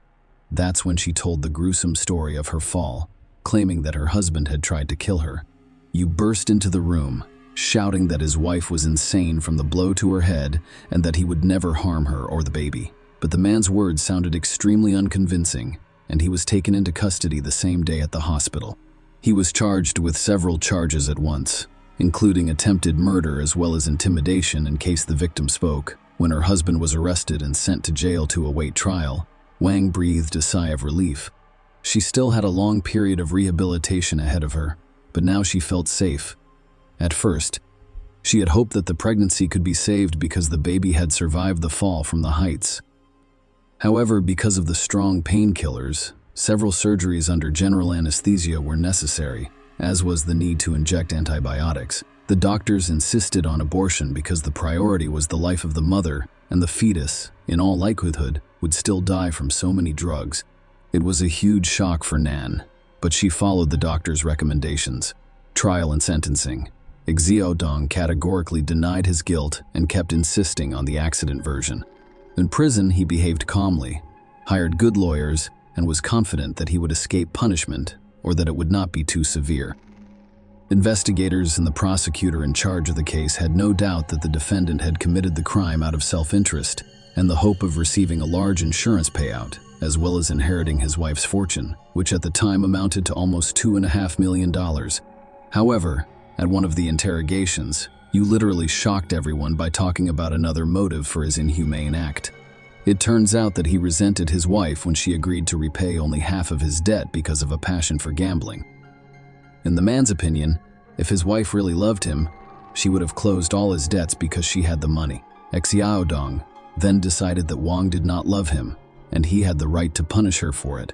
After these words, the defendant fell silent, and realizing that he had said too much, he said that he had been misunderstood. But his unexpected confession, as well as Nan's testimony, were enough to send him to prison for a long time.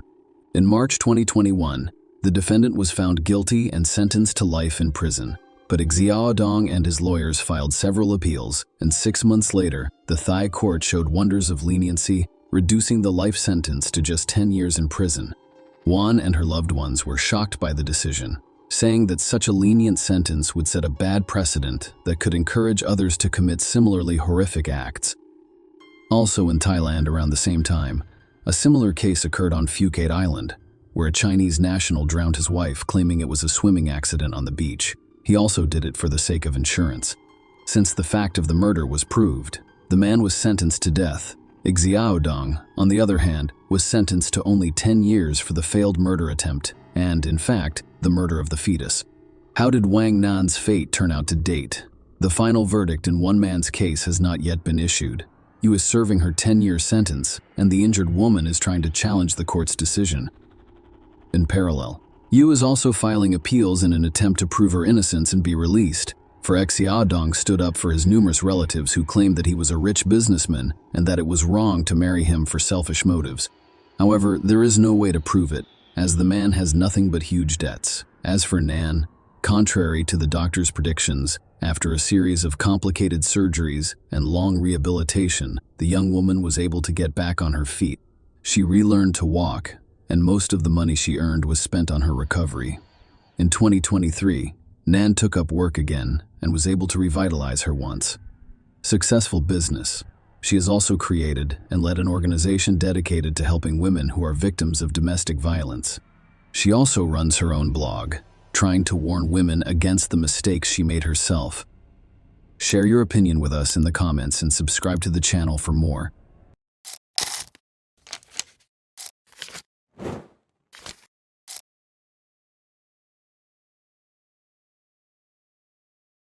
Hey guys, welcome to my channel, and today we're going to take a look at another horrible case with you. In February 2018, the quiet town of Deltona, located in eastern Florida off the Atlantic coast, was shaken by the brutal murder of a young man named Patrick de la Cerda. The 25-year-old man was discovered dead in his home, and the severity of his injuries indicated that the perpetrator harbored a personal grudge against him. The Patrick de la Cerda case is an example of a near-perfect, elaborate and planned crime that may have gone unsolved. Although the murderer was identified almost immediately, there was no direct evidence to prove his guilt. As later claimed, investigator Chad Weaver, who investigated the case, knew from the start that it would be a true detective worthy of a screen adaptation. What happened? Who is Patrick de la Cerda? Patrick de la Cerda was born in June 1992 in Miami, one of Florida's most picturesque cities. His mother, Patricia Runza, was born and raised in France, while his father, Max de la Cerda, was a native of Spain.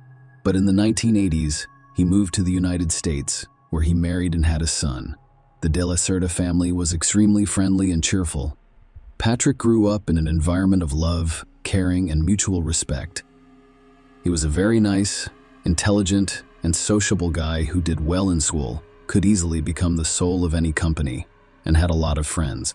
Furthermore, The boy was very close to his parents from childhood, and they spared no effort or money to ensure that their son received a good education and grew up to be a worthy man. The family patriarch had spent his entire life working in the construction industry and was a highly skilled professional. The family was not wealthy, but they were well off by city standards. After graduating from high school, Patrick decided to pursue a career in construction to continue his father's legacy. When the young man was in university, his parents decided to divorce after nearly 25 years of marriage. It should be noted that they parted in a quiet and peaceful manner, with no scandals, property division, or other issues. The mother relocated to the quiet town of Deltona in the state's east and remarried shortly thereafter. The adult son decided to stay in Miami with his father, where they both work and are well known in the construction industry. Despite the divorce of the parents, all family members remained close and friendly to one another. They were constantly in contact with one another, calling and communicating on a regular basis, and we were always available to assist when needed.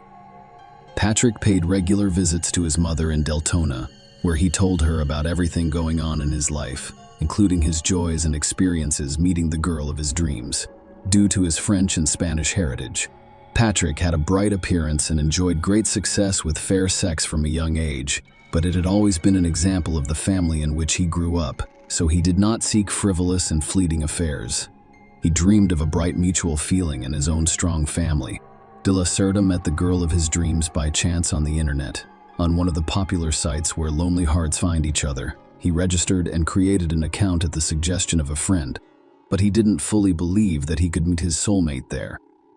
One June evening in 2017, he was browsing the site's girl profiles without much enthusiasm when his attention was drawn to a photo of a searing brunette with an unusually bright appearance. She had big, bottomless eyes and a lovely smile. Patrick was completely enchanted and decided to write to the stunning stranger. She responded to his message, and they began to communicate more comfortably.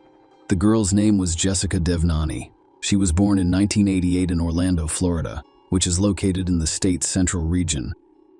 After graduating from high school, she enrolled in one of the local universities to study banking, and after graduation, she worked at a bank branch in her hometown of Orlando. Jessica was also immediately drawn to the handsome young man.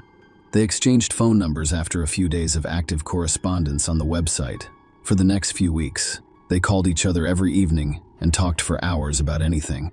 The couple quickly established mutual sympathy and trust, so the young people decided to meet in person. Because they lived in different parts of the state, they chose a location about halfway between them for the meeting. Already on the first date, Patrick realized Jessica was the girl he had been looking for, and now refuses to let go. She liked him right away, and Jessica was perplexed by the age difference because she was 4 years older than Patrick. On the way home, Patrick called his mother and told her that he had met the girl of his dreams, whom he wanted to marry and start a family. Patricia recognized the joy and excitement in her son's voice and knew he was serious. She was happy for him. This long-distance relationship lasted several months and posed a significant problem because the couple could only see each other on weekends and in neutral locations. Usually, they rented a hotel room in a cozy, secluded location and simply enjoyed each other's company. However, everyone flew home on Sunday night because they had work the next morning. Marriage proposal. To be closer to his sweetheart, Patrick relocated to Deltona, where his mother lived, in December 2017. He purchased a house in a quiet neighborhood and began repairing it, preparing a cozy nest for his chosen one's move. Jessica couldn't leave work right away, so they planned a housewarming party for early spring next year. On New Year's Eve, when the couple met, the young man decided to surprise his girlfriend. He set up fireworks in the backyard of the house, and, as Jessica watched the fireworks, she got down on one knee and held out a box with a ring, asking her the most important question: will she become his lawful wife? Jessica was overjoyed and, unsurprisingly, agreed with him. Patrick admitted that he had been looking for an engagement ring for a long time, but had not found the right one in any of the jewelry stores. He believes that none of them are attractive or refined enough for such an occasion. He chose the best of what was available in order to make a proposal before the new year, but then ordered another from the jewelry workshop, an exclusive ring designed by the young man himself. Something had happened to Patrick. 2 months have passed since the engagement. Preparations for the wedding and upcoming housewarming were underway. Their parents approved of the couple's decision, and they were ecstatic to be embarking on a new chapter in their lives. The young people intend to hold a lavish celebration in Miami on the Atlantic Ocean's shores, or in France, the groom's mother's homeland. On February 27, 2018, Patrick's father, Max de la Cerda, got a call from a courier. The father's phone number was added as an additional contact. The courier confirmed that his son's order had been delivered to the specified address, but the customer does not open the door or answer the phone. This was so unlike Patrick, so the father was immediately concerned. However, because he was at work at the time, he was unable to pick up the order while also checking on his son's well-being. Max decided to ask his future daughter-in-law. He called Jessica, and his voice was filled with anxiety as he explained that he could not reach his son. Jessica had attempted to contact her fiancé since the morning, but he did not return messages or make calls. When she mentioned this to Patrick's father, Max concluded that something had happened to Patrick. Jessica immediately dropped everything and dashed to the groom's house. When she pulled up, she immediately noticed Patrick's car in the driveway, indicating that he hadn't left. She had her own key. Jessica entered the yard and called out to her lover several times. However, there was no response. Jessica carefully opened the front door and discovered a terrifying image. Her fiancé lay practically at the entrance in a pool of his own blood. He showed no sign of life. Jessica immediately called 911, but when paramedics arrived, they were unable to help Patrick and declared him dead. By the time the cops arrived, Jessica was sobbing in the backyard of the house where Patrick had proposed 2 months prior.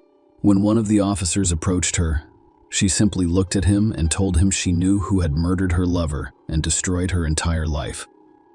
A wealthy and powerful ex-boyfriend can help you understand this difficult situation, and to understand who would want to kill a young guy who appears to have no enemies or ill wishes, you must go back in time to when he and Jessica first met. The girl was then in a relationship with Gregory Bender, a wealthy businessman who ran his own investment fund. Jessica met Gregory while she was a student. He was 20 years older than her, and he literally turned the young ladies' heads. The businessman wooed her beautifully, gave her expensive gifts, and took her to luxurious resorts. Jessica believed she had found her one and only love, but she soon noticed some oddities in his behavior. Gregory sought to exert control over his girlfriend by closely monitoring where she went and who she communicated with. If Jessica had an admirer, he quickly got rid of him with threats and intimidation. At the same time, he told her very little about himself. This relationship lasted nearly 8 years, and Gregory never revealed his chosen one to his family or friends. Gregory rarely invited his girlfriend to his house, and they only met, spent time together, or went on vacation when he wanted to. He argued that he was extremely busy. Jessica, of course, wanted to have a normal family and have children. But Bender insisted that it was not yet time for that, and when she tried to end the relationship, Gregory gave her a ring and proposed marriage. Jessica agreed, but nothing had changed. They continued to live apart and only saw each other when the groom said so. Gregory was involved in a car accident that left him in a hospital bed. Jessica rushed over to him when she heard about it, but first she stopped by his house to get some items for Gregory. Jessica encountered a woman she had never seen before and inquired as to her identity. Rather than responding, the stranger asked her a similar question. Jessica showed the ring on her finger and announced that she was the bride of the house's owner. The woman then laughed and showed her the ring, claiming to be Bender's legal wife, Damara Sanchez. Bender? After such a shocking revelation, Jessica decided to immediately end her relationship with the businessman who had cheated her for so long. However, the boyfriend began to literally pursue Jessica, begging her to return and promising to divorce Damara in the near future so that they could marry. She renewed her faith in this man, but time passed and nothing about their relationship changed. Jessica became tired of this affair and filled out a questionnaire on a dating site where she met Patrick. After beginning to communicate with him, she made the firm decision to end her relationship with Gregory, which she informed him of, but he refused to let go. Obsessive stalker. Bender initially persuaded Jessica to return to him and try to restart their relationship, promising to divorce his wife. He then proceeded to make threats and harass others. When he realized that all of this was pointless, he decided to look for a rival about whom he knew nothing. He had to hire professionals to hack into Jessica's account and discover. Gregory began sending Patrick threatening messages and demanding that he break up with Jessica, whom he referred to as his fiancée, after discovering his identity and obtaining his contact information. Patrick did not react to the threats and remained calm, believing that the situation would not escalate beyond threats. But Jessica was terrified because she realized her ex-boyfriend could expect anything from her. He was a wealthy and well-connected man with an extensive collection of firearms at his disposal. Jessica suggested that Patrick end their relationship before anyone was hurt, but he refused. Then they decided to contact the police, providing evidence that Bender was stalking and threatening them. The couple obtained a restraining order against Gregory, preventing him from approaching them or attempting to make contact in any way. Gregory was also ordered to surrender all firearms stored in his home. Things settled down for a while, and the lovers began to believe that the stalker had left them alone.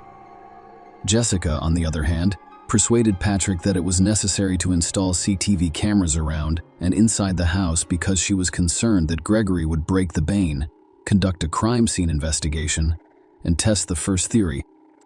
But let's return to the tragic events of February 27, 2018. During the initial examination of the crime scene, the criminalist immediately ruled out the robbery theory and stated that, based on the nature of the mutilation, this murderer had a personal motive and literally despised his victim. A 25-year-old man was found with gunshot wounds in his thigh, chest, and head. The experts also discovered injuries and bruises consistent with a fall from a ladder. The body was lying on the floor between the front door and the stairs to the second floor. Investigators suspected that the killer had snuck into the house and was waiting for the owner on the second floor. When an unsuspecting Patrick entered and climbed the stairs, the intruder stepped out to meet him and fired the first bullet into his leg. The wounded young man rolled down the stairs, and the perpetrator followed him down, firing another bullet into his chest before killing the victim with 2 follow-up shots to the head. The murder weapon was not discovered, but it was a rather uncommon model of pistol that was difficult to obtain. The first shell casing was discovered on the second floor of the house. 2 more similar shell casings were discovered downstairs, but the 4th casing was not present, so it was assumed that the perpetrator took it with him, possibly as a trophy. Despite Jessica's claims that she knows who killed her fiancé, the first person suspected was the murdered man's neighbor, with whom he had a serious disagreement a few months prior. The man was a combat participant and veteran of the United States Army who was injured and severely concussed during the war, resulting in a mental disorder. He was an expert with firearms and could easily obtain a rare model of gun in December 2017. The veteran mistook his new neighbor for a burglar and opened fire. Fortunately, no one was hurt, but the neighbor was admitted to a psychiatric hospital due to an exacerbation of his condition. After he returned home, he continued to follow Patrick, calling him a spy and promising to expose him. The mentally ill neighbor may have a motive based on his unhealthy imagination. So the man was detained and decided to interrogate Patrick. He made no secret of his dislike for him. However, at the time of the murder, he had a complete alibi, which was confirmed by several people looking for evidence and attempting to provoke the perpetrator. So the original version of the robbery was canceled because everything in the house was in its proper place, and the money and valuables remained untouched. Only hard disks containing recordings made by video surveillance cameras were missing, making it impossible to determine who entered and exited the house that day. In addition, no evidence was discovered at the crime scene. Forensic experts were unable to locate a single fingerprint, shoe print, or DNA trace. The murder was meticulously planned, and while the investigation had little doubt that Gregory was responsible, it appeared at the time that he would get away with it. The police decided to go undercover and ask Jessica to call her former lover and invite him to a candid conversation. Jessica agreed without hesitation, dialing Bender's number and making a spectacle of herself.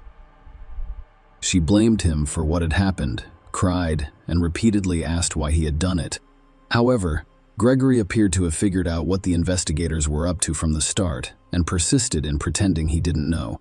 When Jessica revealed that he had killed her fiancé, the businessman pretended to be surprised, and after expressing his condolences to the ex-girlfriend, he attempted to persuade Gregory to confess in order to enrage him or force him to make a mistake, but it never worked. The police had no reason to stop or question the man. He could only be called to testify, but he followed the restraining order and appeared to have let his ex-girlfriend go long ago. The killer's notes. While the investigation was treading water looking for leads, the police received a call from Daymara Sanchez Bender, who claimed to have important information about the Patrick de la Cerda case. The woman was immediately invited to the station for an interview, during which she stated that shortly before the crime, she noticed a strange notebook on her husband's desk in his office.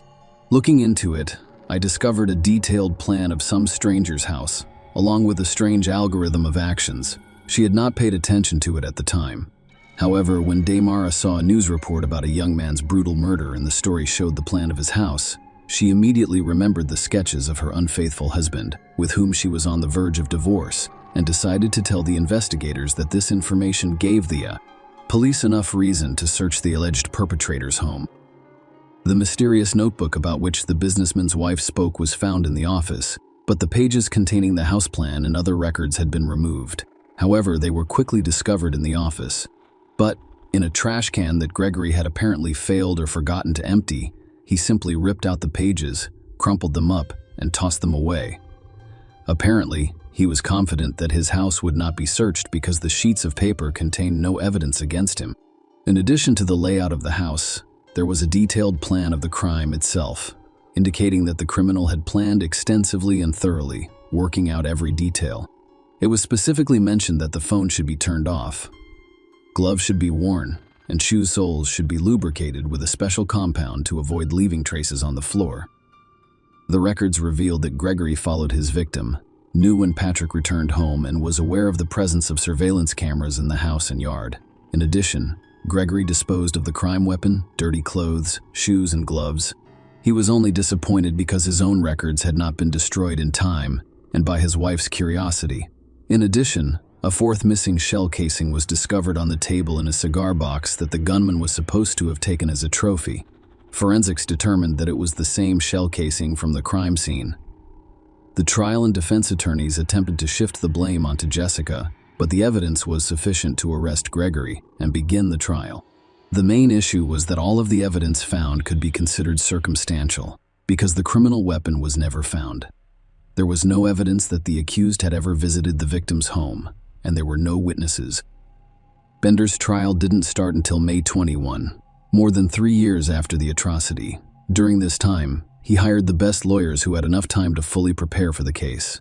The businessman was upbeat and appeared to believe he'd get away with it. Jessica was a key witness. She detailed her long-term relationship with Gregory, including how she discovered he was married and attempted to end it, as well as the harassment and threats he made against her and Patrick. She provided saved screenshots of correspondence and phone records. In response, Bender's attorneys attempted to shift all of the blame to Jessica. The defense claimed that Jessica provoked Gregory with her behavior by registering on a dating site and beginning a new relationship while still in a relationship with Gregory, which hurt his pride and ego. Jessica was also accused of mercantilism, with some claiming that she enjoyed receiving expensive gifts from wealthy suitors. In the main evidence sheets containing records of the murder plot, the lawyers described it as a fantasy of a wounded man seeking vengeance on his rival. At the same time, the defense claimed that the defendant's involvement in the crime was limited to plans and fantasies, so no traces of him were discovered. Furthermore, the lawyers claimed that the search of their client's home was illegal and violated, so the second evidence was a shell casing that he could simply plant in the process. The crime weapon was also not discovered, and Jessica identified the model of the gun from a picture, claiming that she had previously seen it in her boyfriend's collection, but she could be mistaken because she was not well versed in weapons, according to her ex-wife's testimony and final verdict.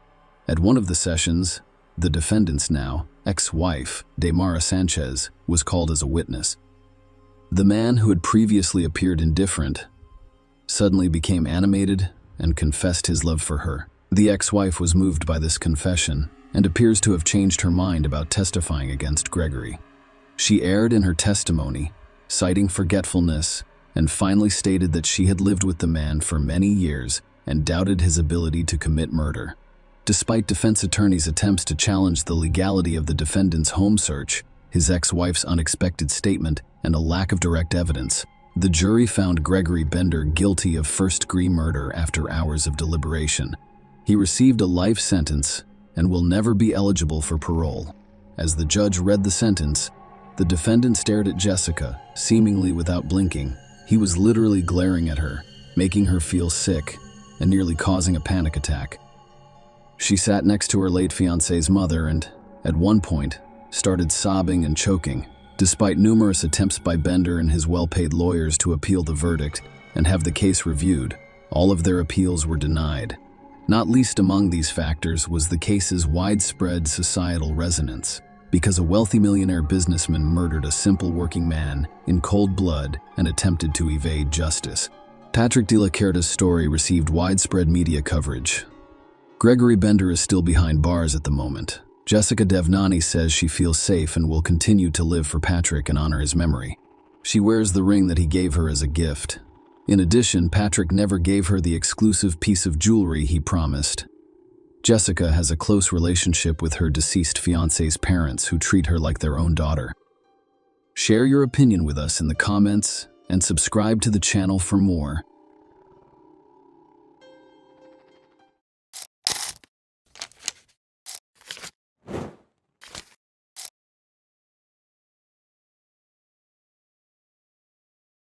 Hey guys, welcome to my channel, and today we're going to take a look at another horrible case with you. It's pretty exciting to tell your parents you've decided to have your own wedding. Tina Thomas was much more nervous than her fiancé, Gabe Watson. Tina was 26 years old at the time, exactly like her future husband. This was her third serious relationship and her second attempt at marriage. Her first attempt to start a family with her boyfriend, Scott McCulloch, failed. The relationship between the young people was fine, but only Tina's mother opposed the wedding. Scott disliked the fact that there were no specific claims. But like every mother, she wanted a better and happier life for her daughter, Tina, who was still very young at the time. As a result, the couple quickly split up, and the prospect of a shared future faded. The second attempt, with Stan Marks, also failed. Tina's parents had no involvement in this situation.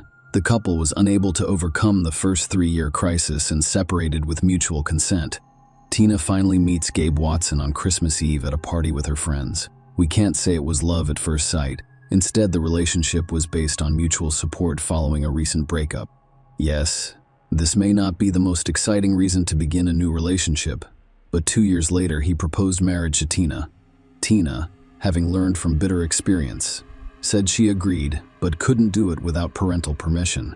Gabe chose Valentine's Day in 2003 to make a beautiful and romantic appeal to his chosen one's parents, just like a true prince. However, Tina's father was away, so the dinner was rescheduled for the following day. On February 15, during the dinner, when Watson expressed his desire to live with Tina for the rest of his life, her father asked of him a seemingly simple question. "Is he in love with Tina?" Gabe stammered like a schoolboy and never responded. His father saw this reaction as a common embarrassment among strangers. He then asked his daughter the same question. Surprisingly, Tina did not directly answer this question, but she did begin her speech by expressing her fear of being alone at the age of 26. After giving it some thought, the father blessed the children. Planning a wedding takes a significant amount of time and effort. While Tina was thinking about her outfit, her guests, and the entire wedding, Gabe was only concerned with the honeymoon. He didn't care how his future wife chose to spend her vacation. He had already made every decision for her. His plan was to visit the Great Barrier Reef in the Pacific Ocean near Australia and dive there. First, look at the sunken ship, the Townsville Titanic, which sank in 1911. The problem was that, unlike Gabe, Tina was not into diving. Yes, he took her scuba diving in the pool, occasionally in calm water under the supervision of lifeguards, but nothing more. Gabe was an experienced scuba diver. He was completing a rescue diving course and had over 50 dives under his belt at the time. And they weren't in a pool. If you do not learn to dive by our honeymoon, I will warn you right away. You're staying at home, walking your dog, or pruning roses in the garden, Gabe said. You are not going anywhere with me. Tina had no choice. Gabe even took out a loan to buy her own equipment and cover her fiancé's tuition. Tina's first instructor was disappointed with her abilities and even warned Gabe that his fiancée lacked the necessary skills for open ocean swimming. A furious Gabe refused to listen to the diving instructor, accusing him of being the one who couldn't explain and refusing to continue with the class. The second instructor quickly gave Tina credit. Although she stated that Tina does everything she can to please her future husband, the young couple married on October 11. After 2 days, Tina and Gabe flew to Australia, spending $10,000 on a trip that provided funds for their wedding. It should be noted that Tina dedicated a portion of her honeymoon to her. They walked around Sydney and visited the Sydney Aquarium and Zoo. Tina was excited, but the closer they got to the Great Barrier Reef, the sadder she became on October's morning. When they first flew to Townsville, they boarded a boat to one of the most beautiful places on the planet, and every diver dreamed. After a while, dive company employees will tell you that the couple did not appear to be experienced divers. Even Gabe, who had completed courses and gained experience, struggled to understand the equipment as if he had never seen it before. Nonetheless, he assisted Tina in passing the pre-dive exam, despite the fact that such a test should be conducted separately. When the instructor offered Tina his assistance underwater, she refused. It was also mentioned in the conversation that there was a strong current that day, and that this historical moment should not be overlooked or dismissed. As I previously stated, Gabe assisted his wife in organizing the equipment they had purchased in the United States before heading to retrieve the tanks they needed to rent. Gabe took an 11-liter tank for himself and gave his wife an 8.5-liter tank, which was extremely small for this location and potentially dangerous given Tina's lack of experience. It was not possible to descend to the Townsville Titanic for the first time. Tina requested additional cargo because she could not dive to depth. Gabe also initially refused to use the underwater computer, which calculates the necessary diving and ascent speeds and displays the amount of oxygen in the cylinders. After returning to the boat, the computer worked, so they tried again. Tina was the first to submerge Gabe, who was swimming behind her, according to the game statement. The wreck was 49 feet deep. At first, everything seemed fine. Tina came to a halt and began waving at me before signaling her desire to ascend. I realized right away that she was simply panicking. She used to do that. By this point, we had climbed halfway. So I decided to calm her down by staying with her at the same depth for a while without diving further, allowing her to psychologically adjust to the pressure. She continued to breathe deeply, which was dangerous, and I realized she was sinking. I tried to grab her belt to keep her down, but she swung her arms so hard that she knocked my mask off. Tina was already too far away from me by the time I finished putting the mask back on my face. For a while, I attempted to swim to her but was unsuccessful. Then I decided to return to the surface and ask for assistance from the lifeguards. Along the way, I met another swimmer with a narrow set, but he ignored my signals for assistance. Yes, there were 2 Asian men with them, but neither of them confirmed Gabe's statement about his request for assistance. Later, when the police took underwater computer readings, they confirmed that Gabe attempted to swim after his drowning wife for a short time before abandoning the effort.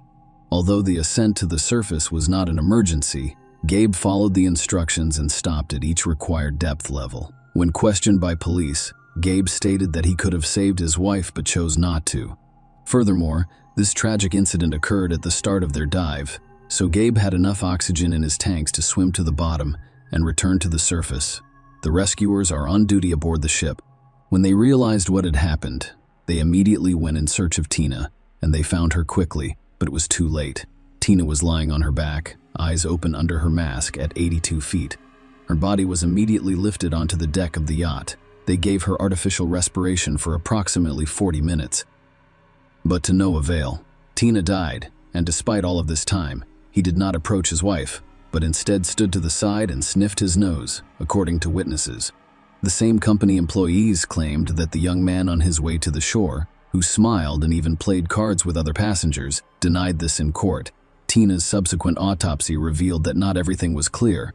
Yes, there is no evidence of a violent death, but there are bruises on the neck. There are traces of blood in the nostrils, which is common at the 82-foot depth where Tina's body was discovered.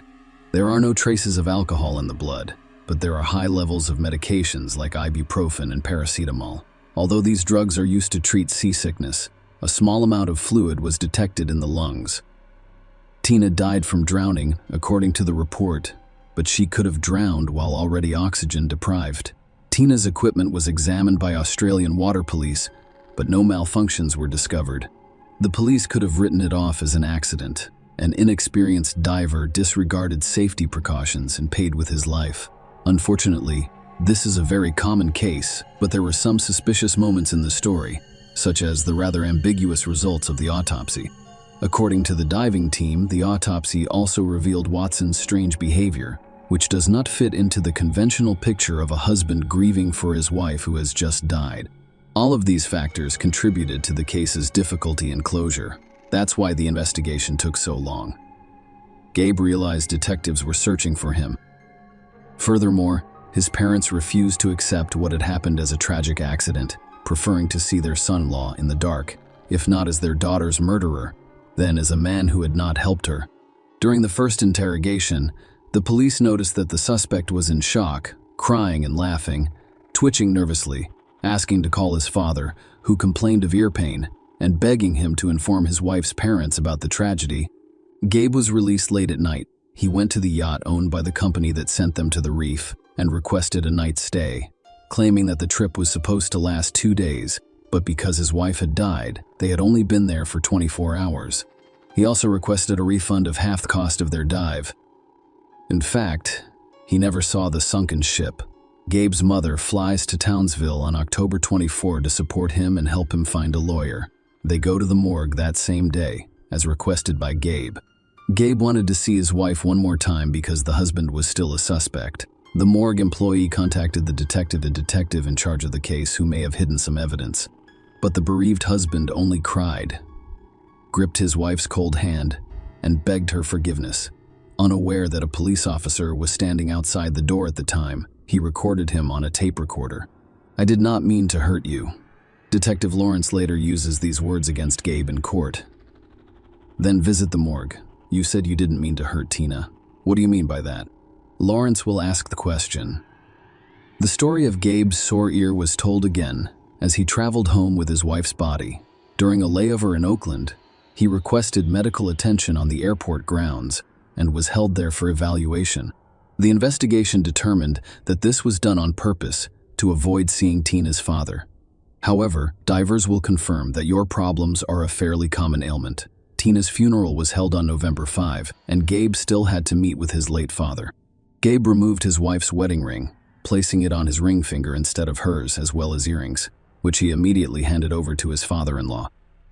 Watson and the Thomas family did not cross paths again that day. Later in the trial, Gabe would be asked, "Did you really remove your wife's jewelry during the funeral?" Gabe will just smile and shrug. "I doubt I could have done it later." Everyone had different perspectives on Gabe. Some described this chubby, funny man as a kind man, while others called him a tyrant and desperate man, but they all agreed on one thing. Gabe and Tina were not happy, or didn't appear to be. Tina's friends confirmed what she told her father during a family dinner on February 15. Tina died on the seabed because she was afraid of dying alone, and her union with Gabe was simply a means to that end. Also, the victim, who died shortly before their honeymoon, told a friend that her husband dragged her to an insurance company and forced her to insure his life at a higher interest rate in case of death, putting his name in the beneficiary column. The insurance agent checked the testimony and confirmed everything. The taxi driver who took the newlyweds to the yacht was also questioned. Tina cried the entire way, but her husband ignored her. Finally, Tina's friend Amanda Phillips shared another story, revealing what the couple's relationship was truly like. This damn jerk videotaped Tina urinating in the bathroom, edited it, and put it on a Christmas videotape. That would have been fine, but he showed it to a large group of people. He laughed like a horse as everyone twiddled their fingers around their temples, attempting to explain to him that it was a very low act. I was clutching crosses on my fingers, hoping Tina wouldn't get the idea to marry him. While removing jewelry during a funeral may appear to be a frightening and condemnatory act on Gabe's part during the trial in 2008, the jury was shown extremely disturbing footage of Watson visiting Tina's grave, removing all the flowers, and carrying them away. They were later discovered in a nearby trash can. Tina's father noticed the missing flowers and wanted to find out who had stolen them. He placed a hidden camera in the next row among the monuments. But he didn't expect to see Gabe on the tape, and I was outraged by such an act in court.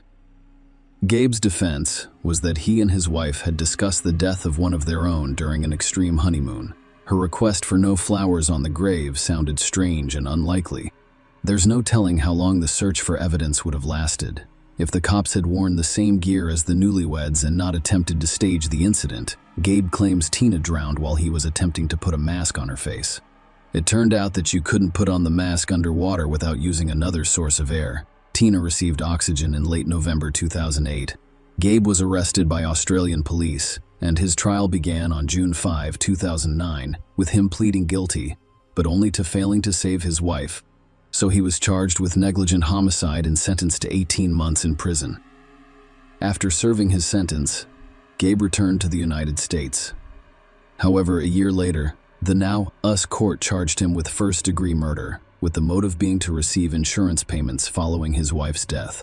Gabe's lawyer attempted to defend his client by blaming the diving company, claiming that the employees of this company failed to ensure the safety of tourists and are now afraid of losing their license, and thus the entire business is attempting to shift the blame onto the unhappy husband, who has already served his sentence in another country. The insurance company paid Gabe $33,000, but he spent a lot more money on lawyers and additional expertise. Nonetheless, the prosecution continued to argue that the husband's spending was necessary because he could not assume he would not be believed. Furthermore, the prosecutor refused to accept Gabe's lack of ability to save his wife, despite having a degree in drowning rescue. When Gabe finished speaking, he addressed the jury. It has been 7 years since the tragedy, and I haven't stopped thinking about that terrible day. The public has pounced on me, blaming me for my wife's death and accusing me of murder. There was no one who looked me in the eyes and said, "Yes, I understand how bad you feel, but this is not your fault." On the contrary, everyone simply wants me dead. And now I can only understand my late wife's parents. They will never forgive me, no matter how much I kneel before them. And no matter how much I kneel before them, and no matter how much I beg their forgiveness, you frequently hear the phrase, "I can't imagine what it's like to lose a child." But I've never heard anyone say that they can't imagine what it's like to lose a wife, especially on their honeymoon. If I can be accused of anything, it's that I didn't do enough to save Tina. But I've already been punished for that. Perhaps you would have been satisfied if I had drowned with my wife 7 years ago, but I was afraid of death. I was afraid I wouldn't be able to get from the bottom to the top. I only wanted to live, and I still want to live today. There was no evidence presented in court to prove Gabe was guilty. The jury found Gabe not guilty. Share your opinion with us in the comments, and subscribe to the channel for more.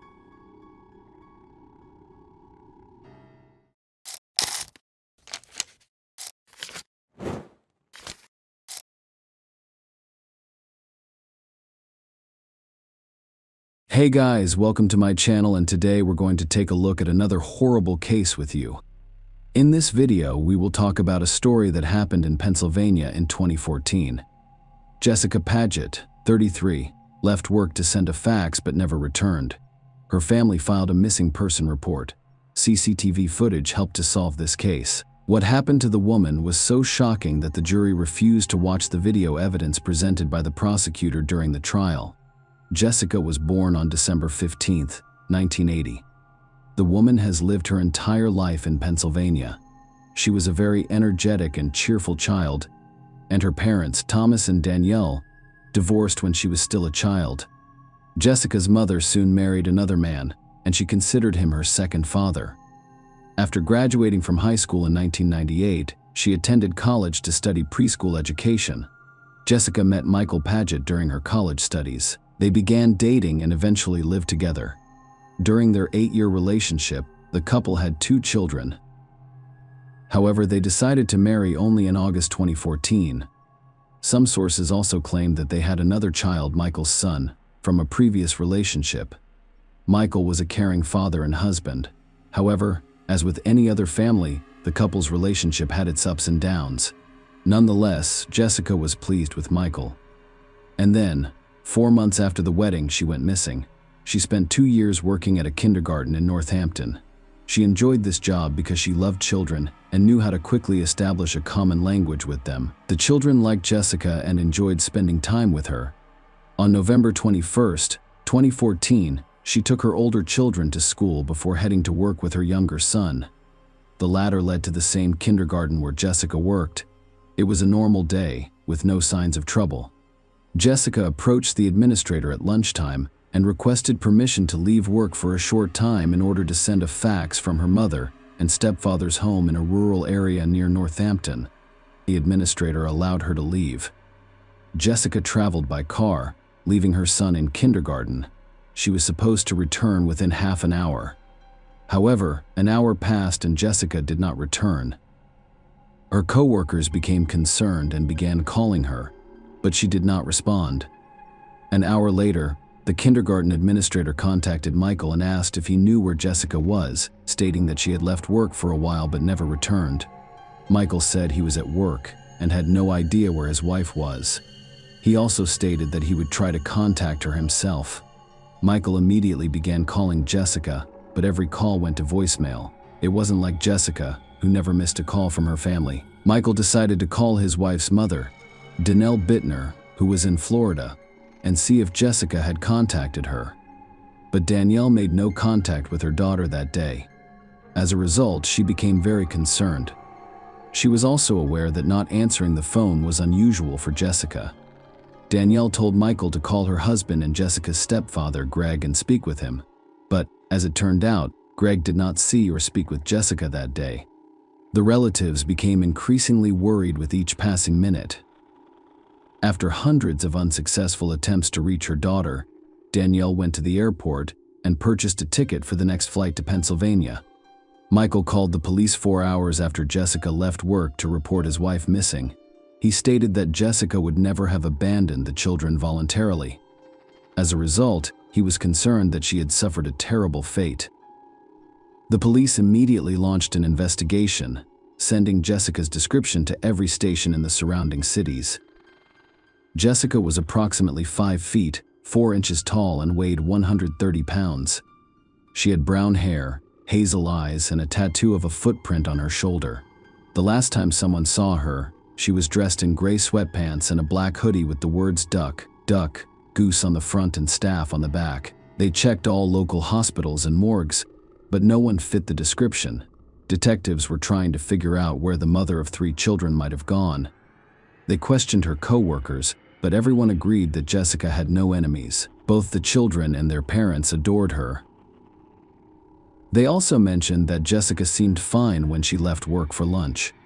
They noticed nothing unusual about her behavior. 2 hours after Michael reported his wife missing, police were able to track Jessica's phone signal. According to the data collected, her phone was about a mile away from the kindergarten where she worked. This data was not completely accurate because there is always some error when determining a phone's location. Nonetheless, the police knew where the signal was coming from. It had already become dark outside when they began their search. In one of the parking lots, officers discovered a white Subaru Outback. It was Jessica's car. The car was empty and unlocked.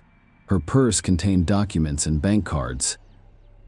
The keys were in the ignition, and Jessica's phone was on the passenger seat, near her purse. There was no evidence of a crime in the car. At first glance, the police were required to answer several questions. Where's Jessica? What made her abandon her car and valuables so close to the kindergarten where she worked? The police required CCTV footage to answer these questions. The back wall of the store across the street was equipped with a CCTV camera. It captured the location where they discovered Jessica's car. The police entered the store and asked the manager to show them the recordings. While reviewing the footage, they noticed Jessica driving into the parking lot shortly after 1 p.m., getting out and standing at the driver's door for a while. After this, she left and never returned.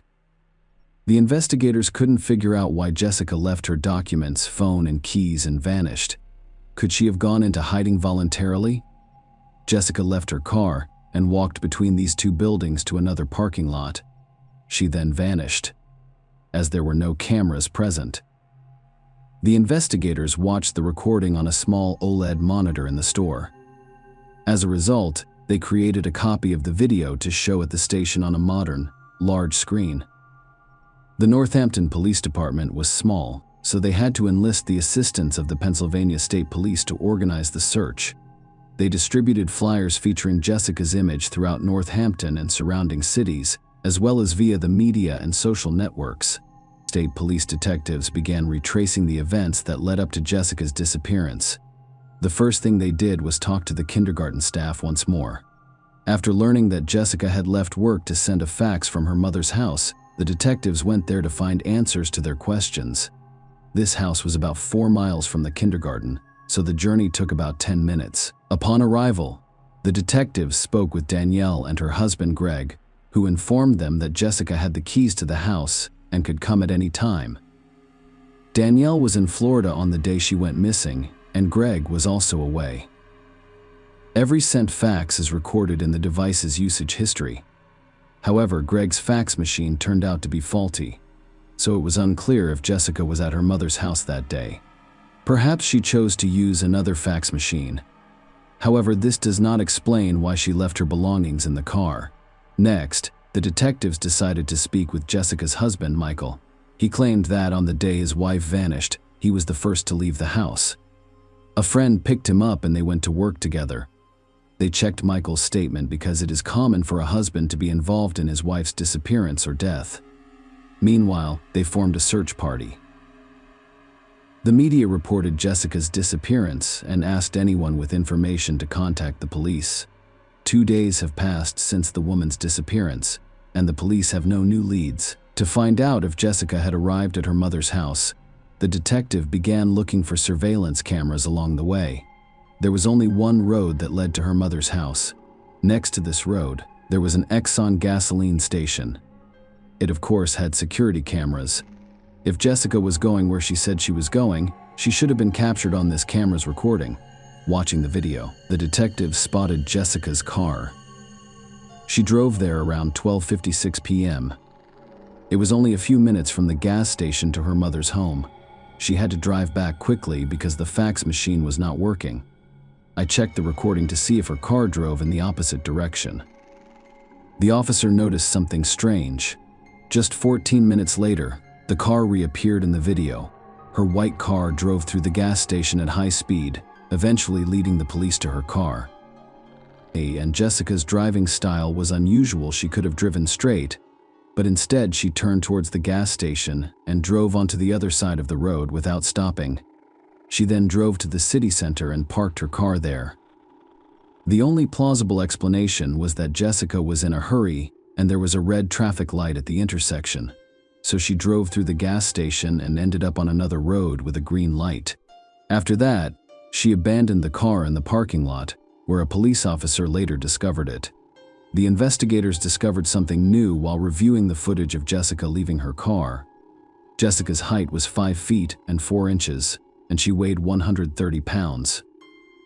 However, the person who exited the car was significantly taller and heavier. The experts estimated Jessica's height to be between 5 feet and 11 inches and 6 feet and 3 inches based on the height of her car. When the police investigated the abandoned car, they discovered that the driver's seat was as close to the steering wheel as possible. This position would make sitting behind the wheel uncomfortable for anyone taller than 5 feet, 11 inches. However, the police discovered an explanation for this. After getting out of the car, the person bent down and, according to the detectives, moved the seat as close to the steering wheel as possible, attempting to give the police reason to believe Jessica was driving. But who was the tall person? Michael's height turned out to be about 6 feet. The police summoned the man for questioning. He stated that he was not involved in the disappearance of his wife, whom he said he cherished. He, like before, claimed to be at work when the kindergarten staff called him. Detectives interviewed Michael's co-workers and obtained a report on the geolocation of his phone on the day Jessica disappeared. He was not lying. Michael was at work when his wife disappeared, so he is not on this recording. It was the 4th day since Jessica's disappearance, and it's hard to imagine how stressed her children must have been. Their lives were not the same. The search continued but produced no results. The investigators were perplexed when they rewatched the video of someone getting out of Jessica's car. Once again, the officers discovered something new. A minute after the unknown person vanished behind the building, a white SUV, possibly a Ford, was left behind. Jessica's stepfather, Greg, matched the height description and drove the same vehicle. Greg was asked by the police to come to the station for a few questions. The man was stunned to learn that he had been named as a suspect in his stepdaughter's disappearance. He stated that he left his car for repair at one of the service centers, and that day, a neighbor brought him there to pick up his Ford. After that, he stopped at an Exxon gas station to eat something. The same gas station provided the police with the CCTV footage. Greg was unaware of this, though. After reviewing the video again, investigators noticed him driving past the Exxon gas station 2 minutes after leaving the parking lot. He didn't stop for lunch, and Greg lied. Could the man Jessica referred to as her father have been involved in her disappearance? After speaking with the man's neighbor, the detectives discovered she did not drive him to the car service. It meant that Greg's entire story was a lie. Putting all of the facts together, the investigators determined that Greg was home when Jessica arrived to send the fax. Perhaps something happened, and Greg drove Jessica's car to a parking lot in the city center. A group of police officers visited the man's home. Danielle, Jessica's mother, gave the police permission to inspect the house. One of the officers went directly to the fax machine and discovered that Greg had lied about it not working. Furthermore, the device usage history confirmed that Jessica did send the fax. As a result, she was at her parents' house on the day she went missing. A trash can in the basement contained blood-stained napkins. Greg's home shoes, discovered in a dumpster on the street, also had dried blood on them. Danielle told the police that Greg had called the garbage company the day before and asked them to pick up the trash he hadn't given. However, she remembered that the trash can was not yet full. Very likely, that's how Greg got rid of the evidence, specifically the cleaning products and rags. The police interrogated Greg again, informing him that they knew all of his statements were false and that they had discovered evidence in his home.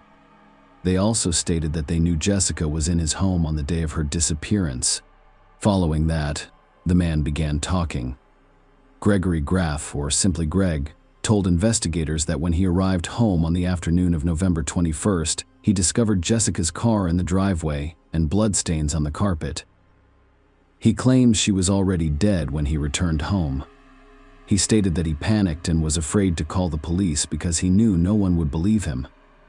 He drove Jessica's car to a parking lot in the city center before returning home. Graff claims that Jessica died because she owed someone money. Gregory Graff had told yet another lie. Detectives discovered that Graff purchased adult toys the day before Jessica disappeared. They were tired of hearing Graff's nonsense, so they asked him directly where he had placed his stepdaughter's body, claiming that an autopsy would provide answers to many questions. Graff changed his testimony once he realized he'd been caught.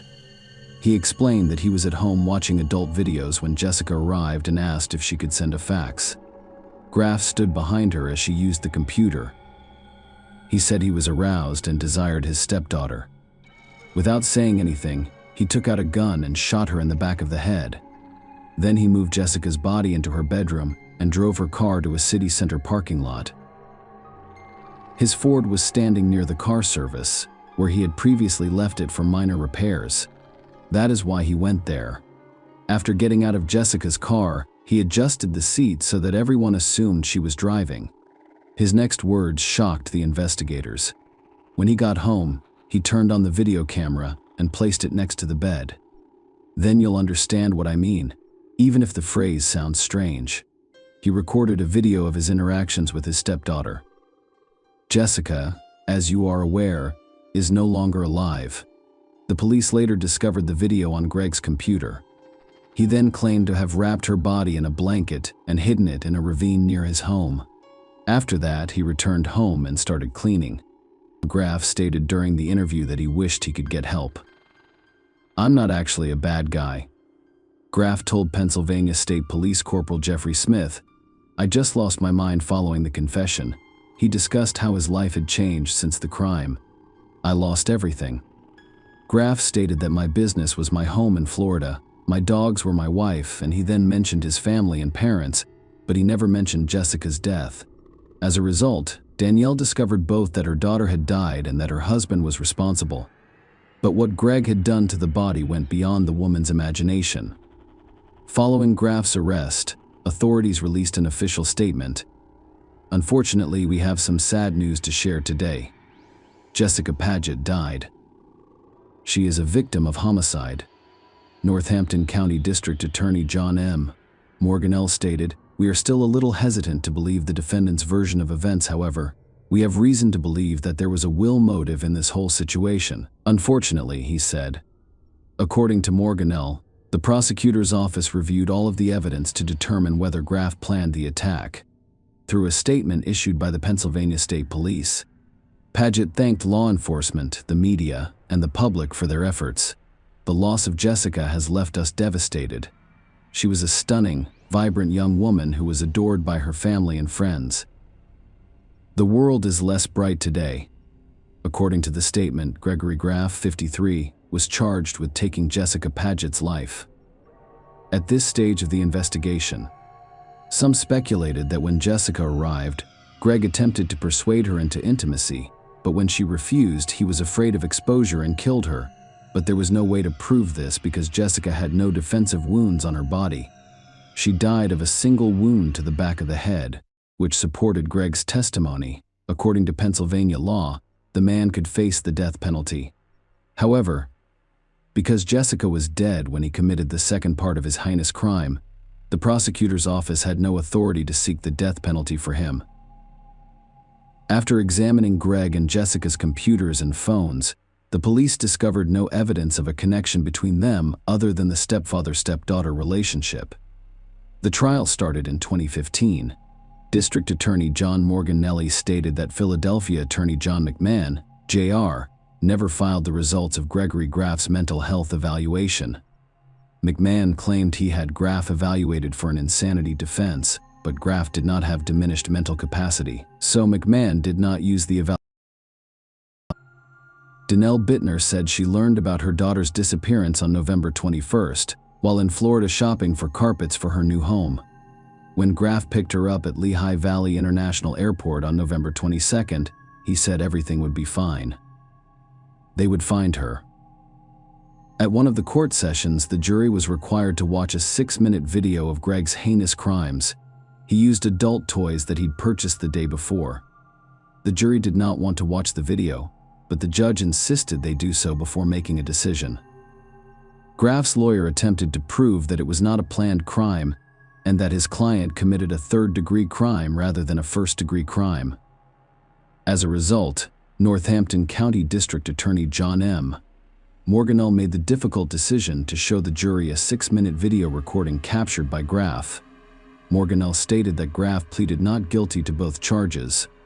It left him with no choice but to present all of his evidence to convince jurors that the crime was premeditated. "The Commonwealth had to show you what he did."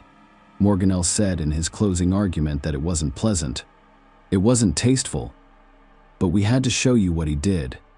Criminals aren't exactly geniuses, which is one advantage." Morganell claimed they make mistakes. The jury took only 6 minutes to reach a unanimous decision. Gregory Graff was found guilty of killing Jessica and abusing her body. The court sentenced him to life in prison without the possibility of parole. The judge asked him if he had anything to say. Graff replied, "No, sir, I'm just really sorry." Following the sentencing, the judge recommended that the jury seek psychological counseling. Following the verdict, Jessica Paget's husband, Michael, stated that it has been difficult to move on without the only woman he has ever loved and to raise 3 children alone. "She was the most wonderful person you had ever met." He told reporters that Danielle had filed for divorce. However, there were complications, so she had to go to court. Gregory Graff, 55, who appeared in court via video feed from his Pennsylvania prison cell, refused to sign documents granting him 25% of his joint assets with Danelle Bittner. Share your opinion with us in the comments, and subscribe to the channel for more.